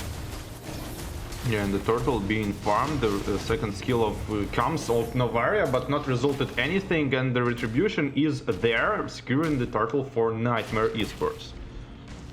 Yeah, definitely. The tide's a little changing, leading towards the side of Nightmare Esports. They've definitely, I think that one engage in the middle has kind of gave them a little bit of a boost. We see a little bit of an engage here in the top tower.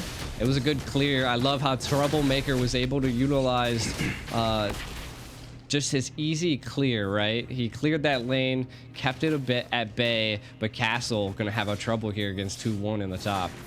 Yeah, but RCC need to make work of this Divine Judgment and heavy spin as frequently as possible, because now they kind of don't kill anyone. I mean, okay, there's a try. Basic attacks not hitting the Barats here might be a problem for the RCC, surviving on a 1000 HP going out because of Bruno, and didn't result anything because Bruno was auto-attacking the wave instead of following the Barats. Ooh, and I mean, one shot is doing a lot of damage. We do see the Retry coming out on the Lily, but is there going to be a follow-up by anybody else on his team? He's really doing everything by himself at this point. RCC is going to have to... I don't know what's going on. I don't know if it's a miscommunication on the team, but I think some proper call-outs need to be given. Nightmare Esports definitely taking advantage of those mistakes that RCC is bringing to this Land of the Dawn. Yeah, but on the other hand, we didn't saw like good ultimates from Minotaur yet, and but Lilia is such a big factor. If Susol can play on the Lilia on expert level, he might carry the game on his own, because kinda it's a good setup for him. True. We do see 4 rotating into the mid. We're gonna see a play here. 1 shot, trying to look for an advantage to take. First turtle's up. I wonder who's gonna initiate the engage. We see a conceal play on a Soul. Trying to get a little bit of an vision here. I'm not quite sure what they were gonna attempt. They're kind of just keeping them at bay right now, War Barbie. Who is gonna take this turtle? Heavy spin comes out onto JV. Is it gonna be anything? As looks like, no, it's not. 1 shot, not able to secure a kill because of his team. No one's following up.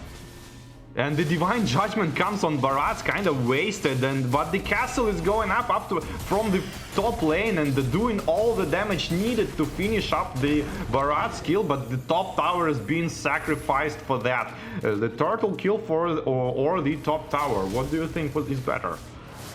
I mean, losing a tower is rough, but it equals out the playing field at this point. We do see a little bit of an invade happening here. RCC being aggressive against Nightmare Esports. We can kind of see that one shot's doing good. I like the aggression. I like the tenacity he's bringing here, but I need to see a little bit more of a follow-up from the side of RCC. Paquito doing a good job as well. You know, they traded the top tower and I mean the turtle, so we'll see. Kind of taking a look at some of these items though, Bobby. Yeah, the items are pretty standard, I would say. Like last game Monitor, we saw the Flask of the Oasis being built with first item, which kind of surprised me. Like, you know, instead of tanky items, and now Minotaur goes for like this I call this a pieces build, because he don't build any solid item yet, and I'm not sure it's a good idea though to build like that. True, but true. I mean, we don't see a Flask of Oasis just yet. I mean, he's gonna need that for the sustainability. I think we're approaching the mid game, and I think that's kind of where that'll come into play, is that he'll have all these pieces and then he'll be able to put them together, right? And I think it'll stack up good for Nightmare Esports. But I got to give it up to RCC. Their economic lead, they've been keeping it. They've been applying that pressure and just taking as much as they can from Nightmare Esports.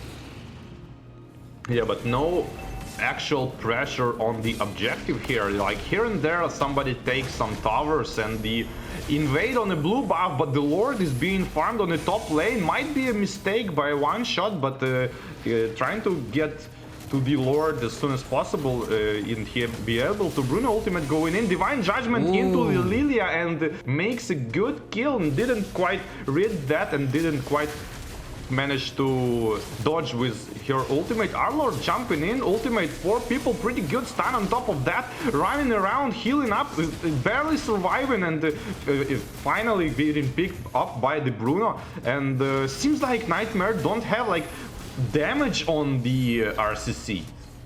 Ooh, but they're gonna keep going as K-Hammy falls there as well. I mean, that was, I feel like, well executed by RCC at this point. They zoned out, got a pick on to the Lord fight, and then took down 4 of Nightmare. We can kind of see a little bit of a replay here. The heavy spin came out. The Daytona was welcome to intercept that, but it wasn't enough, as Wiser was able to, you know, utilize that left flank, put a lot of pressure onto Nightmare Esports, and they just didn't have enough CC or stun. Wiser being aggressive here. I want to come back to what you were saying, unnecessary aggression, huh? Yeah, like, I mean, they have the lead. I like it. I mean, he's showing that he's a formidable foe, but we need to see something from Benz here on this minnow, right? Yeah, mid lane is being farmed and not quite enough because of the, I guess, wider. He should be on the mid lane instead of the bot lane, but Lord is going on under oh my. The heavy spin-ins, counters by the Minotaur's rage, and not quite enough to defend the turret. Yeah, not enough. Able to reach into Nightmare Esports' base, and they're looking to take a little bit more, be it a pick or be it another tower. It does look like they're going to back out. Now, I like this. I mean, we've seen this from a lot of the bigger teams into the first series, is that they'll actively back out. Won't be too greedy on a Lord take like this, as they've already taken a lot. I mean, they've cleared they cleared all of the first and second tier towers, and they breached into the base. It's now their time to clear the jungle. I do think teams need to focus on, you know, not losing it, and we can see RCC is keeping control of the upper jungle, not allowing Nightmare Esports to breathe and, you know, leave the base. Yeah, that's true, but on the other hand, I feel like Nightmare Esports are not doing enough to kind of counter that. It feels for me that yes, RCC pressuring, but Nightmare could kind of counter it, but they not going for it. They like backing up all the time. They not trying to make some smart counter attacks. Instead, they just letting them go and going back. Yeah, I can see where you're coming from. They're just not setting up a plan or engaging on something. We can kind of see that they want to do something on the left side, and you see the TPs coming out by Castle. A little bit of maybe a fake to bring them out. A little bit of a mind game going on by Castle. again, I feel like what you were saying, Nightmare Esports has to come together, take a strategic approach at doing something in this game. Yeah, that's true, and that's I can feel like Minotaur is, I mean, he don't want to ult because he is thinking that Kaja gonna interrupt his ult, so he kind of playing passive at this point because of that. Wow, there's a lot of numbers popped out of Novaria here. That's a big crit, I guess, on the 3 people. And Divine Judgment comes into Barat, right in front. One shot in 2 tanks. Like, yeah, that's a farm. Like 10k gold advantage, almost 9k. And probably gonna go straight for the crystal at this point when you can one-shot tanks. Like, let's see this, like half HP like bursted down, and the Minotaur is obliterated. Yeah, it's a tough game right now for Nightmare Esports. They're gonna have to turtle up and to mount up a great defense. Lord did fall into the hands of RCC, and they're looking to take even more. Castle diving deep back into the back line, taking one from the side of Nightmare. They're gonna have to hold and mount up a great defense here. War Barbie. Yeah, I mean, they trying to kill. Wow, nice second skill on the Barats on the heavy spin to finish off the Panda here. Chubby Panda, not fat. And but the still attack is still going on. Bruno working on that minions. Divine Judgment right on the face of Lilia here, and the just basic attack. Bruno is trying to get something like basically basic attack, whatever he can. Minions, heroes, crystals. Like, yeah, it's his diet. 100%. I mean, that was a great executed game by RCC, taking out Nightmare Esports into game 1. It was just an overall battle, right? Like Nightmare, they were having a tough time. Though they had some of those tankier heroes, they just weren't able to execute it well enough. And the moment they would come in, RCC just took advantage of that and just immediately melt them. One shot might have been on an Akai, but he could still one-shot you. Yeah, and even though they could pick the 1 kill out of RCC, which is Akai, and didn't defend anything. Like, I mean, I feel like it's like the first game, and then they didn't like warm up, and this is like a warm-up game for them. I saw that quite a lot of times from the teams. Like, you know, first game is like kind of rusty, and the second game will show. But I don't think they can match the amount of pressure that RCC puts on them and think what to do. It's just too much for them. Yeah, I think it just kind of came down into that mid game. Like, I felt like both teams were equal into the early game. They were kind of filling each other out, and then it snowballed from some of the major objectives. I actually thought RCC made a couple bad plays into the mid lane. You know, when the heavy spin came out, Nightmare Esports was able to execute it. As we can see, kind of one of the turning points here, as RCC is able to secure a first blood there by Troublemaker. And this was the sticky situation that I thought was a problem, because you see the middle range and the flicker in definitely secured 2 kills for the side of Nightmare Esports, but RCC didn't give up, as we can kind of see the heavy spin coming out here onto one of the turtle takes. This was again one of the turning points. The Retry comes out by 1 shot to secure that, and then a Divine Judgment under the Brats, and Castle just following up. It was great. Kind of seeing into this as well. This was into the mid to the late game. Divine Judgment after Divine Judgment coming out by Kupi, just securing so many kills. And look, this is where Nightmare kind of fell apart. They dived in. The Daytona was welcome to stop that heavy spin, but it wasn't enough, as Wiser and Troublemaker paired together were just going insane. 1 shot able to secure the Lord. Kupi it was just too nasty for Nightmare on that Lord take. Yeah, but I feel like Nightmare Esports like doing not doing nothing. They absolutely don't know what to do with the heavy spin and the Divine Judgment, and that is the reason why they are kind of not doing anything in this game. Just backing up, scared of the ultimates. And then you got to give it up to Troublemaker. I mean, you said to keep an eye out for him, but look at him hit almost every shot. Paired with the Divine Judgments and Wiser, they just had so much burst damage coming into this late game. Lord barreling down, and not only that, Castle controlling a lot of the left lane. Just, I think ultimately allowed RCC to change that tide into the, and then bam, we see an MVP that is, it looked like it was Troublemaker there, if I'm not mistaken. Yeah. You can kind of see some of the items. I definitely would give it to Troublemaker. Again, one of those silent spoken people in the back line that you don't really see too much, but they are sniping left and right. Yeah, you can see I that. agree. 6-0 and 9. Yeah. I absolutely agree with you. You can see like the fireworks impact, like wow, he kills, but he damage here, damage there, damage here, damage there, and like a lot of pressure because of that. Yeah, it's all about landing those shots when you're playing a Novaria. And look at, I mean, 100% team fight participation, like well executed, 40% of his team's damage. That is crazy. That is the tank killer right there. Yeah, and actually Kaja out damaging the Akai, but the Akai, I would give the credit to Akai. Every single ultimate worked.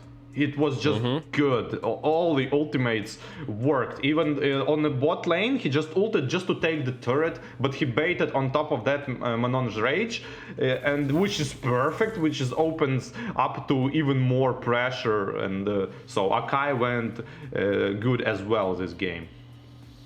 True. I mean, it was the Paquito and the Kai were some wild picks that we haven't seen so far. Again, it's still early into the tournament, but you can still see their viable picks. If you're able to ban out some of the meta heroes like the Claude, you're still being able to bring a viable hero in like the Bruno. Against the carry, I was suspecting the carry to scale a little bit more, but again, I think it came down to what you were saying earlier, War Barbie. It comes down to the strategic advantage of the player themselves bringing their skill to the game. Yeah, and that was RCC this game, because mid lane rotations was there, completely break the Nightmares.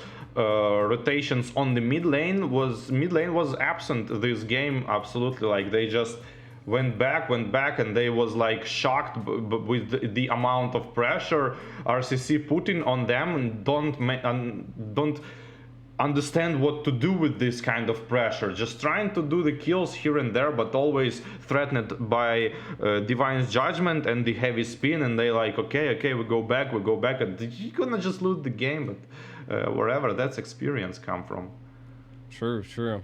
I think coming into the next game, I think Nightmare, they really have to come up with a strategic plan, right? Like it kind of seemed like you were saying earlier, like you had a lot of great points. Nightmare just didn't, like they were kind of just vibing, allowing the flow of RCC to just do whatever they want. They didn't really have like a counter to it. They just kind of tuckered in and really just like hoped for the best. Yeah. It's the kind of gameplay, like, you know, you just let enemy attack and hope they gonna like miss the skills, and you somehow overextend way too far and you get the kills. That's like not what you're gonna do here, because not much mistakes you're gonna see here. So yeah, exactly. Let's call it a rusty number 1 game for Nightmare, but super good game for RCC. Yeah, RCC brought a little bit of diversity to it. I liked it. Pulling up the Kai against the carry. I suspected the carry to, you know, come in, put a little bit of damage, but I think that's where the Kaja came from, you know. The executions of those Divine Judgments came into a great key play for RCC, and I think paired again with Troublemaker and Wiser, they just burnt apart Nightmare. And I think they can, if they can continue that, keep with the stride that they're going on, you know, maybe play a little passive in the early games and then, you know, flick the switch into the mid to the late game. If they can do that again, I think they'll take Nightmare out. I feel like Nightmare really has to go back to the drawing board and find a new approach to take out RCC. Yeah, they need to like drink a coffee, I guess, and just play faster, play more aggressive, try to get more damage. Like, I don't know, like the one aggression on the early game, when the Kaja overextended to the jungle, Lilia tried to punish him, wasted flicker for no reason, because like she couldn't get the kill. I mean, even if she get the explosion of the second skill of the gloom, it wouldn't be enough. Why you try that? So I don't know, let's maybe like nervous, maybe like I don't know, this kind of stuff, and need to play more games to kind of feel the flow of the tournament. But like, you need to act here and there, you have no time. Yeah, I mean, they definitely have the skill and the experience, but just from competing in M5 and now coming into the games of the future, they got to really step it up, right? This is a $1 million USD prize pool, and it just that they have to think about that, right? Like, again, like you were saying, maybe drink a coffee, kind of slap the face, splash some water on yourself, and turn some tides. You bring the experience, and I kind of like how RCC is a little bit of a mix of experienced players as well, so you just can't sleep on them. Yeah, they start a bit slowly, but when your opponent is kind of like not aggressing at you, not doing any attacks on you, you kind of start to attack yourself, and they like open all these windows for all these divine judgments like for free, in my opinion. Like, they couldn't like wait in here to counter attack, they just stand here and wait for you to start first. So why wouldn't you start first, right? And that's what RCC did. No, exactly. And I think they can bring that same game to the playing field. Again, I think that they looked a little rusty, you know. Both teams were, I seen a couple mistakes happening from both sides, right? But RCC able to capitalize on them a little bit more than Nightmare. And I think it just happened to be that the heavy spin and the divine judgment was something. I love that combo, you know, like putting those two together was crazy, because you'll hit a heavy spin, and then you think everything's okay, you're like, we survived the heavy spin, and then a divine judgment out of nowhere, and then just rips you right back into the playing field when you're trying to passively back up and, you know, reposition. And they just didn't allow that to happen. So I'm excited to see what Nightmare brings to this second game, and I'm excited to see if RCC can keep up that pressure. Coming into the digital games, we can. I think we're diving straight into the drafting phase here. Yeah, and I really think Akai should be banned here for the RCC. But on the other hand, you might count on the factor that maybe they not going to pick the same heroes in the game number 2, right? Because a lot of players are actually not doing it, so maybe no ban. Yeah, no ban on Akai, but the Ruby is being banned. Yeah, Ruby. One thing I'm seeing from that's different from the first is that Claude seems to be open as well. Nightmare does have the first pick in this drafting phase, so it could be a wise decision to scoop up that Claude early, but I mean, this could be a bait from RCC to be able to pick up that Claude as well. Being second pick, that gives you a huge advantage to take two meta picks out of one. No, RCC not gonna go for the Claude. They're gonna go, I guess. My guess is Bruno, Leslie, maybe 1-1, like no Claude. Like I can bet no Claude. Maybe Carry, like, but not Carry. Claude. Yeah, I like the Nightmare, seeing how well RCC played with the Navaria, so they're gonna pick that up first. I did like the damage output from Navaria. RCC coming back with a Guinevere. And the second pick is going to be, like, I don't know, they might go for Bruno straight away, because it's like, oh, Terizla. I like that. I like this hero. Yeah, I mean, they have, out of the get-go, they picked two heroes that have that backline pressure that could essentially counter Navaria, right? Navaria is going to definitely have to be on her P's and Q's on watching where Castle and, well, I don't think one shot's going to be the Terizla here, but you know what I mean. They're going to have to watch out for the EXP and possibly Gwen Roam, Gwen Jungle. We'll find out. And this hero is actually winning all the matchups because of the damage. I mean, there are, I don't know, maybe Tamus can do something if he dodge some phases of the second skill, maybe first skill, and maybe trying to win the lane, but I don't know who can win the lane. And the picks, when you use picks as bans, nice. Yeah, I mean, true, right? You were suspecting maybe an Akai ban coming out or something like that, but they're flipping the script here. They're like, Nightmare's like, you know what? I'm kind of spicy right now. Let me show you what your comp did to us. Yeah, it might work, but the Brody might be picked by the RCC, which I don't even know. If he's going to, it's gonna go down to the personal skill of the Bruno, because it's not like it seems like an easy hero, but you know, like every easy hero have his own like micro things, like micro movements which make you more effective, and you gotta know them. Yeah, personally, Bruno to me is a little bit too complicated. Coming from North America, we don't see him coming out too often. That could just be because North America is maybe not the most technically, country. We'll see. But coming from Nightmare Esports, again, I want to see if Cammy can pull that out. I do like RCC picking up this Fair Mist, though. Not only are they going to have sustainability, they're going to be able to constantly keep up the battle. So I kind of want to see what are they going to do here, right? Yeah, we'll see. Farmis obviously is there to counter heavy spin, which is really good counter for it. I like that they didn't go with like Diggy to counter Akai, because I mean I personally don't like when they go like Diggy to counter Akai, because it's gonna go down to the amount of pressure you can put on the team without using ult. And if you can do pressure without using ult, Diggy is going to be in trouble, because he's going to be forced ult from different reason, and then heavy spin gonna come. True. And I think it's we're kind of seeing the second phase of bans coming out.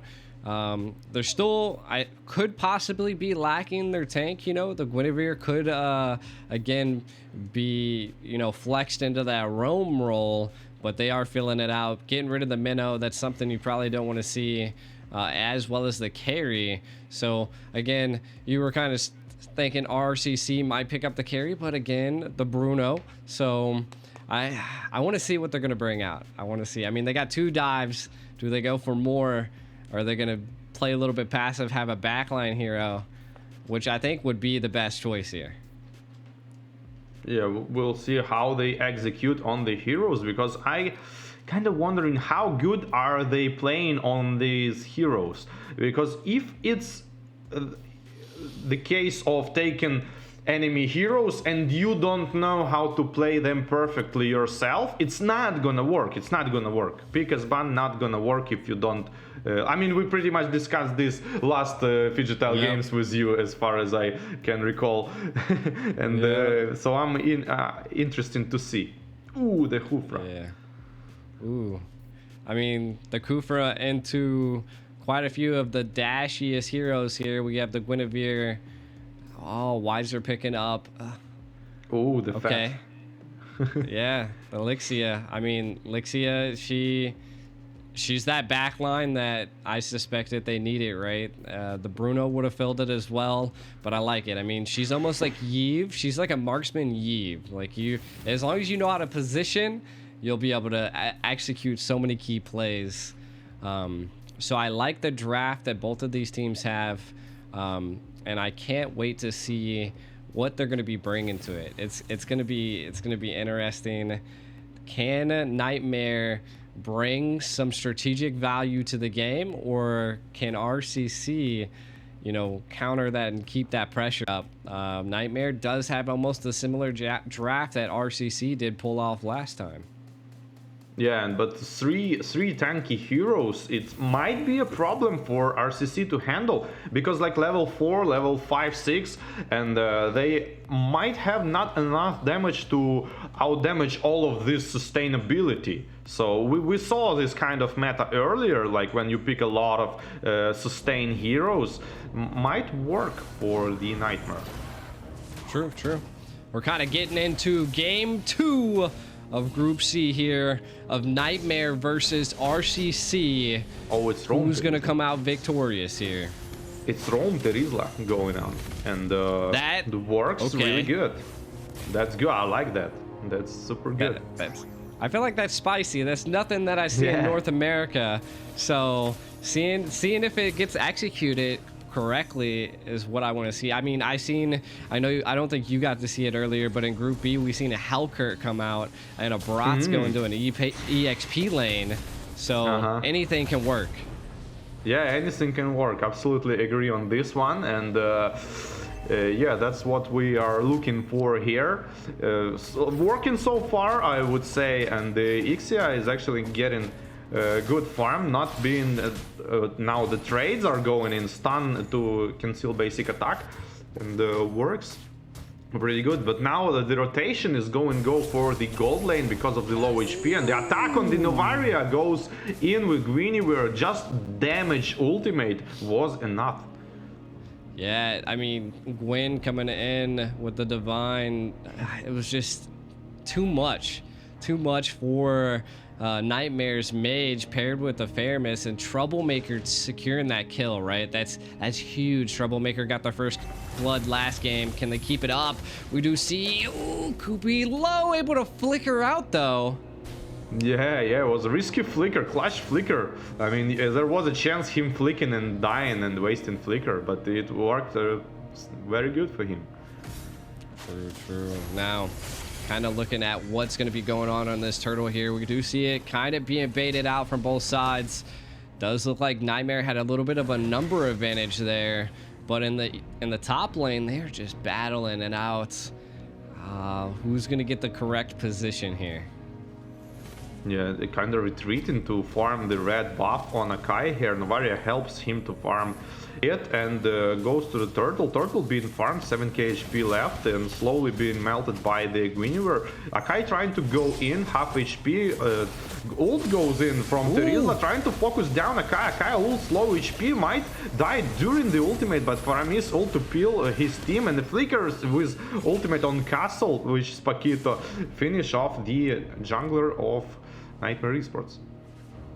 Yeah, one shot falling there, but again, I mean, you got to give it up to Castle with the tenacity and that little bit of an aggressive play to take down one of Nightmare Esports. And I mean, that was just a good take there. That was a good take. I loved it. The turtle is still ongoing. Both teams did lose their jungles. We see Castle coming in. Ooh, the Tyrant's Rage comes out. One shot able to secure the retry under the turtle though, as well as take down one of Nightmare. The shadow boxing here from the Hoopra. I guess he was seeing the enemies there, and wow, wherever, you know, like the main thing after this kind of skill usage is to not get frustrated. Just keep playing, like, you know, what can I say? Penalty zone utilized here. Does look like that Kai might be in trouble. One shot. Forced to use heavy spin to kind of purify from the Guinevere's ult to run away, and that's exactly what he did, and go straight to the red buff. I like that both Castle and Jay right here are just they're battling it out. They're not even in lane. They're just over here battling out, kind of taking a look at some of the items. Wouldn't say there's anything that I particularly see out of the ordinary.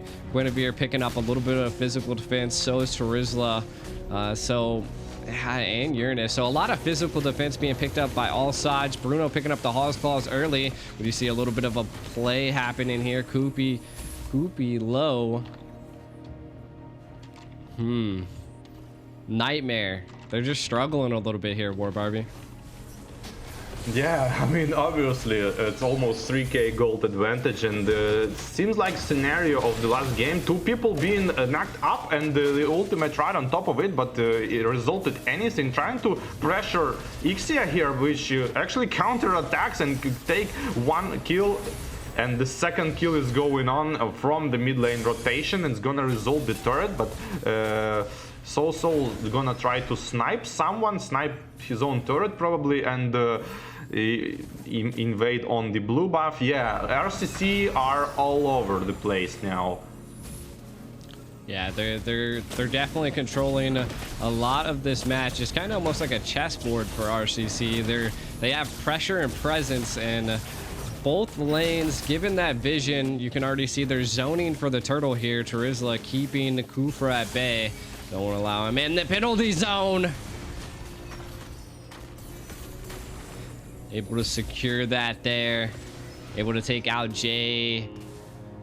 That was a rough play for Kufra. He was trying to get the presence and the vision, but nothing really executed there besides a death.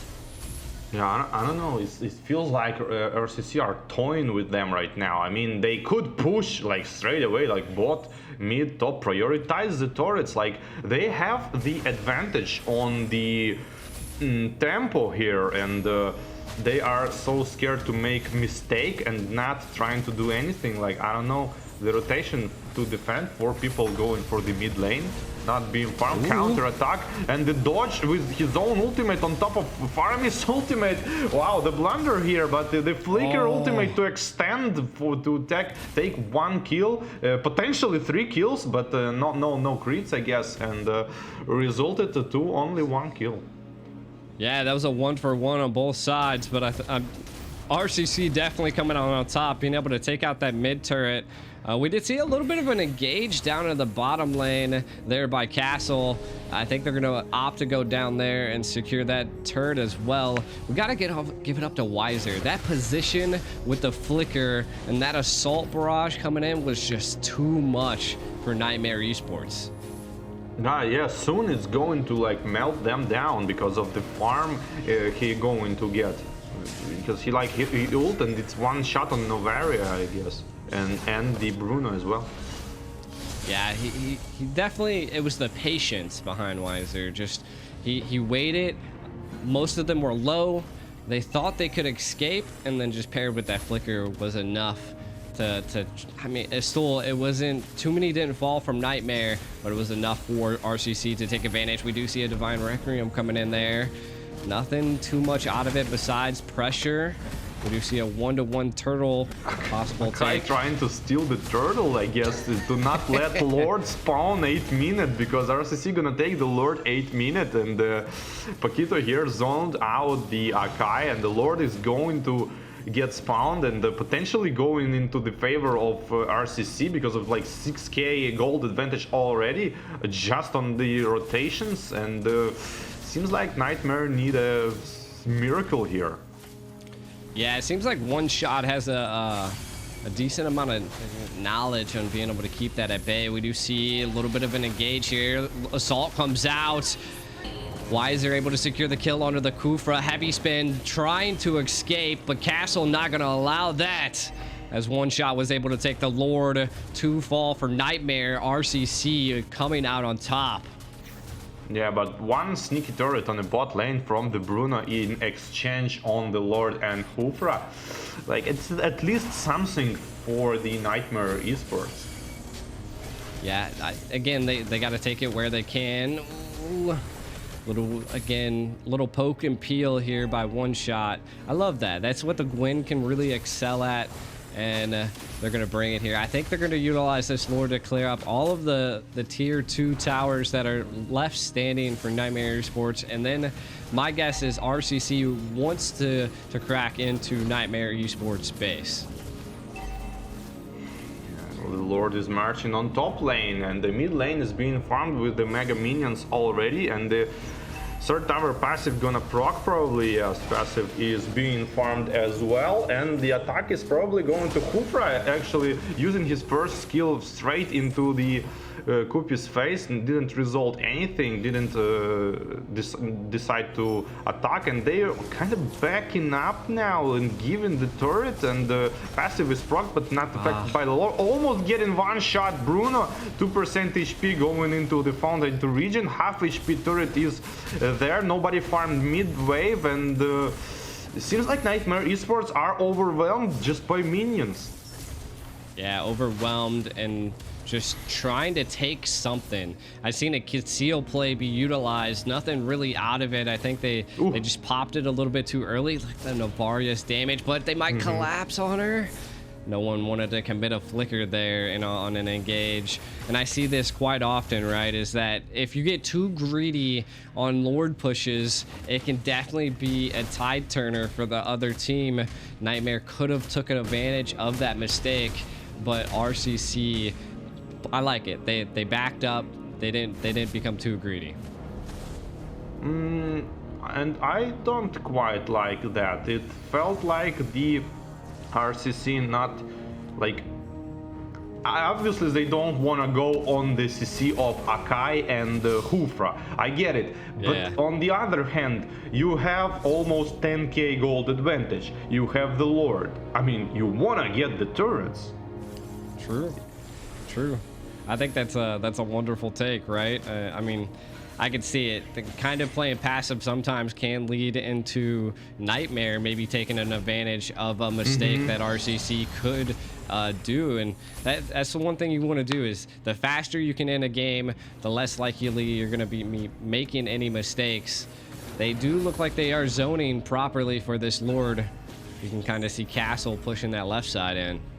And they're not waiting for the 12-minute mark, which makes it level 2 Lord. And he's not gonna be casting to the turrets if they farm it right now. Yeah, I think right now, since, again, I think they have the positioning advantage, instead of taking the enhanced Lord, they're just gonna take the Lord. Heavy spin in. They attempted to try to get some type of play. Conceal play is made, though. RCC wants this. Castle coming in, able to take out Cammy. They want more. The Divine Requiem comes in. The last Assault coming in, paired with a Flicker. Wiser trying to take more from the side of Nightmare Esports to fall. The emblems or the glowing one that did finish the last kill, like on the burn, which was the Hufra.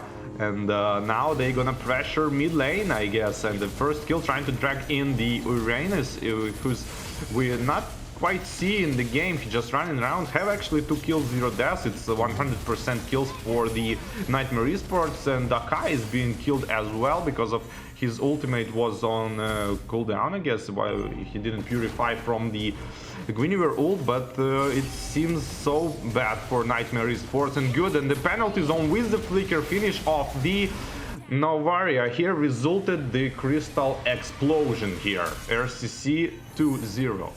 Victory! Yeah, again, RCC able to take this game home as well. A 2-0 against Nightmare Esports. Rough for them, but hey, I mean, they showed tenacity. They tried to take some of the games. The drafts were looking pretty decent. I think, again, they just got to bring a little bit more strategy to the game. RCC, though, coming out on top. I love the aggression. They played a little passive. They did again, they took that Lord, and then they seen that one moment, that one key moment that heavy spin was utilized, and they were like, we got this. Everybody, full steam. And the kills was there, and the overextension, and Paquito uses his flicker to use his double second skill and finish off 1 kill, and they like, okay, go now, we don't need to wait for the Lord, just go, and resulted a lot of kills and eventually won the game. Yeah, congrats to RCC. It did. Yeah. RCC advancing into the group stage C. That's huge, right? I mean, there's still some other heavy teams in Group C, which is Blacklist International and Fireflux. So I want to see what they do against those teams. I think, again, they could bring anything to this playing field. RCC has the experience. I like their tenacity. Nightmare Esports. They're going to be sent back to the drawing board. I mean, they're not out of it just yet, but they're definitely going to have to think about what their next move is. Yeah, and we're gonna wait for the next games where the opponents from the for the current teams going to be decided. Like, I don't know, we can speculate who is gonna be there. Yeah. Oh, definitely. I mean, when we're looking at these games, it's anybody. And then earlier stages, we've seen Group A and Group B, which was Deuce Vaults, RRQ, Burmese Ghouls, and Team Little Gun.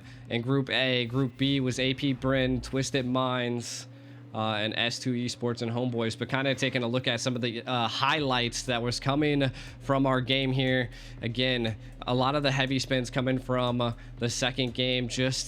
They just weren't there to utilize and be executed by Nightmare Esports, and RCC just taking quite advantage of that. Castle on this Paquito is something you don't want to see. Koopy in that Rome Terizla was definitely a wild choice, but well executed, and Wiser just an absolute madman on this Lixia.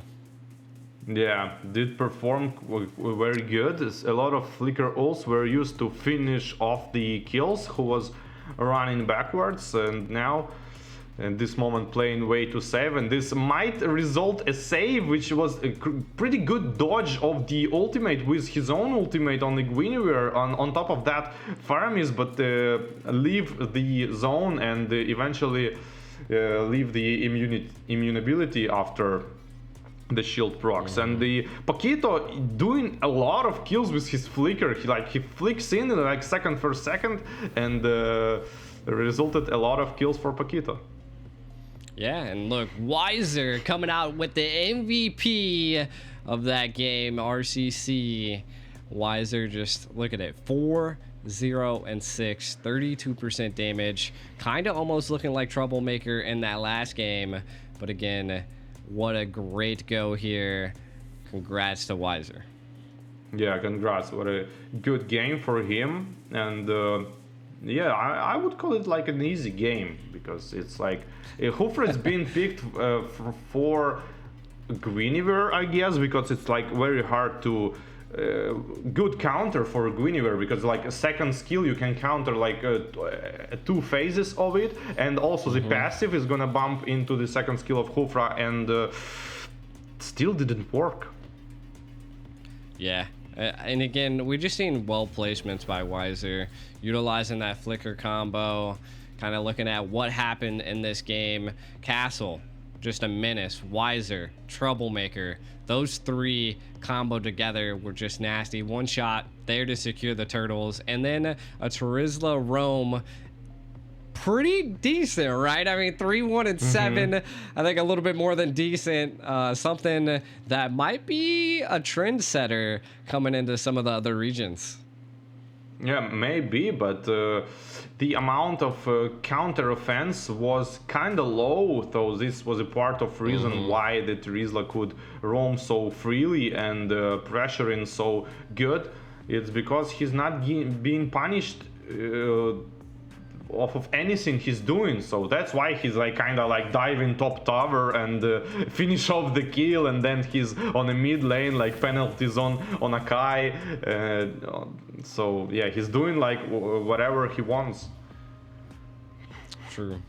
I mean, we did see that RCC had great control and positioning over the map in both games, to be honest. Like it wasn't like a complete domination, but they controlled the tide of the battle. Yeah, that's for sure. But Nightmare gonna get a lot of experience out of these games. When they analyze it, they gonna realize that they should just act more, like more tries instead of like going back. No, going back. They need to counter the action which is going to take part in the future. Like, you know, you need to like 20 seconds in the past, you need to like do something, stay here and damage someone to result a good fight in 30 seconds, like kind of like this way. True. And we can already see kind of on the screen here, two heavy hitters going at it, right? We got Blacklist International going against Fireflux Esports. This is going to be a game, I think, to watch, right? Like, who do you have? What's your predictions here? I know we don't got caster predictions on the screen. I remember, I guess it's M3. Blacklist was playing against Fireflux, and Fireflux actually won them 3-2 and advanced even further on the upper bracket, if I'm not mistaken. If it was Turkish team as far as I can recall, and maybe it's different, but we might see here. But eventually Blacklist won whole tournament though, and but there was some games, so we might see some interesting gameplay. I like the Fireflux gaming like mentality. They playing like super aggressive. They are on the edge of what they can do, maximum what they can do, not like overextending, but doing like a lot to attack. They might lack in macro gameplay, like understanding what to do after you make the kill, kind of like doing the kills just to make kills sometimes, but we'll see. Maybe they fix it.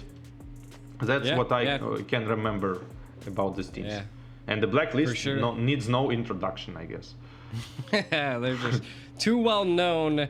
Well, a little bit of history I got as well is that they did compete in M5, both of them, right? But Blacklist International did 3-1 Fireflux Esports. So I think this is kind of like a revenge match coming up, right?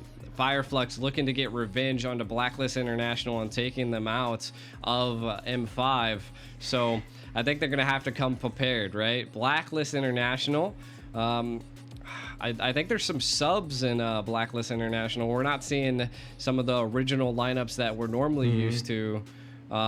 We do see that, if I'm not mistaken, they have a new jungler, if I'm not mistaken. Yeah, right? Jungle and Rome, as far as I remember, Jungle and Rome left the team to take a break, and I didn't saw how they perform with the new players, to be honest, but we're gonna have a chance to see it right there.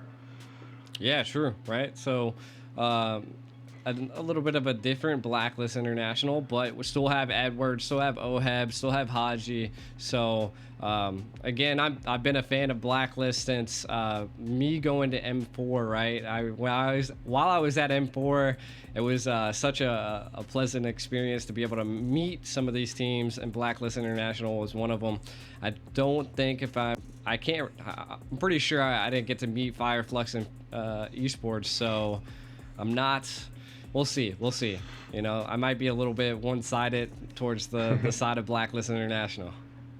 Yeah, if the teams are playing the way I saw them play earlier, Blacklist, they are the favorite, but Fireflux has a chances, as they can sneak out the games. These are my predictions. Yeah, I mean they have experience, right? Coming in first place in the MTC Turkey Championship Season 2. Also, they came in third place in the Phygital Games number 9. So I mean they have experience. They got that high tenacity that they can bring. I think it's more what are we gonna see from Blacklist International? I mean a Filipino team. With I'm pretty sure all Filipinos at this point. Can Fireflux beat that? Yeah, we'll see. But I expect the Fanny from the Fireflux. I hope they're gonna pick it, and it's a wild card hero. You can pick it, and it might carry all the game. Might break all the tempo of the opponents. So. You know, when you play against team that kind of caliber, I mean, most likely they gonna expect you to pressure here, pressure there, and you can't surprise them with kind of like macro things, like one person on the bottom, 4 person on the top, and you trying to get the objective. They see everything of that, so you need to basically break the rotation, break the tempo somehow. So that's why I'm thinking Fanny might be good against this kind of unfavorable matchup. I can see it. I can see it. I was kind of doing a little bit of a history check as well. Just again, still trying to figure out what these teams are bringing to the playing field. Looks like Fireflux Esports actually picked up quite a bit of Incendio supremacy, which I did see at M4. So they, again, though the team name might have not been to M4, the players definitely have the history there to make plays, to change sides here. Blacklist International, though, probably the favorite in this matchup. Yeah, and I rechecked as well, and I was mistaken. There was a Bloodthirsty Kings who won the Blacklist, actually 3-2. It was kind of unexpected, and the other Turkish team was Bidel at that point. So yeah, I was kind of wrong, but there was an unexpected victory on the Blacklist. Yeah, Blacklist, again, they've shined. They either, from what I'm seeing here, either come in first place or second place. So Fireflux definitely has a battle ahead of them. They're going to have to counter as much as they possibly can against Blacklist International. I just want to know if maybe, is this Fireflux's meta or is this Blacklist International's meta? Yeah, I would love to see the Blacklist International again, like Stas Barats. I mean, from the first game of today, we saw it have a lot of potential. This gameplay have a lot of potential, but as RRQ showed that you can split push this kind of setup, like and take advantage of low mobility of your opponent. So yeah. Definitely. There's a lot to come, and I think this is going to be probably, again, we've seen some pretty good matches today with AP Bryn and some of the other teams, but we can already see, we've been talking about it non-stop. This will be round 1, Group C, Blacklist International against Fireflux Esports. Who's going to come out on top? We'll have to stay tuned to find out, that's for sure. But, I mean, my caster prediction, you know, I'll throw a little spicy one out there. I'm going to just go with Blacklist International here. Yeah, I kind of might do it as well, but let's say like 78% to Blacklist and 22 to Fireflux. Let's say. I like that approach. I like that approach. You're like, they have Fireflux got a chance. Well, you know, I'm leaning a little bit more towards Blacklist. Yeah. We'll see. We'll see. I wonder if the sub out is going to be a problem or not. I mean, it seems like they're still. I mean, they still look good. Blacklist International does, but Fireflux has that experience as well. And again, the meta's kind of shifted up a little bit. And being one of the biggest international games this season in 2024, it could be anybody's game. I mean, I think that's what all of us casters are looking for, is we want to see, you know, someone just come out of the blue and show us that they came to play. Yeah, I really hope so. We're gonna see this kind of gameplay, and we can see the players from the Blacklist now. Yeah, we can see that. Looks like Haji now into the roam spot, you into the mid, Sensu into the roam, if I'm not mistaken. And then Edward and Oheb. So, again, crazy, but it could be anybody's game at this point. Yeah, just like any different game, like, you know, theoretically speaking, there are both team can win, right? So that's what we about to see. I hope so. But Oheb is playing insanely good on the gold lane. Still playing a gold lane. It was shining with that insane Beatrix gameplay a lot of the times, and the Fireflux impunity. Not impunity anymore, just esports have pretty much the same setup which they had every single games. It's a solid team, in my opinion. It's a solid team. It's in the, like, let's say upper middle on the teams. in my opinion. Not weak, but not the top side, but still can put a fight. True. And I mean, we do see Alien, Rosa, Apex 47, and Sunshine, which, if I'm not mistaken, are all from Incendio Supremacy. So again, players that have the synergy that could bring something to the playing field that, I mean, could sweep something out from under someone. I do gotta give a shout out. I do like both of the team's jerseys. If you want to send me one, let me know. Yeah, looking great. And yeah, we might see a Fanny. I'm thinking of it. I mean, we already saw the Fanny from the Fireflags, and big chances, big chances. I mean, maybe there's going to be like support picked here, and the squishy heroes, and the Fanny is going to be good. I just want to see the Fanny. You don't want to see the Fanny? I was about to say, I was like, you and Fanny, you know. I mean, I'd like to see a Fanny. I'd like to see a Fanny. Who knows? We'll see. We'll see if a team brings it out. I mean, in this current meta, I feel like Fanny's a tough hero to utilize, just because they're normally always going against like a tank, and you know, when you're trying to utilize a Fanny in the jungle, it's a little bit harder to take an objective or do that neutral objective dance for a turtle or a lord. But you know, we might see it.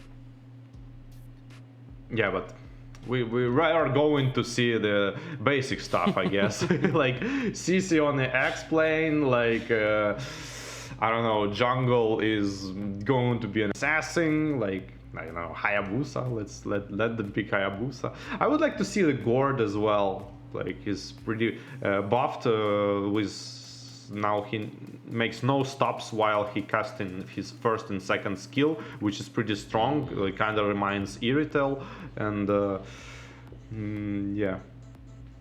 yeah, I mean, definitely something we could see. To be honest, like, teams have been just throwing out whatever nowadays. I mean, we've seen that Turisla roam. Again, like I was saying, if you didn't catch it, if I'm not mistaken, AP and Homeboys ended up throwing out like a Hellcurt, and I was like, you know, and then they went Bratz EXP. I was like, this is a little spicy. What are you bringing to the playing field? So I want to see what Fireflux and Blacklist can bring to this game. I think, again, they could show us something different here. Metas are wild right now. Yeah, Hellcurt is like, I don't know. I would like to see the Hellcurt, but all Hellcarts that I saw, I felt like they played good, but it was still not enough. Hellcurt seems like more of weaker heroes, because he pretty much can attack only with his ultimate, and that's it. If you somehow make the draft around Hellcurt not using the ultimate, so you basically need to like CC someone and Hellcurt like follow up and damage, yeah, maybe he can work.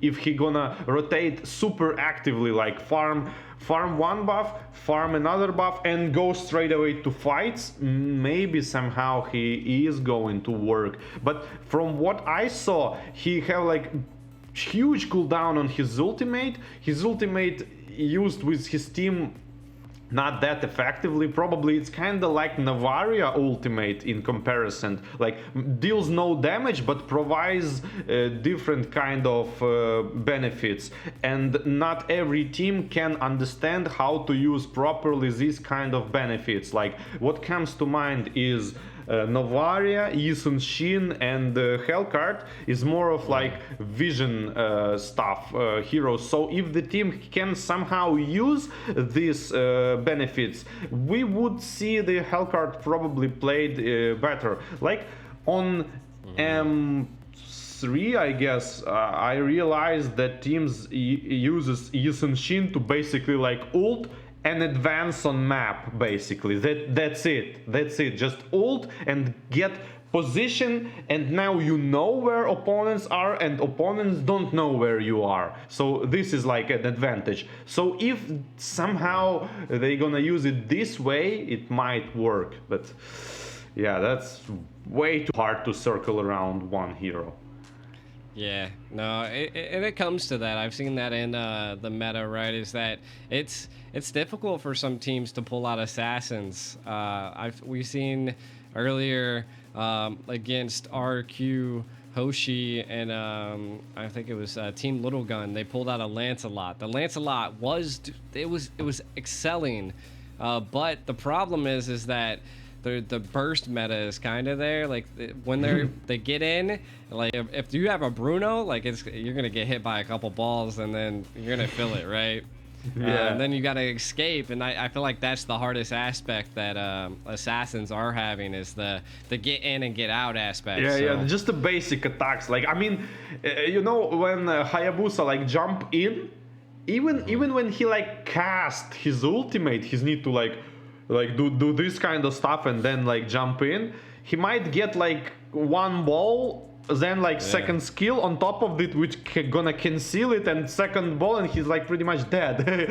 So it's hard to do even anything. I mean, how can you skip the cast time of your ultimate?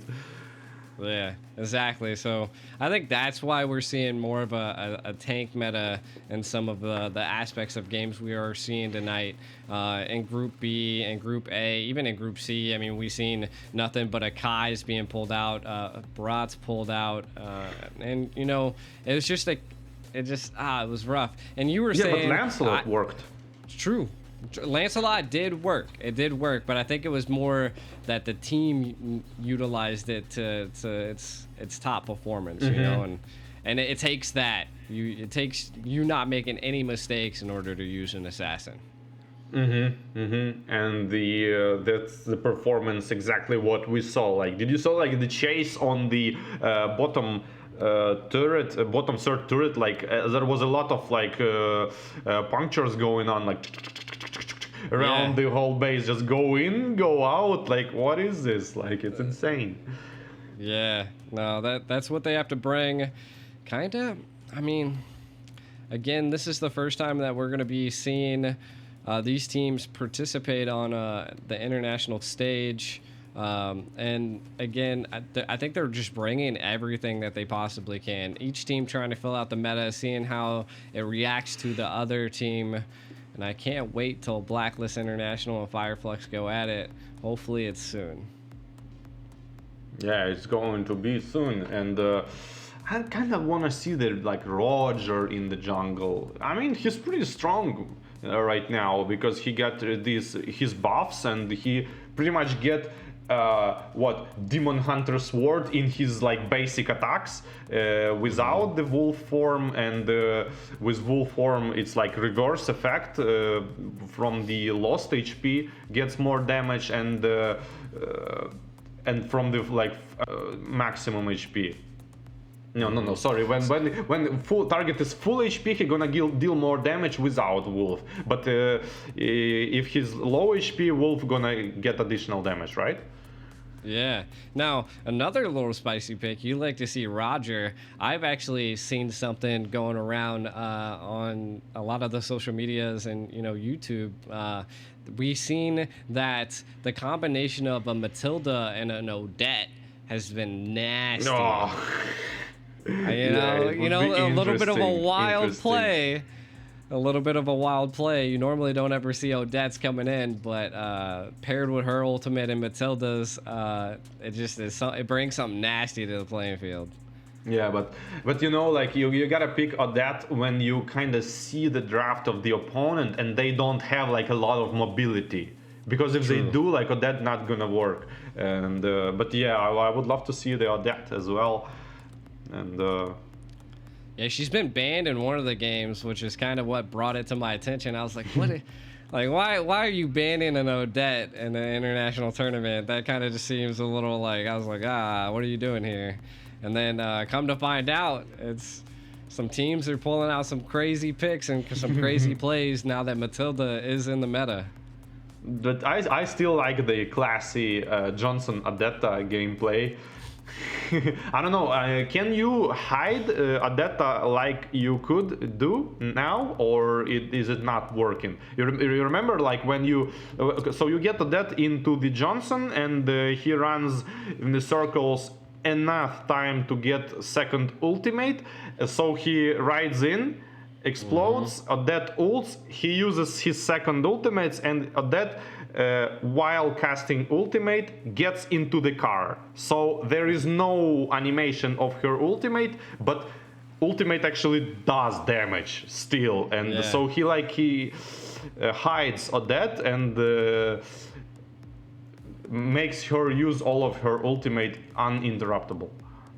Yeah, I think that's a little bit of the older meta. Because right now, if I'm not mistaken, Johnson has the they put a little bit of a nerf on him. They essentially, while he's in his car, his ultimate cooldown doesn't start. Yeah. So that used to be good. I mean, they could be still a viable pick depending on what you want to do. I know that Johnson, you can get in the car while he's passing you now. So it's not like you don't have to be there at the initial launch, but I mean, we're probably not going to see that out of Blacklist and Fireflux. Yeah, for sure out of Blacklist we're not gonna see it. I agree with you. I think the same way. But Odette now have uninterruptible ultimate. I mean, you can only interrupt it with airborne and the suppression effects, and maybe silence. Silence can interrupt it. Like I don't quite remember. But the stuns are not working. Yeah. And I think that's kind of paired with the Matilda is what we've been seeing. Now, not gonna lie, we've been seeing either the picks by Claude being 100% ban or 100% pick, right? So, I mean, in these games coming, if the carry or the Claude's not picked, we might end up seeing that. I know we've seen AP Bryn and Team Little Gun either ban that or pick it up. If I'm not mistaken, I even seen same thing with RRQ. It was just one of those two marksmen are just devastating at this point. So is Bruno. So we'll see. Navaria's also been a pick that's been utilized quite a bit here. I did see that maybe the first pick got swapped to Fireflux at this point. I'm not quite sure if the emblems mean that initial that initial point. But hey, we're in Group C, round 1. The second round already taking place. That was Nightmare Esports versus RCC. RCC coming out on top, 2-0 in Nightmare. But finally, we're going to be getting into the drafting phase of Fireflux Esports against Blacklist International. I did suspect with the emblems, the team logos being flopped, that Fireflux got the first pick. So I want to see what they utilize to their advantage. Are they going to ban certain heroes to force Blacklist International to ban others? We're actually already diving into insane bans. Yeah, I mean, I wouldn't say it's a standard, but in terms of current meta, I guess these are good bans, and every team's prioritizing their own hero to ban, which they are uncomfortable to play against. And Joy, I completely understand the Joy. It's for me personally, it's so uncomfortable to play against this hero because of the immunity and amounts of damage and the HP regen and mobility. So understandable ban, Matilda as well, and the Novaria on top of it, actually, just like you mentioned. And now we're going to see the Vixana versus Nana. Like, imagine predicting this like earlier, like, hey, they going to pick Vixana versus Nana in the like esports games tournaments. You're like, what? They're gonna first pick the Ruby though. Definitely a great utilization. Brings a little bit of utility to the playing field for the side of Fireflux, but Edward opting to go ahead and pick up the R-Lot. To be honest, I'm not sure what your take on it is, but I believe the R-Lot shines a little bit more than the Ruby. Yeah, in my opinion as well, but Ruby punishing the heroes who need to like go for the back lane, like assassins mostly.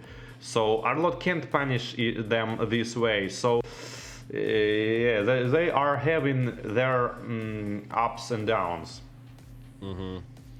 I do like the second pick by Blacklist International. Picking up that Claude, it's just such a strong marksman into the late game. Again, you just have to build that early game security and don't show too, just playing yourself in the early game. You know, you're going to want to go for that mid to late game. For the side of Fireflux, I want to see the response here. Do they pick up a gold lane? I mean, they could go. You were speaking about it earlier. Leslie's a great counter to Claude, but they're not going to go for it. They're going to pick up the carry. I mean, those are the two top marksmen in the ban and pick phase at this point. Yeah, that's to be expected again. Like game number 1 today's as well went for Claude and carry. So I'm not that surprised. Our lot is super annoying, just like you said. If he's good with his ultimates, he's like we saw previous game, RCC versus Nightmare. You remember how Arlott was spamming his second skill after ultimate, and he was like regening his HP, and he was like on 10%, 5%, 10%, 5%, and he's like surviving here. So he has a great sustain during the fight if you let him rotate freely with his second skill.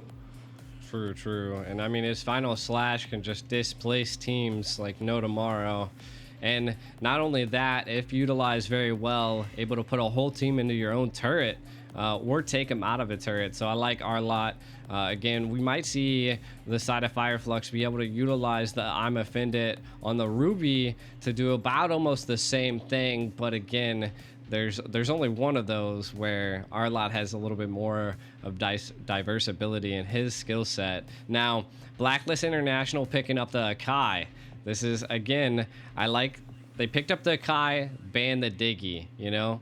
Interesting, we haven't seen a lot of teams banning the Diggy or even picking it up, but they're anticipating that they don't want to have to deal with that. Yeah, Akai is, just like we saw the previous games, Akai can be pretty annoying, at least to say, and but they already had the Barats on the other hand, which is not that good. If you react fast enough, you can counter Akai, but it's pretty hard to do. Yeah, I would say that the thing about Barats is that, like, when you're utilizing the Daytona's welcome, it puts you in a situation where you're very stational. And you don't want that, especially now that we're seeing Edward being on our lot and, you know, the Claude being picked up. That could be a little bit of a problem for Fireflux. So I think they need to get something that could secure the kill onto Claude, and something that kind of fits into my mind would be a Kaja, right? Like, are they gonna opt to go Ruby Roam and maybe pick up another EXP? Again, I think they're gonna really have to think about this Claude. Yeah, I don't know about the Kaja, but maybe like regular stun is going to work. Maybe you just react to Ruby stunning and ulting him and bursting down straight away. I mean, but to be able to do that, you need to expect the Claude. You need to like expect his position and where he is, and predict where he is going to kind of jump on you. True. I mean, we'll definitely have to see that here. Now, kind of going into it, they did ban the CC, which I kind of like the CC. That's a good target. We still don't know if ultimately the Ruby is going to be in Roam or EXP. It's still such a good flex pick, and I like, it's good picking those flex picks early because it keeps the teams thinking. Yeah, but just like previous game, it not necessarily means that you won the draft if enemy kind of took your bait in terms of draft of this kind of stuff. I mean, it might be Akai X playing, for example, yeah, and the Arlott is Roam, so stuff like that. But it's not securing the game still. But it's like small victories. Like, I guess you gotta start from somewhere. True. Now, Fireflux definitely Ooh, now they're gonna have to respond to this Nana. I was actually gonna say that Nana is probably one of the best counters to Akai because she's able to actually use Melina to stop the heavy spin that he does bring. So huge that Blacklist picks this up. They didn't ban it out. That allowed them to pick Akai's counter and is a really good mage in the mid lane right now. And you used to freeze from Aurora could interrupt Akai ultimate as well, but now Aurora is reworked and I don't even know is it available. Yeah, I think maybe a Vexana could be a good go here for the side of Fireflux. I kind of liked your take on that earlier. No, Vexana. We'll see. We'll see. They're definitely pending on the take. I don't know. I still think. Oh, the jungle. What? Lunox jungle. Yes. I don't even know. Yeah. Explain Barats and roam Ruby and the jungle Lunox. I guess that's what we're seeing here, and that's good. Just like you saw, they in the draft they couldn't predict. So yeah, I like the Aurora pick. Finally, we're gonna see an Aurora. Pretty strong hero. Rework is insanely strong. Yeah, you were just bringing her up. I mean, her CCs are phenomenal, and I think that's why they're picking the Lunox as well. Paired with the CCs, I think the Lunox burst damage will bring out quite a bit in the side of Fireflux, and I think that's kind of something they needed. Ooh, a Tigreal being picked up by Blacklist International, though. Again, a very technical tank. Gonna have to utilize those implosions on big team fights, and I think that's what Fireflux was kind of building for, is to counter the Claude in team fights. But we'll see. I think it all comes down to synergy, strategy, and skill. Yeah, just like you said, it's so hard to catch the Claude. Good Claude player never going to be catched. It's so hard to put him down. Even if Divine Judgment is it is a factor, but now he just gonna not initiate with Claude. His team initiate, and he gonna wait for the good opportunity to join the fight. It's not like Kaja secures a counter for Claude. That is true, but we're going to be jumping into game 1 here. Blacklist International going against Fireflux. Who can be the winner of the first round of Group C of these two teams? We can already see, I kind of wanted to see, you are right here. We have that Lunox into the roam position, the Barats into the EXP, and it does look like we see a little bit of an evade. Tig might be in a little bit of trouble here.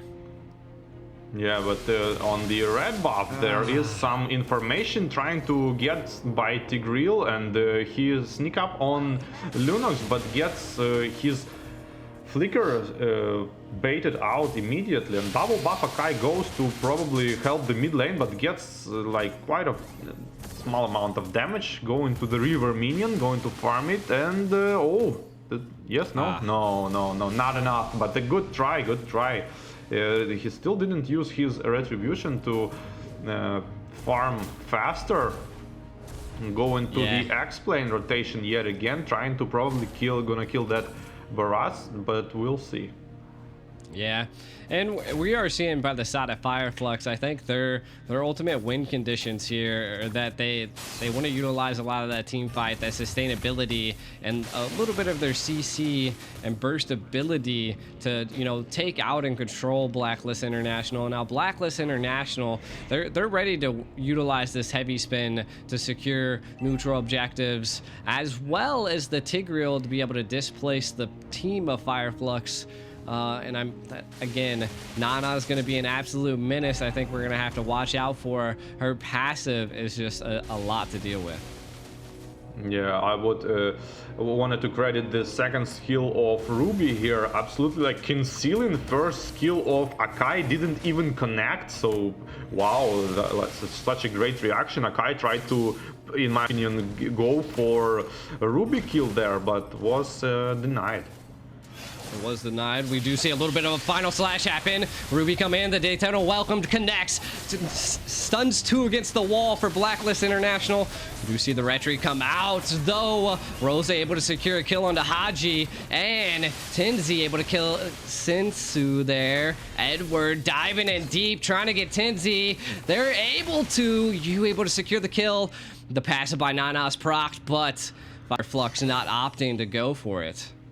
Yeah, but a good impact from Lunox there, full light ultimate, and the Edward gets picked off. On top of that, being greedy with trying to go for the lane and farm some more minions instead of going to the base, lose some minions but not feeding. Eventually, he is going to lose a lot of minions.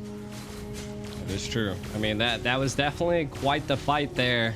Again, I think Fireflux definitely coming out on top. 3 kills and the gold lead there. Kind of taking a look at some of the items. Not too much to talk about here. I mean, we're seeing a little bit of physical defense being picked up by both Arlott and Barat at this point. So they're trying to sustain each other in their lane.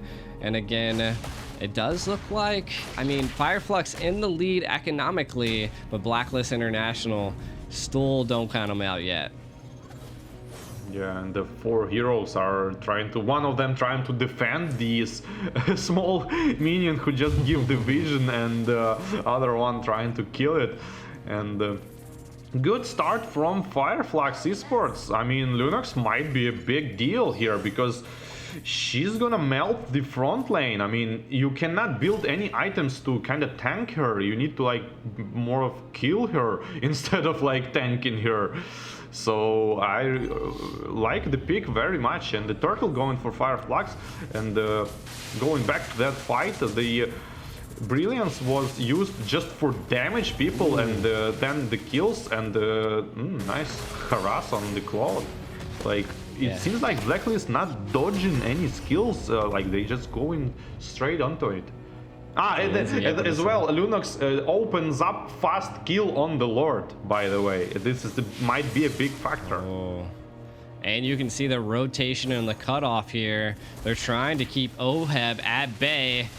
Are they going to be able to push him back? They are stealing a little bit of this gold plating off this tower. Now, I think what Blacklist International is doing is great. They're, again, trying to keep Fireflux at bay, trying to stifle that snowball effect that Fireflux is trying to initiate. And ultimately, I think it's good. Again, they have that Claude for that late game, but so does Fireflux on their side to have the carry for the late game. I think what really threw Blacklist International for a loop here is that that Lunox in the roam, or not the roam, the jungle. Yeah, and they kind of not expecting it, and but they saw it earlier. I mean, Todak played with Lunox jungle, so I guess Blacklist saw the Lunox jungle, and the initiation on the Akai here gonna force to use his heavy spin defensively just to purify himself and run away out of this, and going back to the jungle straight away. But the double ultimates are traded. Yeah, Oheb being a little sneaky as well, putting on a lot of pressure under that top tower. They've already swapped the lanes. 6 minutes in. Does look like the Tigreal's a little low here. Blacklist International going to be missing their tank at this point. Looks like maybe choking off Oheb in this top lane. Seems like this is the play by Fireflux, is to keep Oheb at bay. And don't let him farm. It's a very good strategy because you don't want to have Claude snowballed and run around and clear the minions, clear the heroes, and just using maximum potential of his ultimate. And that's pretty good. Like, I mean, Fireflux is pressuring, but the gold advantage is not that high, only 1.5k, and the heavy spin is going out, trying to spin out the Barats here. Barats didn't proc his own ultimate yet, but used the flicker and the glacier. Super good and I'm offended. for people.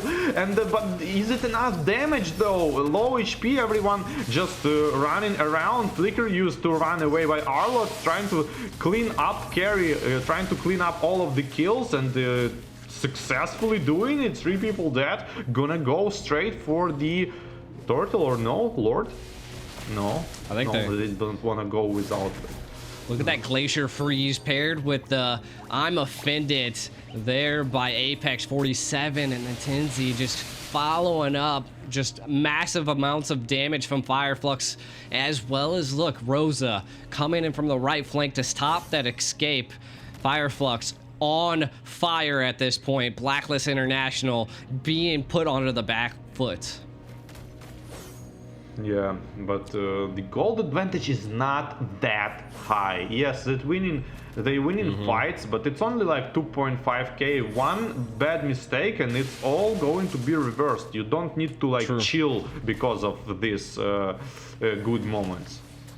It is true. Again, both teams have that late game security. The Claude can pop off at any point. Oheb, no deaths yet, and if you can keep that up, I do think that is the winning factor that Blacklist International has. Now, Fireflux, they just got to keep this pressure up, you know, utilizing that I'm Offended, baiting out those heavy spins, and stopping it. Edward getting caught by the Tonos, welcome straight into all of Fireflux there. The heavy spin to kind of zone them out to hopefully save Edward's life. The final slash comes out. Rosa, though, able to take out Edward. We do see a little bit of an implosion here as Apex are able to secure the kill onto you. Now gonna allow them to zone out Blacklist International and take that mid turret.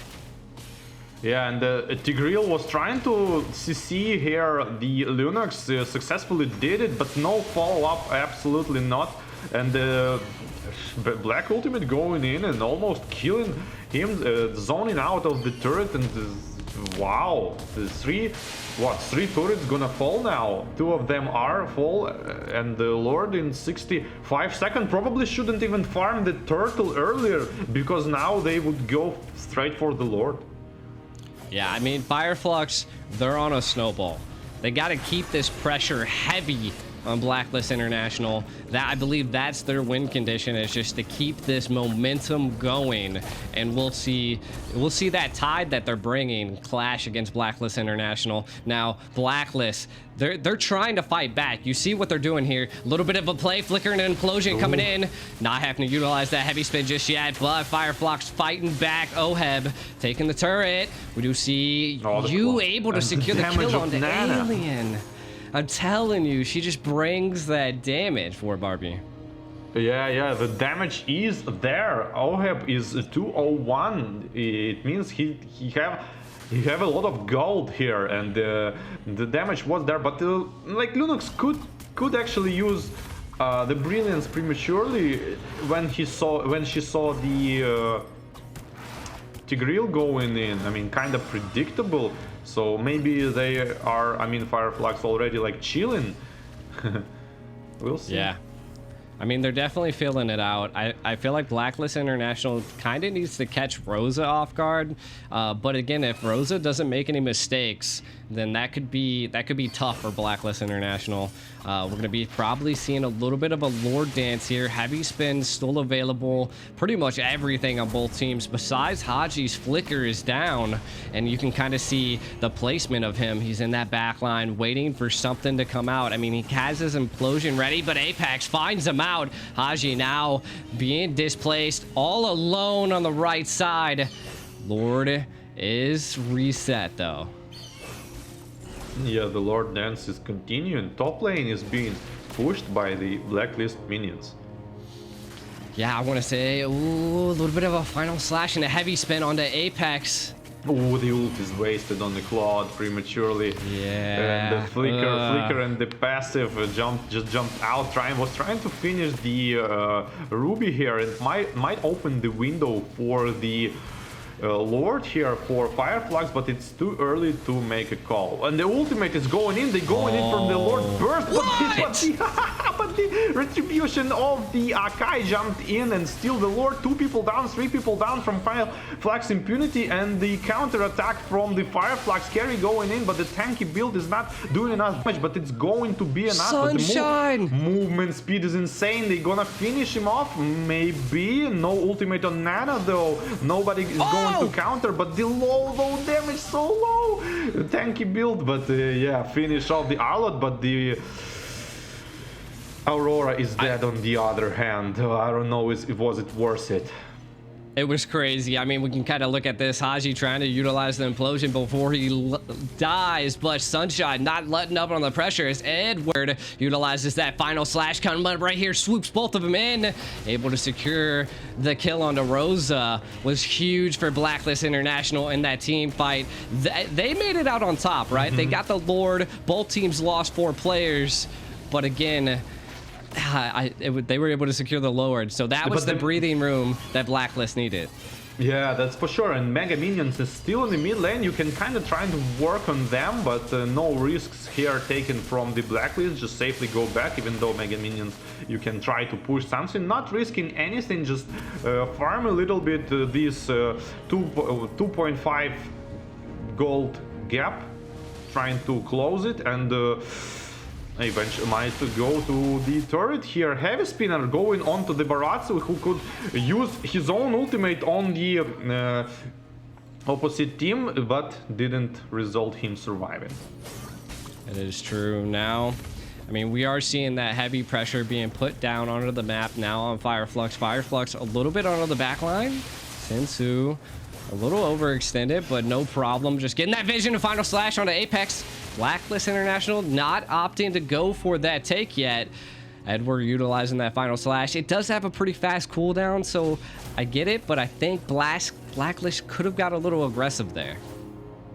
Yeah, I think so, but they don't want to make any mistakes, I guess, and just casually waiting for the Lord and securing their map control, I think, and trying to catch some kills, I think, with the Aurora or Ruby. Yeah, coming into this mid game, my suspect is that Blacklist is now kind of countering a lot of that magic damage, but Sunshine left all alone. Retry does come out onto him, but Apex able to slow him down. Sunshine all alone. Blacklist International wants to take him down. You able to secure that unstoppable and take out Sunshine on Fireflux. Ooh, yeah, that's huge. That's huge. And I have the question. I had this question earlier, but didn't ask him. Is it me or like tanky build on carry? It seems like bad. Like, yeah, I mean, it was definitely running into a little bit of a problem. I think it's coming down to the Sunshine's being majorly aggressive. See some of these takes, trying to make those risky plays against Blacklist.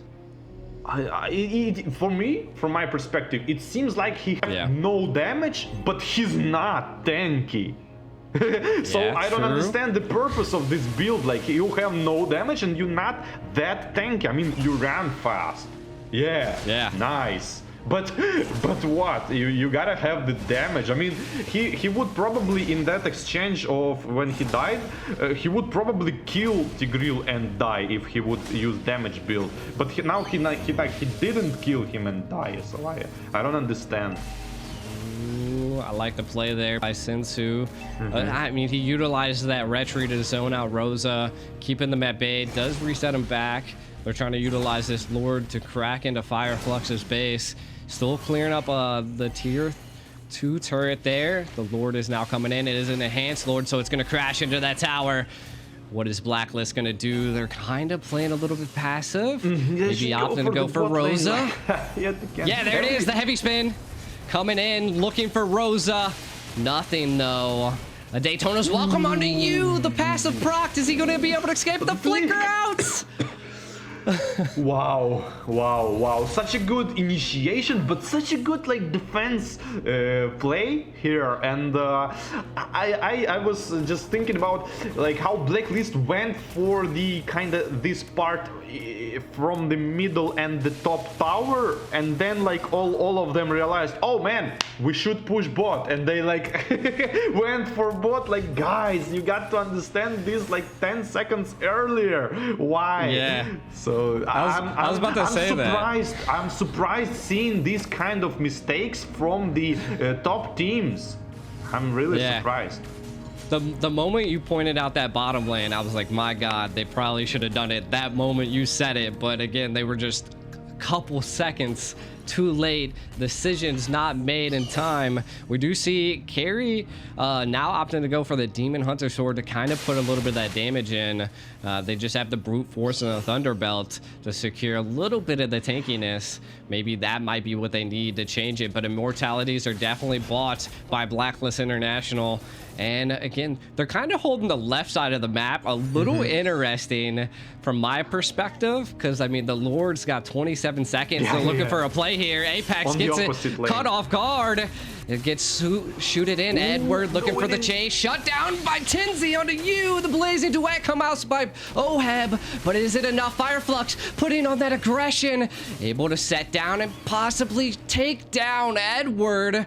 We do see Rosa on the hunt, trying to take out Sensu and Oheb, putting them at bay. Haji, a little bit displaced on the right side of the map. Blacklist International scattered, while Fireflux now has the proper time to be able to take this Lord. Look at this fight here. Yeah, look at this Lunox, like insanely good assassination on the Nana here, which no passive because of the last time, and double immortality procced. One of them killed second time, and that's gonna secure the Lord for Fireflux, I think. And is it? It is. I'm pretty sure. Yeah. Maybe? Yeah. I'm not quite. I can't really tell. Yeah. We were at the highlights. It is. Okay, there we go. Maybe. There was somehow Blacklist just gets the Lord. Yeah, there was Tigreal with the flicker, and I don't know. Yeah. So Fireflux now definitely has the Lord barreling down onto the right side. You can kind of see they're playing passive. I liked all lanes are synced. Blacklist International gonna have to mount up a great defense here. Alien looking for a little bit of a cheeky play. Lord crashing down, all towers being pressured. Fireflux, what are you gonna do here? I am offended on the Sensu. None yet. Final slash and an implosion on 4, 5, and Fireflux with a blazing duet into the back line of Fireflux. Fireflux now on the retreat as Blacklist International applying heavy pressure. 3 have fallen, 4 have fallen. Ooh. It's all up to Sunshine at this point. What a play by Blacklist International, giving it up to Haji. That implosion was nasty. Securing 4 deaths on a Fireflux. Sunshine left all alone. The Melina Blitz to be able to secure the kill. Man. You, Blacklist International, going to push in this final tower, and it looks like they're going to win the game here, War Barbie. Oh man, that's insanely huge. Like, but wow. just the second I just thought, like, what are you waiting, guys? Like, I mean, pressure the enemy, attack somehow, like at least some damage, and then they didn't, and they immediately get a huge counterattack. Match 2 of Group C, Blacklist International versus Fireflux. Blacklist coming out with a crazy play there in the end. The Lord barely down on their side. All lanes being pressured. Just when they're pushed back against the wall, the flick of the switch. Haji coming out of nowhere with that implosion to seal the deal. Oheb with the blazing duet coming in. It was just nasty. Fireflux not anticipating that split-second aggression by Blacklist International, and my God. Yeah. This is exactly what we needed here, and they delivered. Like, who would have thought that Tigreal would work so good? I mean, Fireflux was stunned. They couldn't like predict anything. He just ran in and like flick ult, and that's it. Like no brilliance, no nothing. Nobody trying to stop him. He's working. And on the mid lane he killed Lunox. On the a lot of time he just keep ulting this Lunox, who actually carried the game. So yeah. Lunox was so good at this game, and the carry build, like, I don't get it. It's just a throw game build. I don't get it. Like, you're not gonna tank the implosion plus heavy spin, even if you build all of the like defense items. But on top of that, you're not gonna have any damage. And still like and still no Athena shield, so Nana could still burst down. So I think there was like hard mistakes made here in the carry. Yeah, I mean, we can kind of see some of the early game initiation here by Fireflux when the tide was looking definitely in their favor, putting Blacklist International against the wall. And look, just you coming out of nowhere, able to secure a couple kills here. But again, still Fireflux coming out on top and into this early game. Rosa, an absolute monster in the mid lane, sealing the deal. But Haji coming in with these implosions. Again, 6 minutes in, the Blazing Duet. Not enough, doesn't have the damage just yet, as Fireflux taking advantage of that and being able to take out a couple of Blacklist International. And it was rough. Sunshine kind of coming online at this point, but again, Fireflux still having that heavy pressure against Blacklist International. Some final slashes coming out here. Rosa, Stool, just nasty. Haji coming in with Implosion, no follow-up by Blacklist International. And again, I think this is kind of where the turning point started to come. We can kind of see that the glacier's coming down, but it's not enough, as we see you coming online, utilizing that Molina's blitz. And again, another great play by Blacklist International. I think this is where Blacklist ended up stealing the first Lord and turning the tides. Just look at Blacklist. It was key. And the moment. Exactly. Rosa and Sunshine didn't want to give up, though, even though it was 3 down on both sides. Blacklist International stole Edward, being able to get that little bit of a play, that final slash that pushed Fireflux into the tower. 4 down. And then even coming into the 14-minute mark is when I think things have definitely changed. Blacklist had the Lord, but definitely didn't get too much out of that play. This was just crazy, War Barbie. Yeah, but such a good fight here, not being able to capitalize on this huge immortality procs, double kill, went for the Lord, but now we're gonna get this was the turning moment right here. Huge implosion, just from the base, like, come on, not even from the bush, from the behind, just straight away from the base to the face. Yeah, that's kind of leaves some questions, but yeah, it is what it is. And congrats to Blacklist winning game number 1. Yeah, definitely. Oheb coming out on top again. I think Haji's just on this Tigreal was what Oheb needed, but Oheb securing that MVP on initiating those follow-ups. 6-1 and 7, 31% team damage dealt for his team. It was just the Claude is a menace. To be honest, I recommend definitely don't allow the Claude on the playing field or to take it for yourself. Yeah, I don't know, take it for yourself. It's so hard to play good with Cloud. It's like, actually, if you just pick this hero, he's like from my personal experience, he's not doing anything. So I'm like questioning myself, wow, how are they actually able to like carry the games with this guy? Yeah, late game, I get it, you have a lot of damage, but you need to be able to find these small windows where you're gonna deal the damage, where you're gonna jump, and it's like, wow, too much for me. Maybe just hero not for me. But yeah. I mean, kind of looking at some of these stats here too, like you just an absolute menace on this this Nana here. Again, 37% team damage, so the most team damage there, had 7 kills, and it kind of just seems like Fireflux just couldn't anticipate that Molina's blitz in time, and I think it just paired with Haji's implosion, it just came out on top. Yeah, wombo combo. Wombo combo. I just like that, and it was there, like 5 people ultimate basically. One of them was like purified, I guess, and but didn't be able to reverse this kind of initiation. It was too much for the Fireflux. Yeah, Fireflux though, they were so good into the early and the mid game. It was just like they were doing so well. They just that one play, and you said it. All it takes is one one play into the late game, into the early late game, that can just completely turn tides.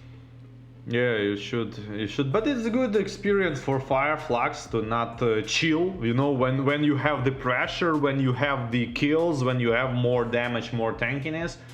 I mean, come on, the crystal is there. That's what I'm coaching when I'm coaching. Like, I'm like telling you, it doesn't matter. Like 20-0, it doesn't matter. The crystal is there. Your goal is to like destroy the crystal. So you gotta think how you use effectively your like advantage, and how you use it. You take the turrets, you take the map control, you go to basically destroy the crystal.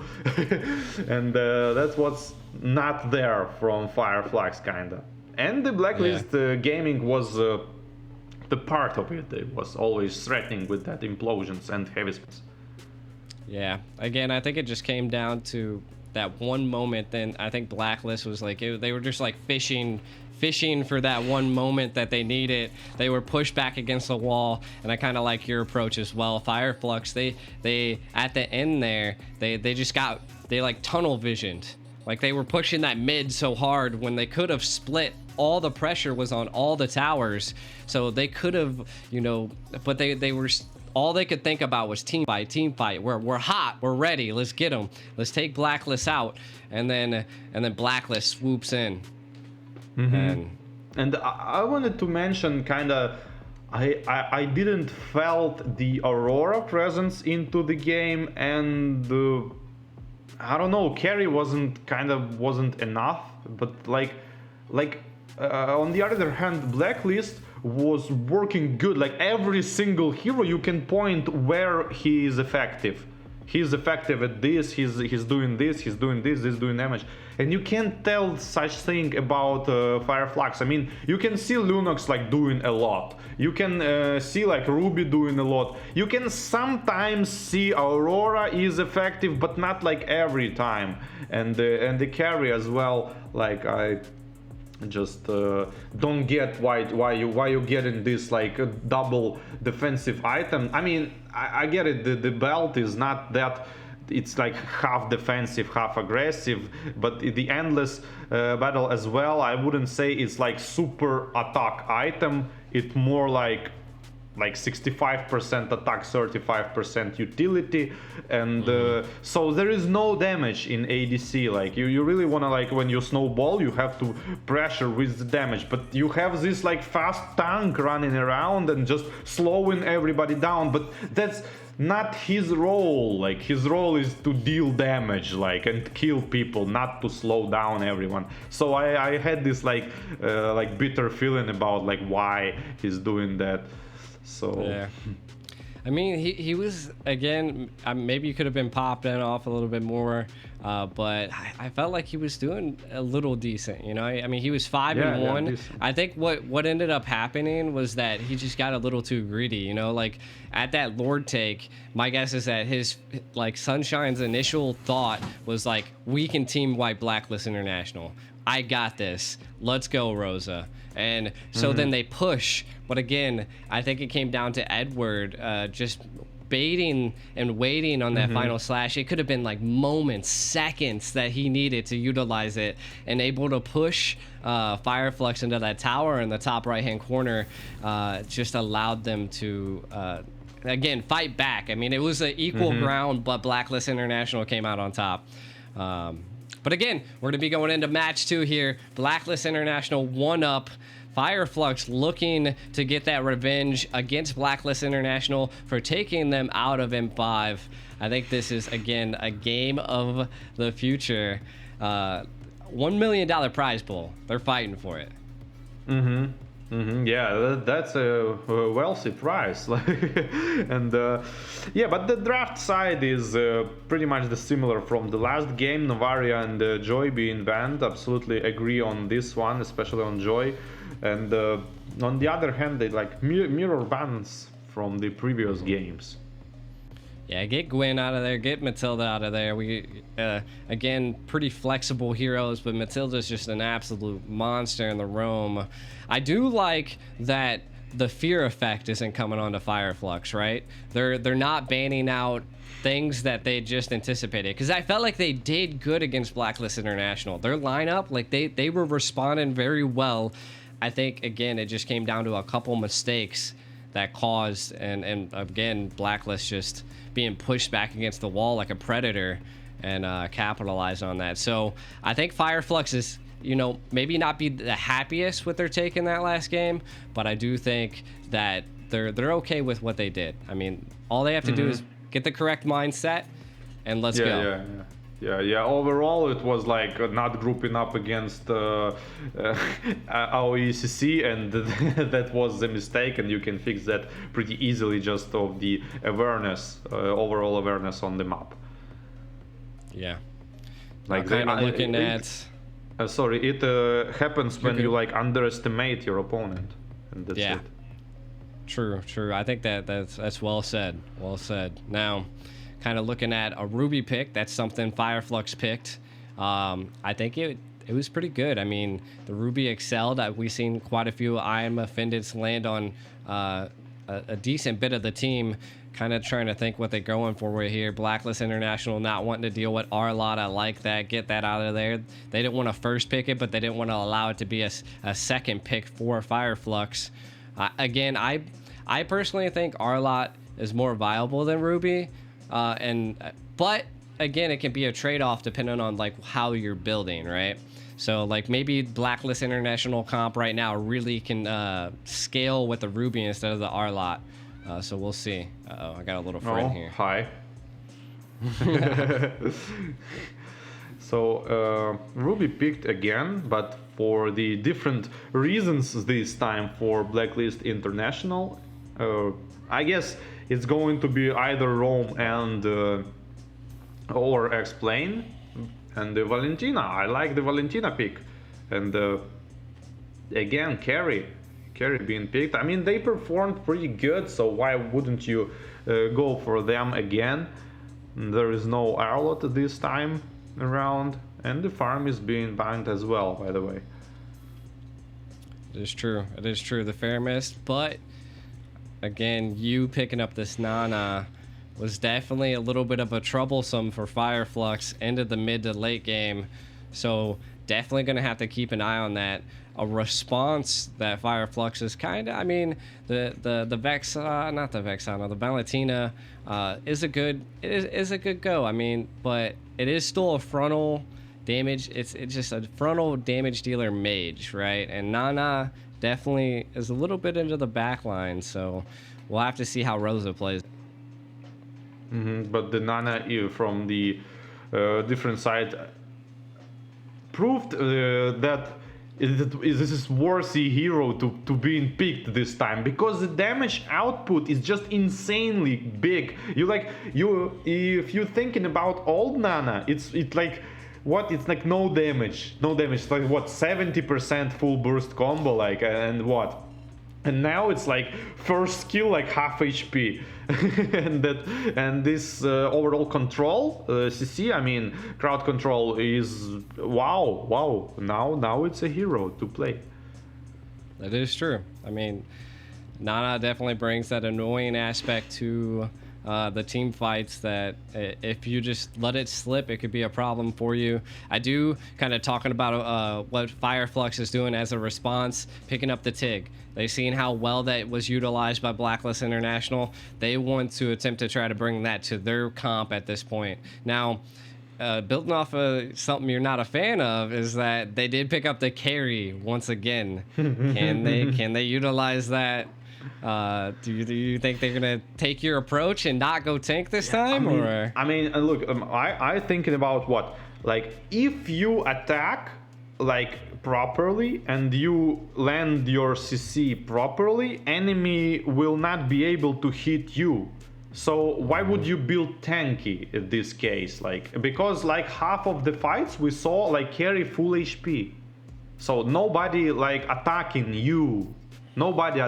So why would you build tankiness? That's my question. And this is like kinda you don't want to tank anything playing ADC, right? You don't want to tank like something. Maybe okay, maybe you can go for claws, harsh claws, and maybe some exchanges you're gonna win. But this is not the case. Like you just your team is attacking and you just add to this attack. But yeah, like that's just me. So as you said, she went 5-0, she went good, and eventually it was not the build mistake losing the game.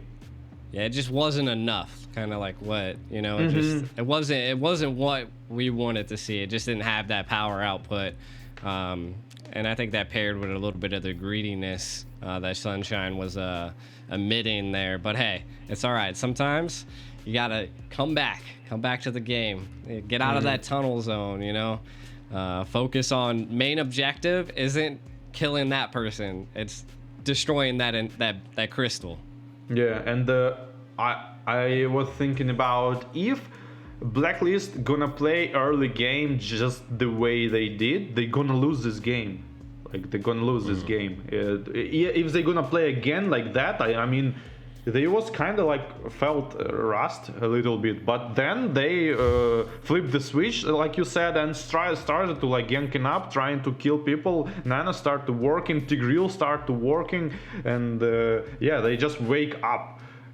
Yeah, the flick of the switch is what some teams just need sometimes, and that's what I like. I like to see the teams that don't back down from a tough interaction is what we need to see from a tournament like this, especially with $1 million on the line. Blacklist International, though, picking up a Rafaela and also the Bruno. Now, I kind of want to talk about this Fire Flux pick. So they picked up Xborg. That's something I see in North America a lot. The true damage that Xborg can exert is something to be feared. And I think Blacklist International might have to watch out for it. If it's in the jungle, I could be tentative as there's not 2 EXP picks yet. Yeah, about Xborg, I think it's like, you know this thing when somebody take like fighter hero and he either damage a lot, have a decent damage, and he's like can't be killed, like but sometimes they pick these fighters and they are like no damage and no tankiness, so it's in between of those two. So yeah. We can see both of the Xborgs, but the Leomord is being picked, so the Xborg is for the X-Plane, I guess, and this is quite interesting. I like the Leomord pick, but again, is he going to like damage build and he's going to one-shot, or he's going to have tanky build? Like, let's see. That's interesting games. Right. I mean, what we're going to see here, if we're just comparing last game to this game to what could come, is that Fire Flux definitely likes that aggressive approach, but we're going to be getting into the second round of Blacklist International versus Fire Flux. Can Fire Flux bring that same aggression that we've seen into the first game? Can Blacklist fight back that aggression and keep this win going? Match point, Blacklist International. Yeah, and start just like the previous game, like solo on the mid lane and trying to harass the gold lane straight away. Rafaela already rotating on the gold lane to help her Bruno, gold laner, and the it's Ruby for the X-Plane, actually. Again, I didn't mention that, and the X-Plane is being zoned out completely, trying to get this Ballista for the X, and successfully doing it, but the lane control is on the Fire Flux side. Yeah, true. I mean, again, it's just the little bit of the engage in the middle, a little bit of a play here by Apex. Haji a little low. Gonna definitely have to rotate back now, but Oheb utilizing the soccer balls to put a lot of pressure on the Fire Flux here. Again, we're seeing about the similar game. I will say that Fire Flux, based on their overall picks, that they're looking for an aggressive game, utilizing that Xborg to use that last insanity to dive while also allowing the Leomord's Phantom Steed to spiral into Blacklist International and just mess them up. I think right now Fireflux is going to have to keep an eye on Haji. Maybe the focus might be on stopping him and killing him first before they do anything. Yeah, I would love to see the Leomord spiraling out of control, absolutely, but there's like seems like there's way too much CC here. Trying to go for the Ruby and the counterattacks of the counterattacks. Like I guess it was not going for the Ruby, he was trying to save it, but his Expert ultimate on top of that, Firaga being popped and the roll is not working. He's being dragged back, and this double kill for the Blacklist International on top of the turtle. I'm offended on a Haji, but only Tig there to follow up. Kind of, you know, talking about what just happened there, right? Fireflux, I think what I'm seeing here is that I don't know if they anticipated how much control a Ruby brings to the playing field. As soon as TNZ was there, oh my god, the Molina's blitz just blitzed Apex down. Implosion. TNZ looking for a play here. Nice. Forced to use that flicker. But back to what I was saying, I believe that the Leomord is going to have quite the trouble unless he's like that Ruby was nasty. He didn't have a chance paired with the Molina. Phantom Steed's coming out onto Haji, not able to escape as Tinzy able to secure that kill there. Yeah, at this point he just needs gold, so he ulted just for gold, and yeah, not being able to do something extra with his ultimate, but the gold is fine for this point because he really need that farm. With this kind of hero, you really want to like first two ultimates kind of successfully kill 1-2 people and objective, and you're good, and you're gonna get in the position when you are like almost one shot in everything. But now what? He's going to follow the implosion probably, and trying to shave off this gold, and the second skill plus flicker on top of that, trying to go on the Nana here, proccing some passive. Second skill of Brass good, dragging two people back, and the yes, this is finish of this nasty finish, but the counter attack of the Barats on top of that, this is like back and forth, and the ultimate on Leomord again had a cooldown, being able to use it, and I don't know, can you call this a win for Fireflux, or is it even? I mean, we see that Blacklist International able to take all of that gold plating and a tower down on the EXP. I do think that the aggression by Alien was a little bit too much. You know, utilizing that last insanity and that flicker to dive in, it secured the kill onto you, but again, not really causing a shutdown, not really getting too much out of it, losing your lane. You know, Fireflux, the aggression. Again, I said that they wanted to be aggressive, but look at this. I'm offended onto onto Apex from Edward there. And we see a little bit of a play here today. Fireflux now down one person for this turtle take. I don't think they're gonna have what it needs to take this turtle.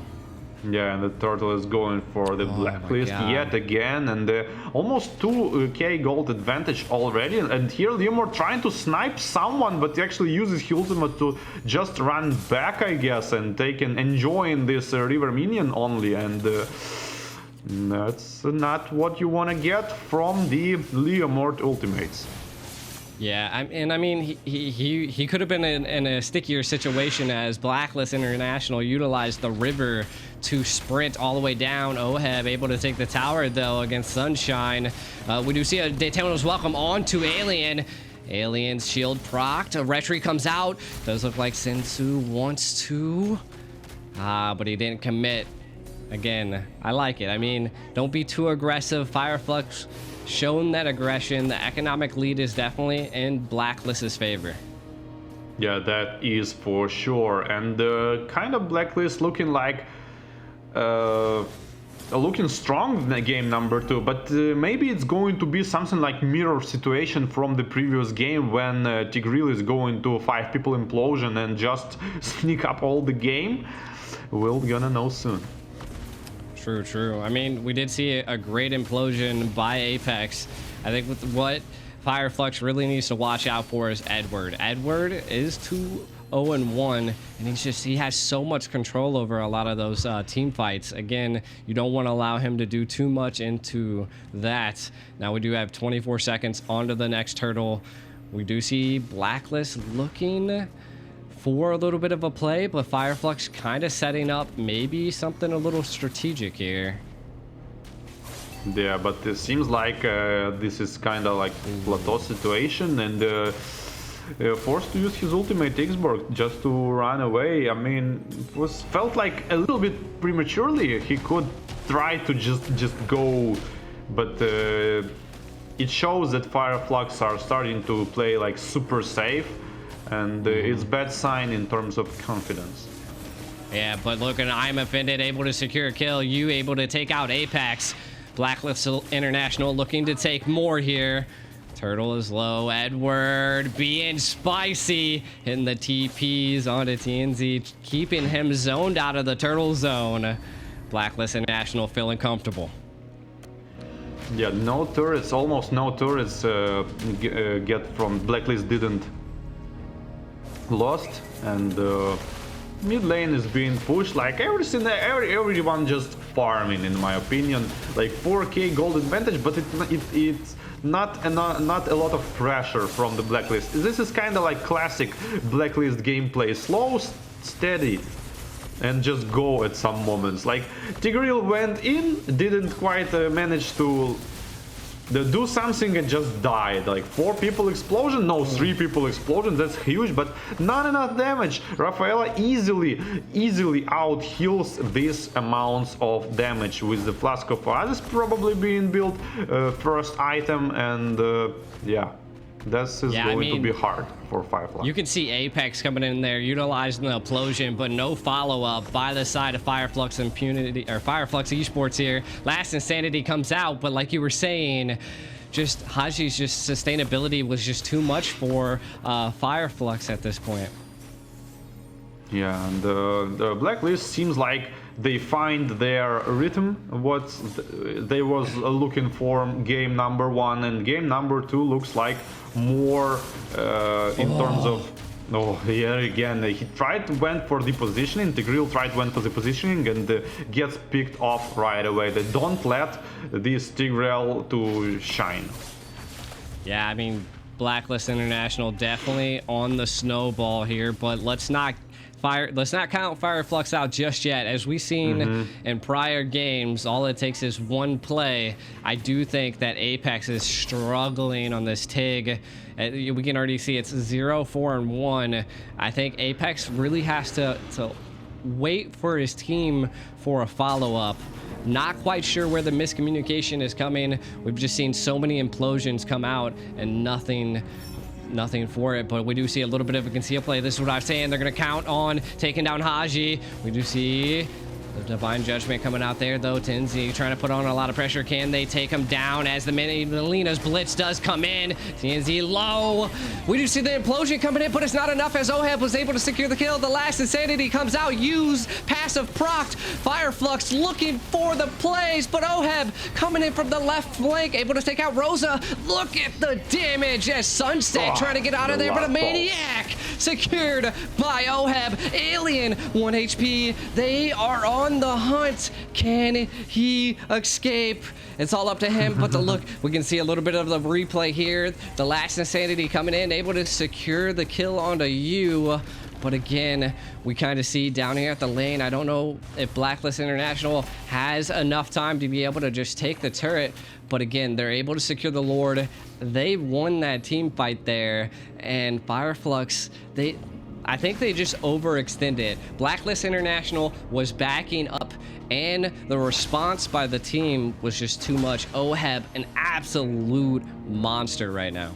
And now they're gonna try to finish the game, but the implosion finally work on the Ruby. It might be the sign of the defense, but the Barats is not thinking that way, pushing tier 3 turret with his team, 4 people left, but it doesn't mean the attack is stopped. The 1-to-1 on the kills score and the extra big wave of minions going into the mid lane, or have trying to work on the crystal, and the Barats is good initiation, the counter attack by the Leomord, trying to zone out all of the team and do it successfully, but the crits, but the damage is insane. 10k gold advantage, 10k gold advantage is there. Is not They're just going for kills at this point. They don't even care. Oheb, unstoppable. Blacklist International looking to end it here, but they're just holding out to stack the kills up onto Fireflux. Blacklist International taking the 2-0 against Fireflux into Group C. My God.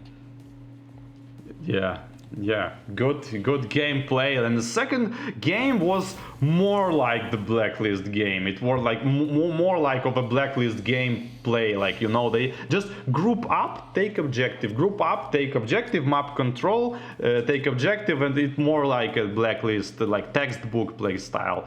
Maybe they first game they went for some experiments with like initiation and control, but this is like more of Blacklist gameplay with support kind of heroes shines more. Yeah, I mean, in that game, it felt like Blacklist International found their comfort zone. They felt out Fireflux. They seen that they were pushed back against the wall into game 1, and then going into game 2, they said, "Forget this. We're gonna push you back against the wall."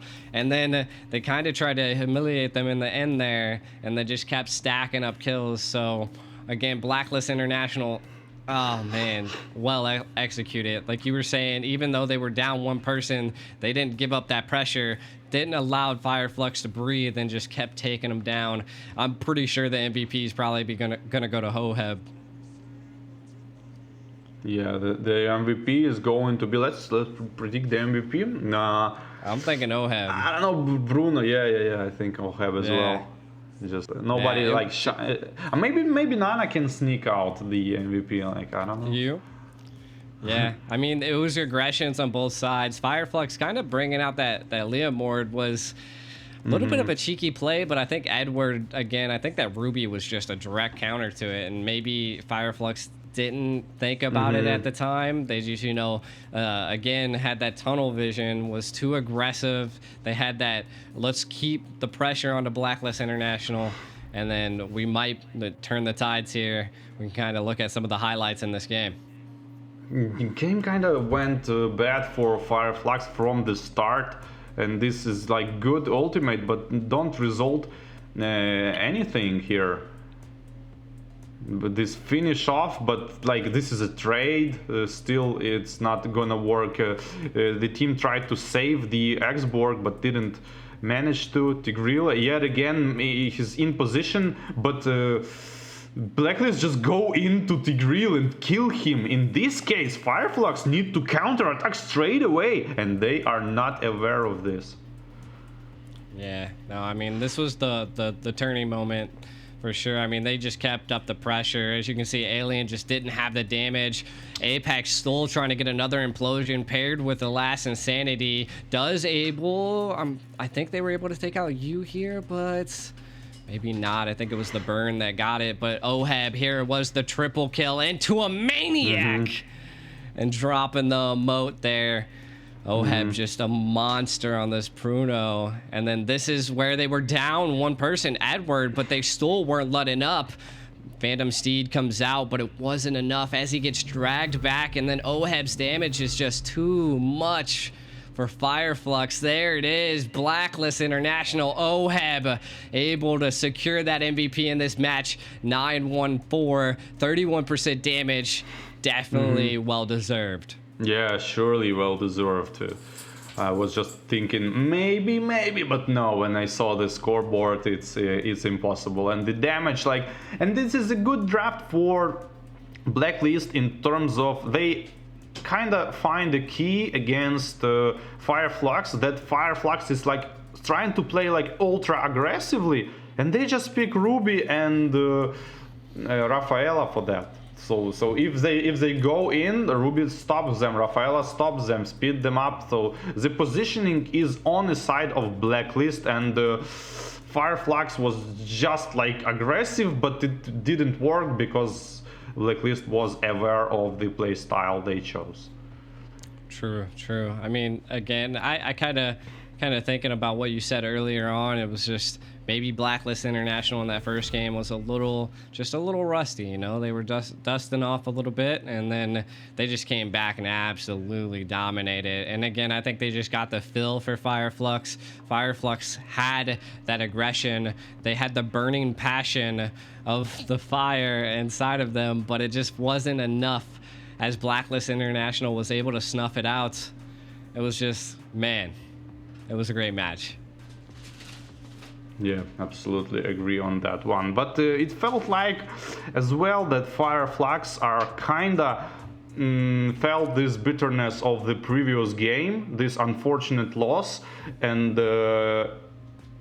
on the other hand, Blacklist kinda like had felt the power because of it. So like one team start to play a little bit worse, and second team start to play better because of that.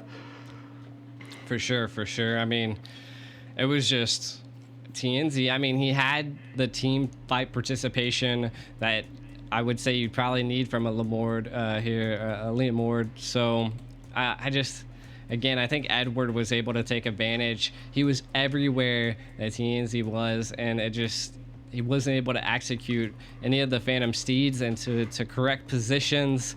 I was hyping up the X-Borg that Alien picked as it's a North American special, but again it didn't excel. It didn't make it into the late game. Yeah, and she didn't build the Queen's Wand. It is felt this is a freeze. Didn't build it. Didn't even try to. He went for the sword. That means he went for the Blade of Despair probably next item. So yeah, I mean, I'm pretty sure he felt that he just didn't have the damage. I mean, and I think it comes down to it that like he took that moment to come all the way from the up lane to then attack Blacklist International into that early stage, forcing himself to use that flicker and that last insanity and that bottom tower to, I'm guessing he was hoping to take out two of them, but was only able to take out one.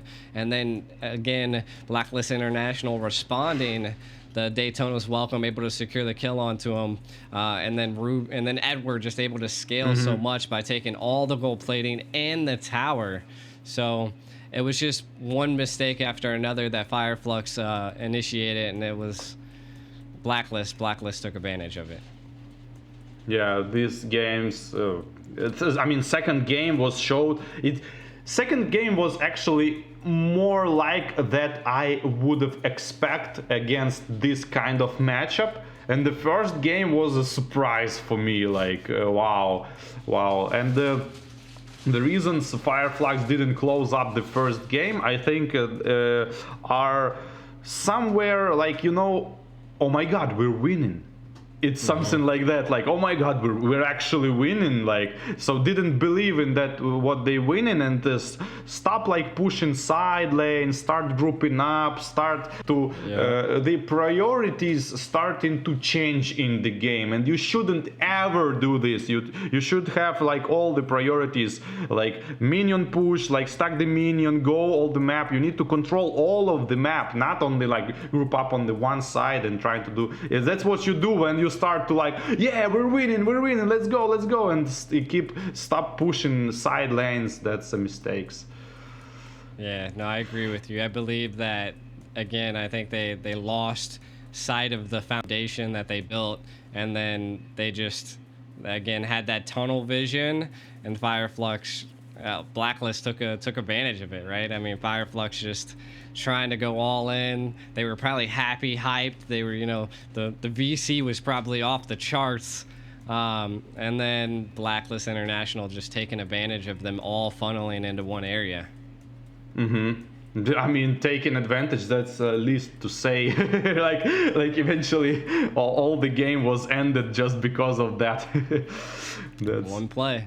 One play. It only takes one play when it comes to these teams that are so big into the international stage. And again, I think that's something that if teams are watching, they just got to think about it, right? Don't lose sight of the fundamentals that you've built throughout the whole game, especially if you're on such a fury path, a fire path. You just want to keep it going. But again, you gotta understand when to dial it back and then to engage again. So, I mean, it's the games of the future.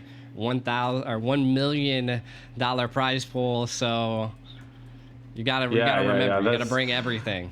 Yeah, you gotta bring everything. And this is kind of like one of the reasons why teams cannot keep their composure, just like you said, where to go in, where to go back, and this is very hard to do, because if you are nervous, if you're stressed, this is impossible to do. You have only one switch, like it's either this way or that way. That's it. You can't do it like this way. It's very hard to control the rhythm. Is the hardest thing to do. Yeah, most definitely. And again, I blacklist I felt like, that first game was the fill it out game. They seen how aggressive Fireflux was, and I did like their comp into the second game. The Ruby, Edward on the Ruby was phenomenal. Oheb, phenomenal. I mean, the Bruno just scaled so heavy. I think it kind of comes down to how you were talking about the carry, right? Like the carry just, again, really didn't show out as Blacklist. They already knew what the carry was going to bring, right? Like they just faced that in round one. Like they knew, again, they just learned, they took notes, a coach, analysis. They knew what to do coming into game two. Yeah, and it delivered, like on the draft, basically. Oh, yeah. They won on the draft. Like felt like Fireflux was like, oh, what are we gonna pick? Oh, it's like unexpected Rafaela. Like what? Oh, it's first pick Ruby. Like we didn't expect that. We hope they didn't do that, and we're gonna take Ruby. Something like that felt like. And what are we gonna do with Ruby now? And the Xborg, like. I mean, he had a lot of damage here, and but it felt like they just tilted from the first game, how it went. They was winning almost all the game, and just get obliterated, wiped out absolutely, and finished out of nowhere. So I feel like they couldn't reload and bring this similar energy to the second game, and that's why the second game was left a lot of questions. True. I mean, it definitely.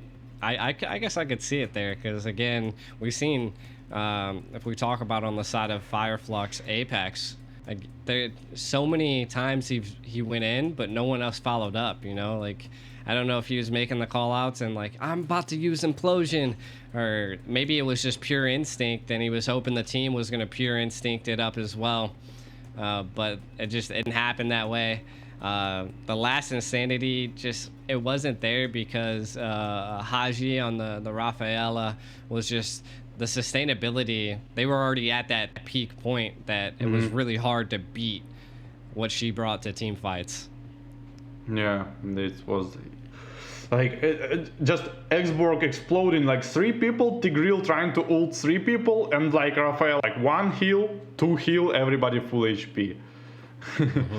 And the attack is continuing, and the Bruno damage as well, like insanely strong, just like you said, double ball, and that's it. That's all you gotta do, is to stack one first skill and then have another one to like kind of juggle them, and yeah, that's insane amount of damage. Like Leo Mord is, what are you gonna do if you Leo Mord? Like you ult, your second skill, your first skill charging, you proc it, and you 20% already. Like you got a second skill out now. This is insanely hard to play against.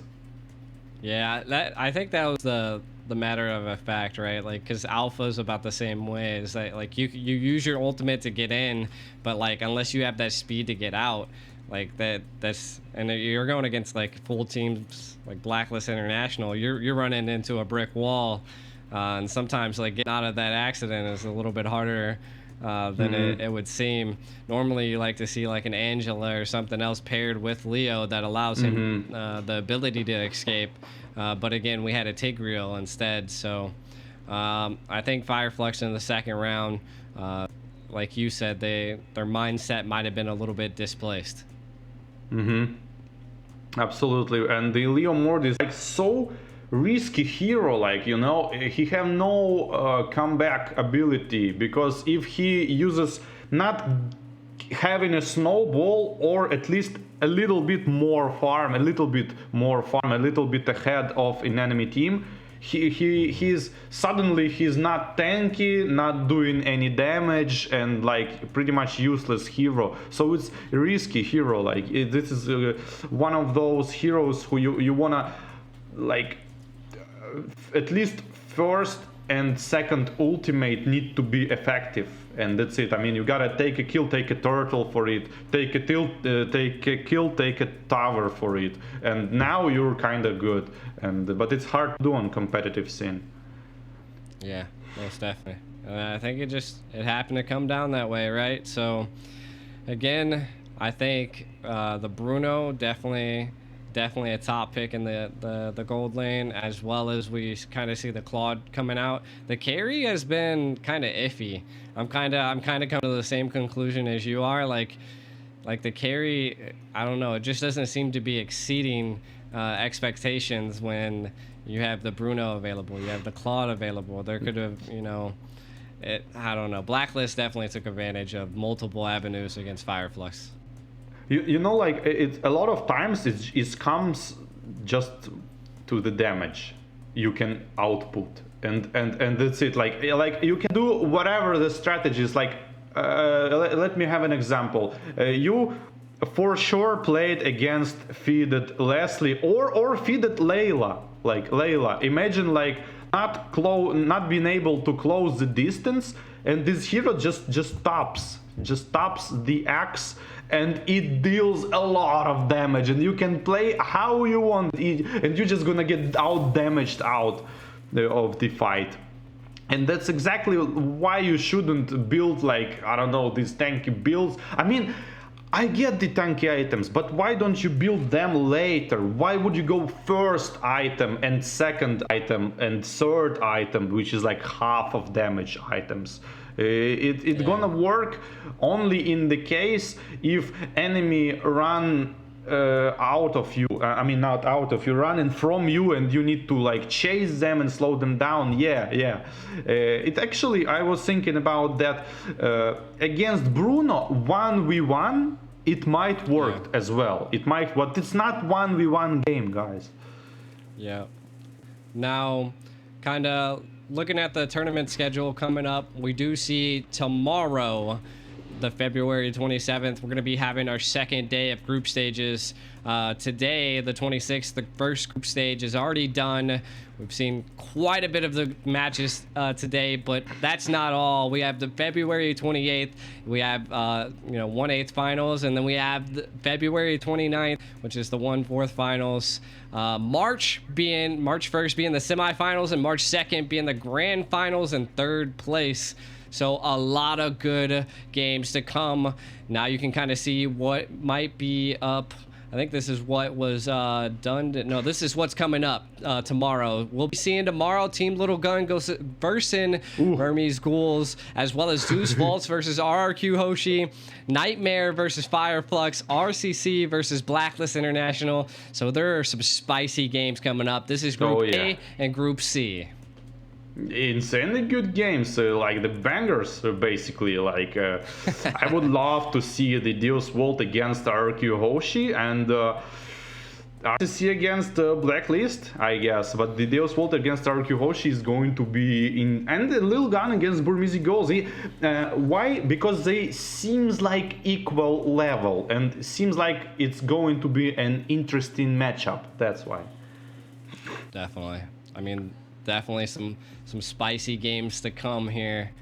And so this is the end of day 1, group stage 1 of the Digital Games Games of the Future with the $1 million prize pool. I'm G the Ico. War Barbie, do you have any last words? What a great day. Good luck. Good luck to the teams, and we'll see you guys tomorrow.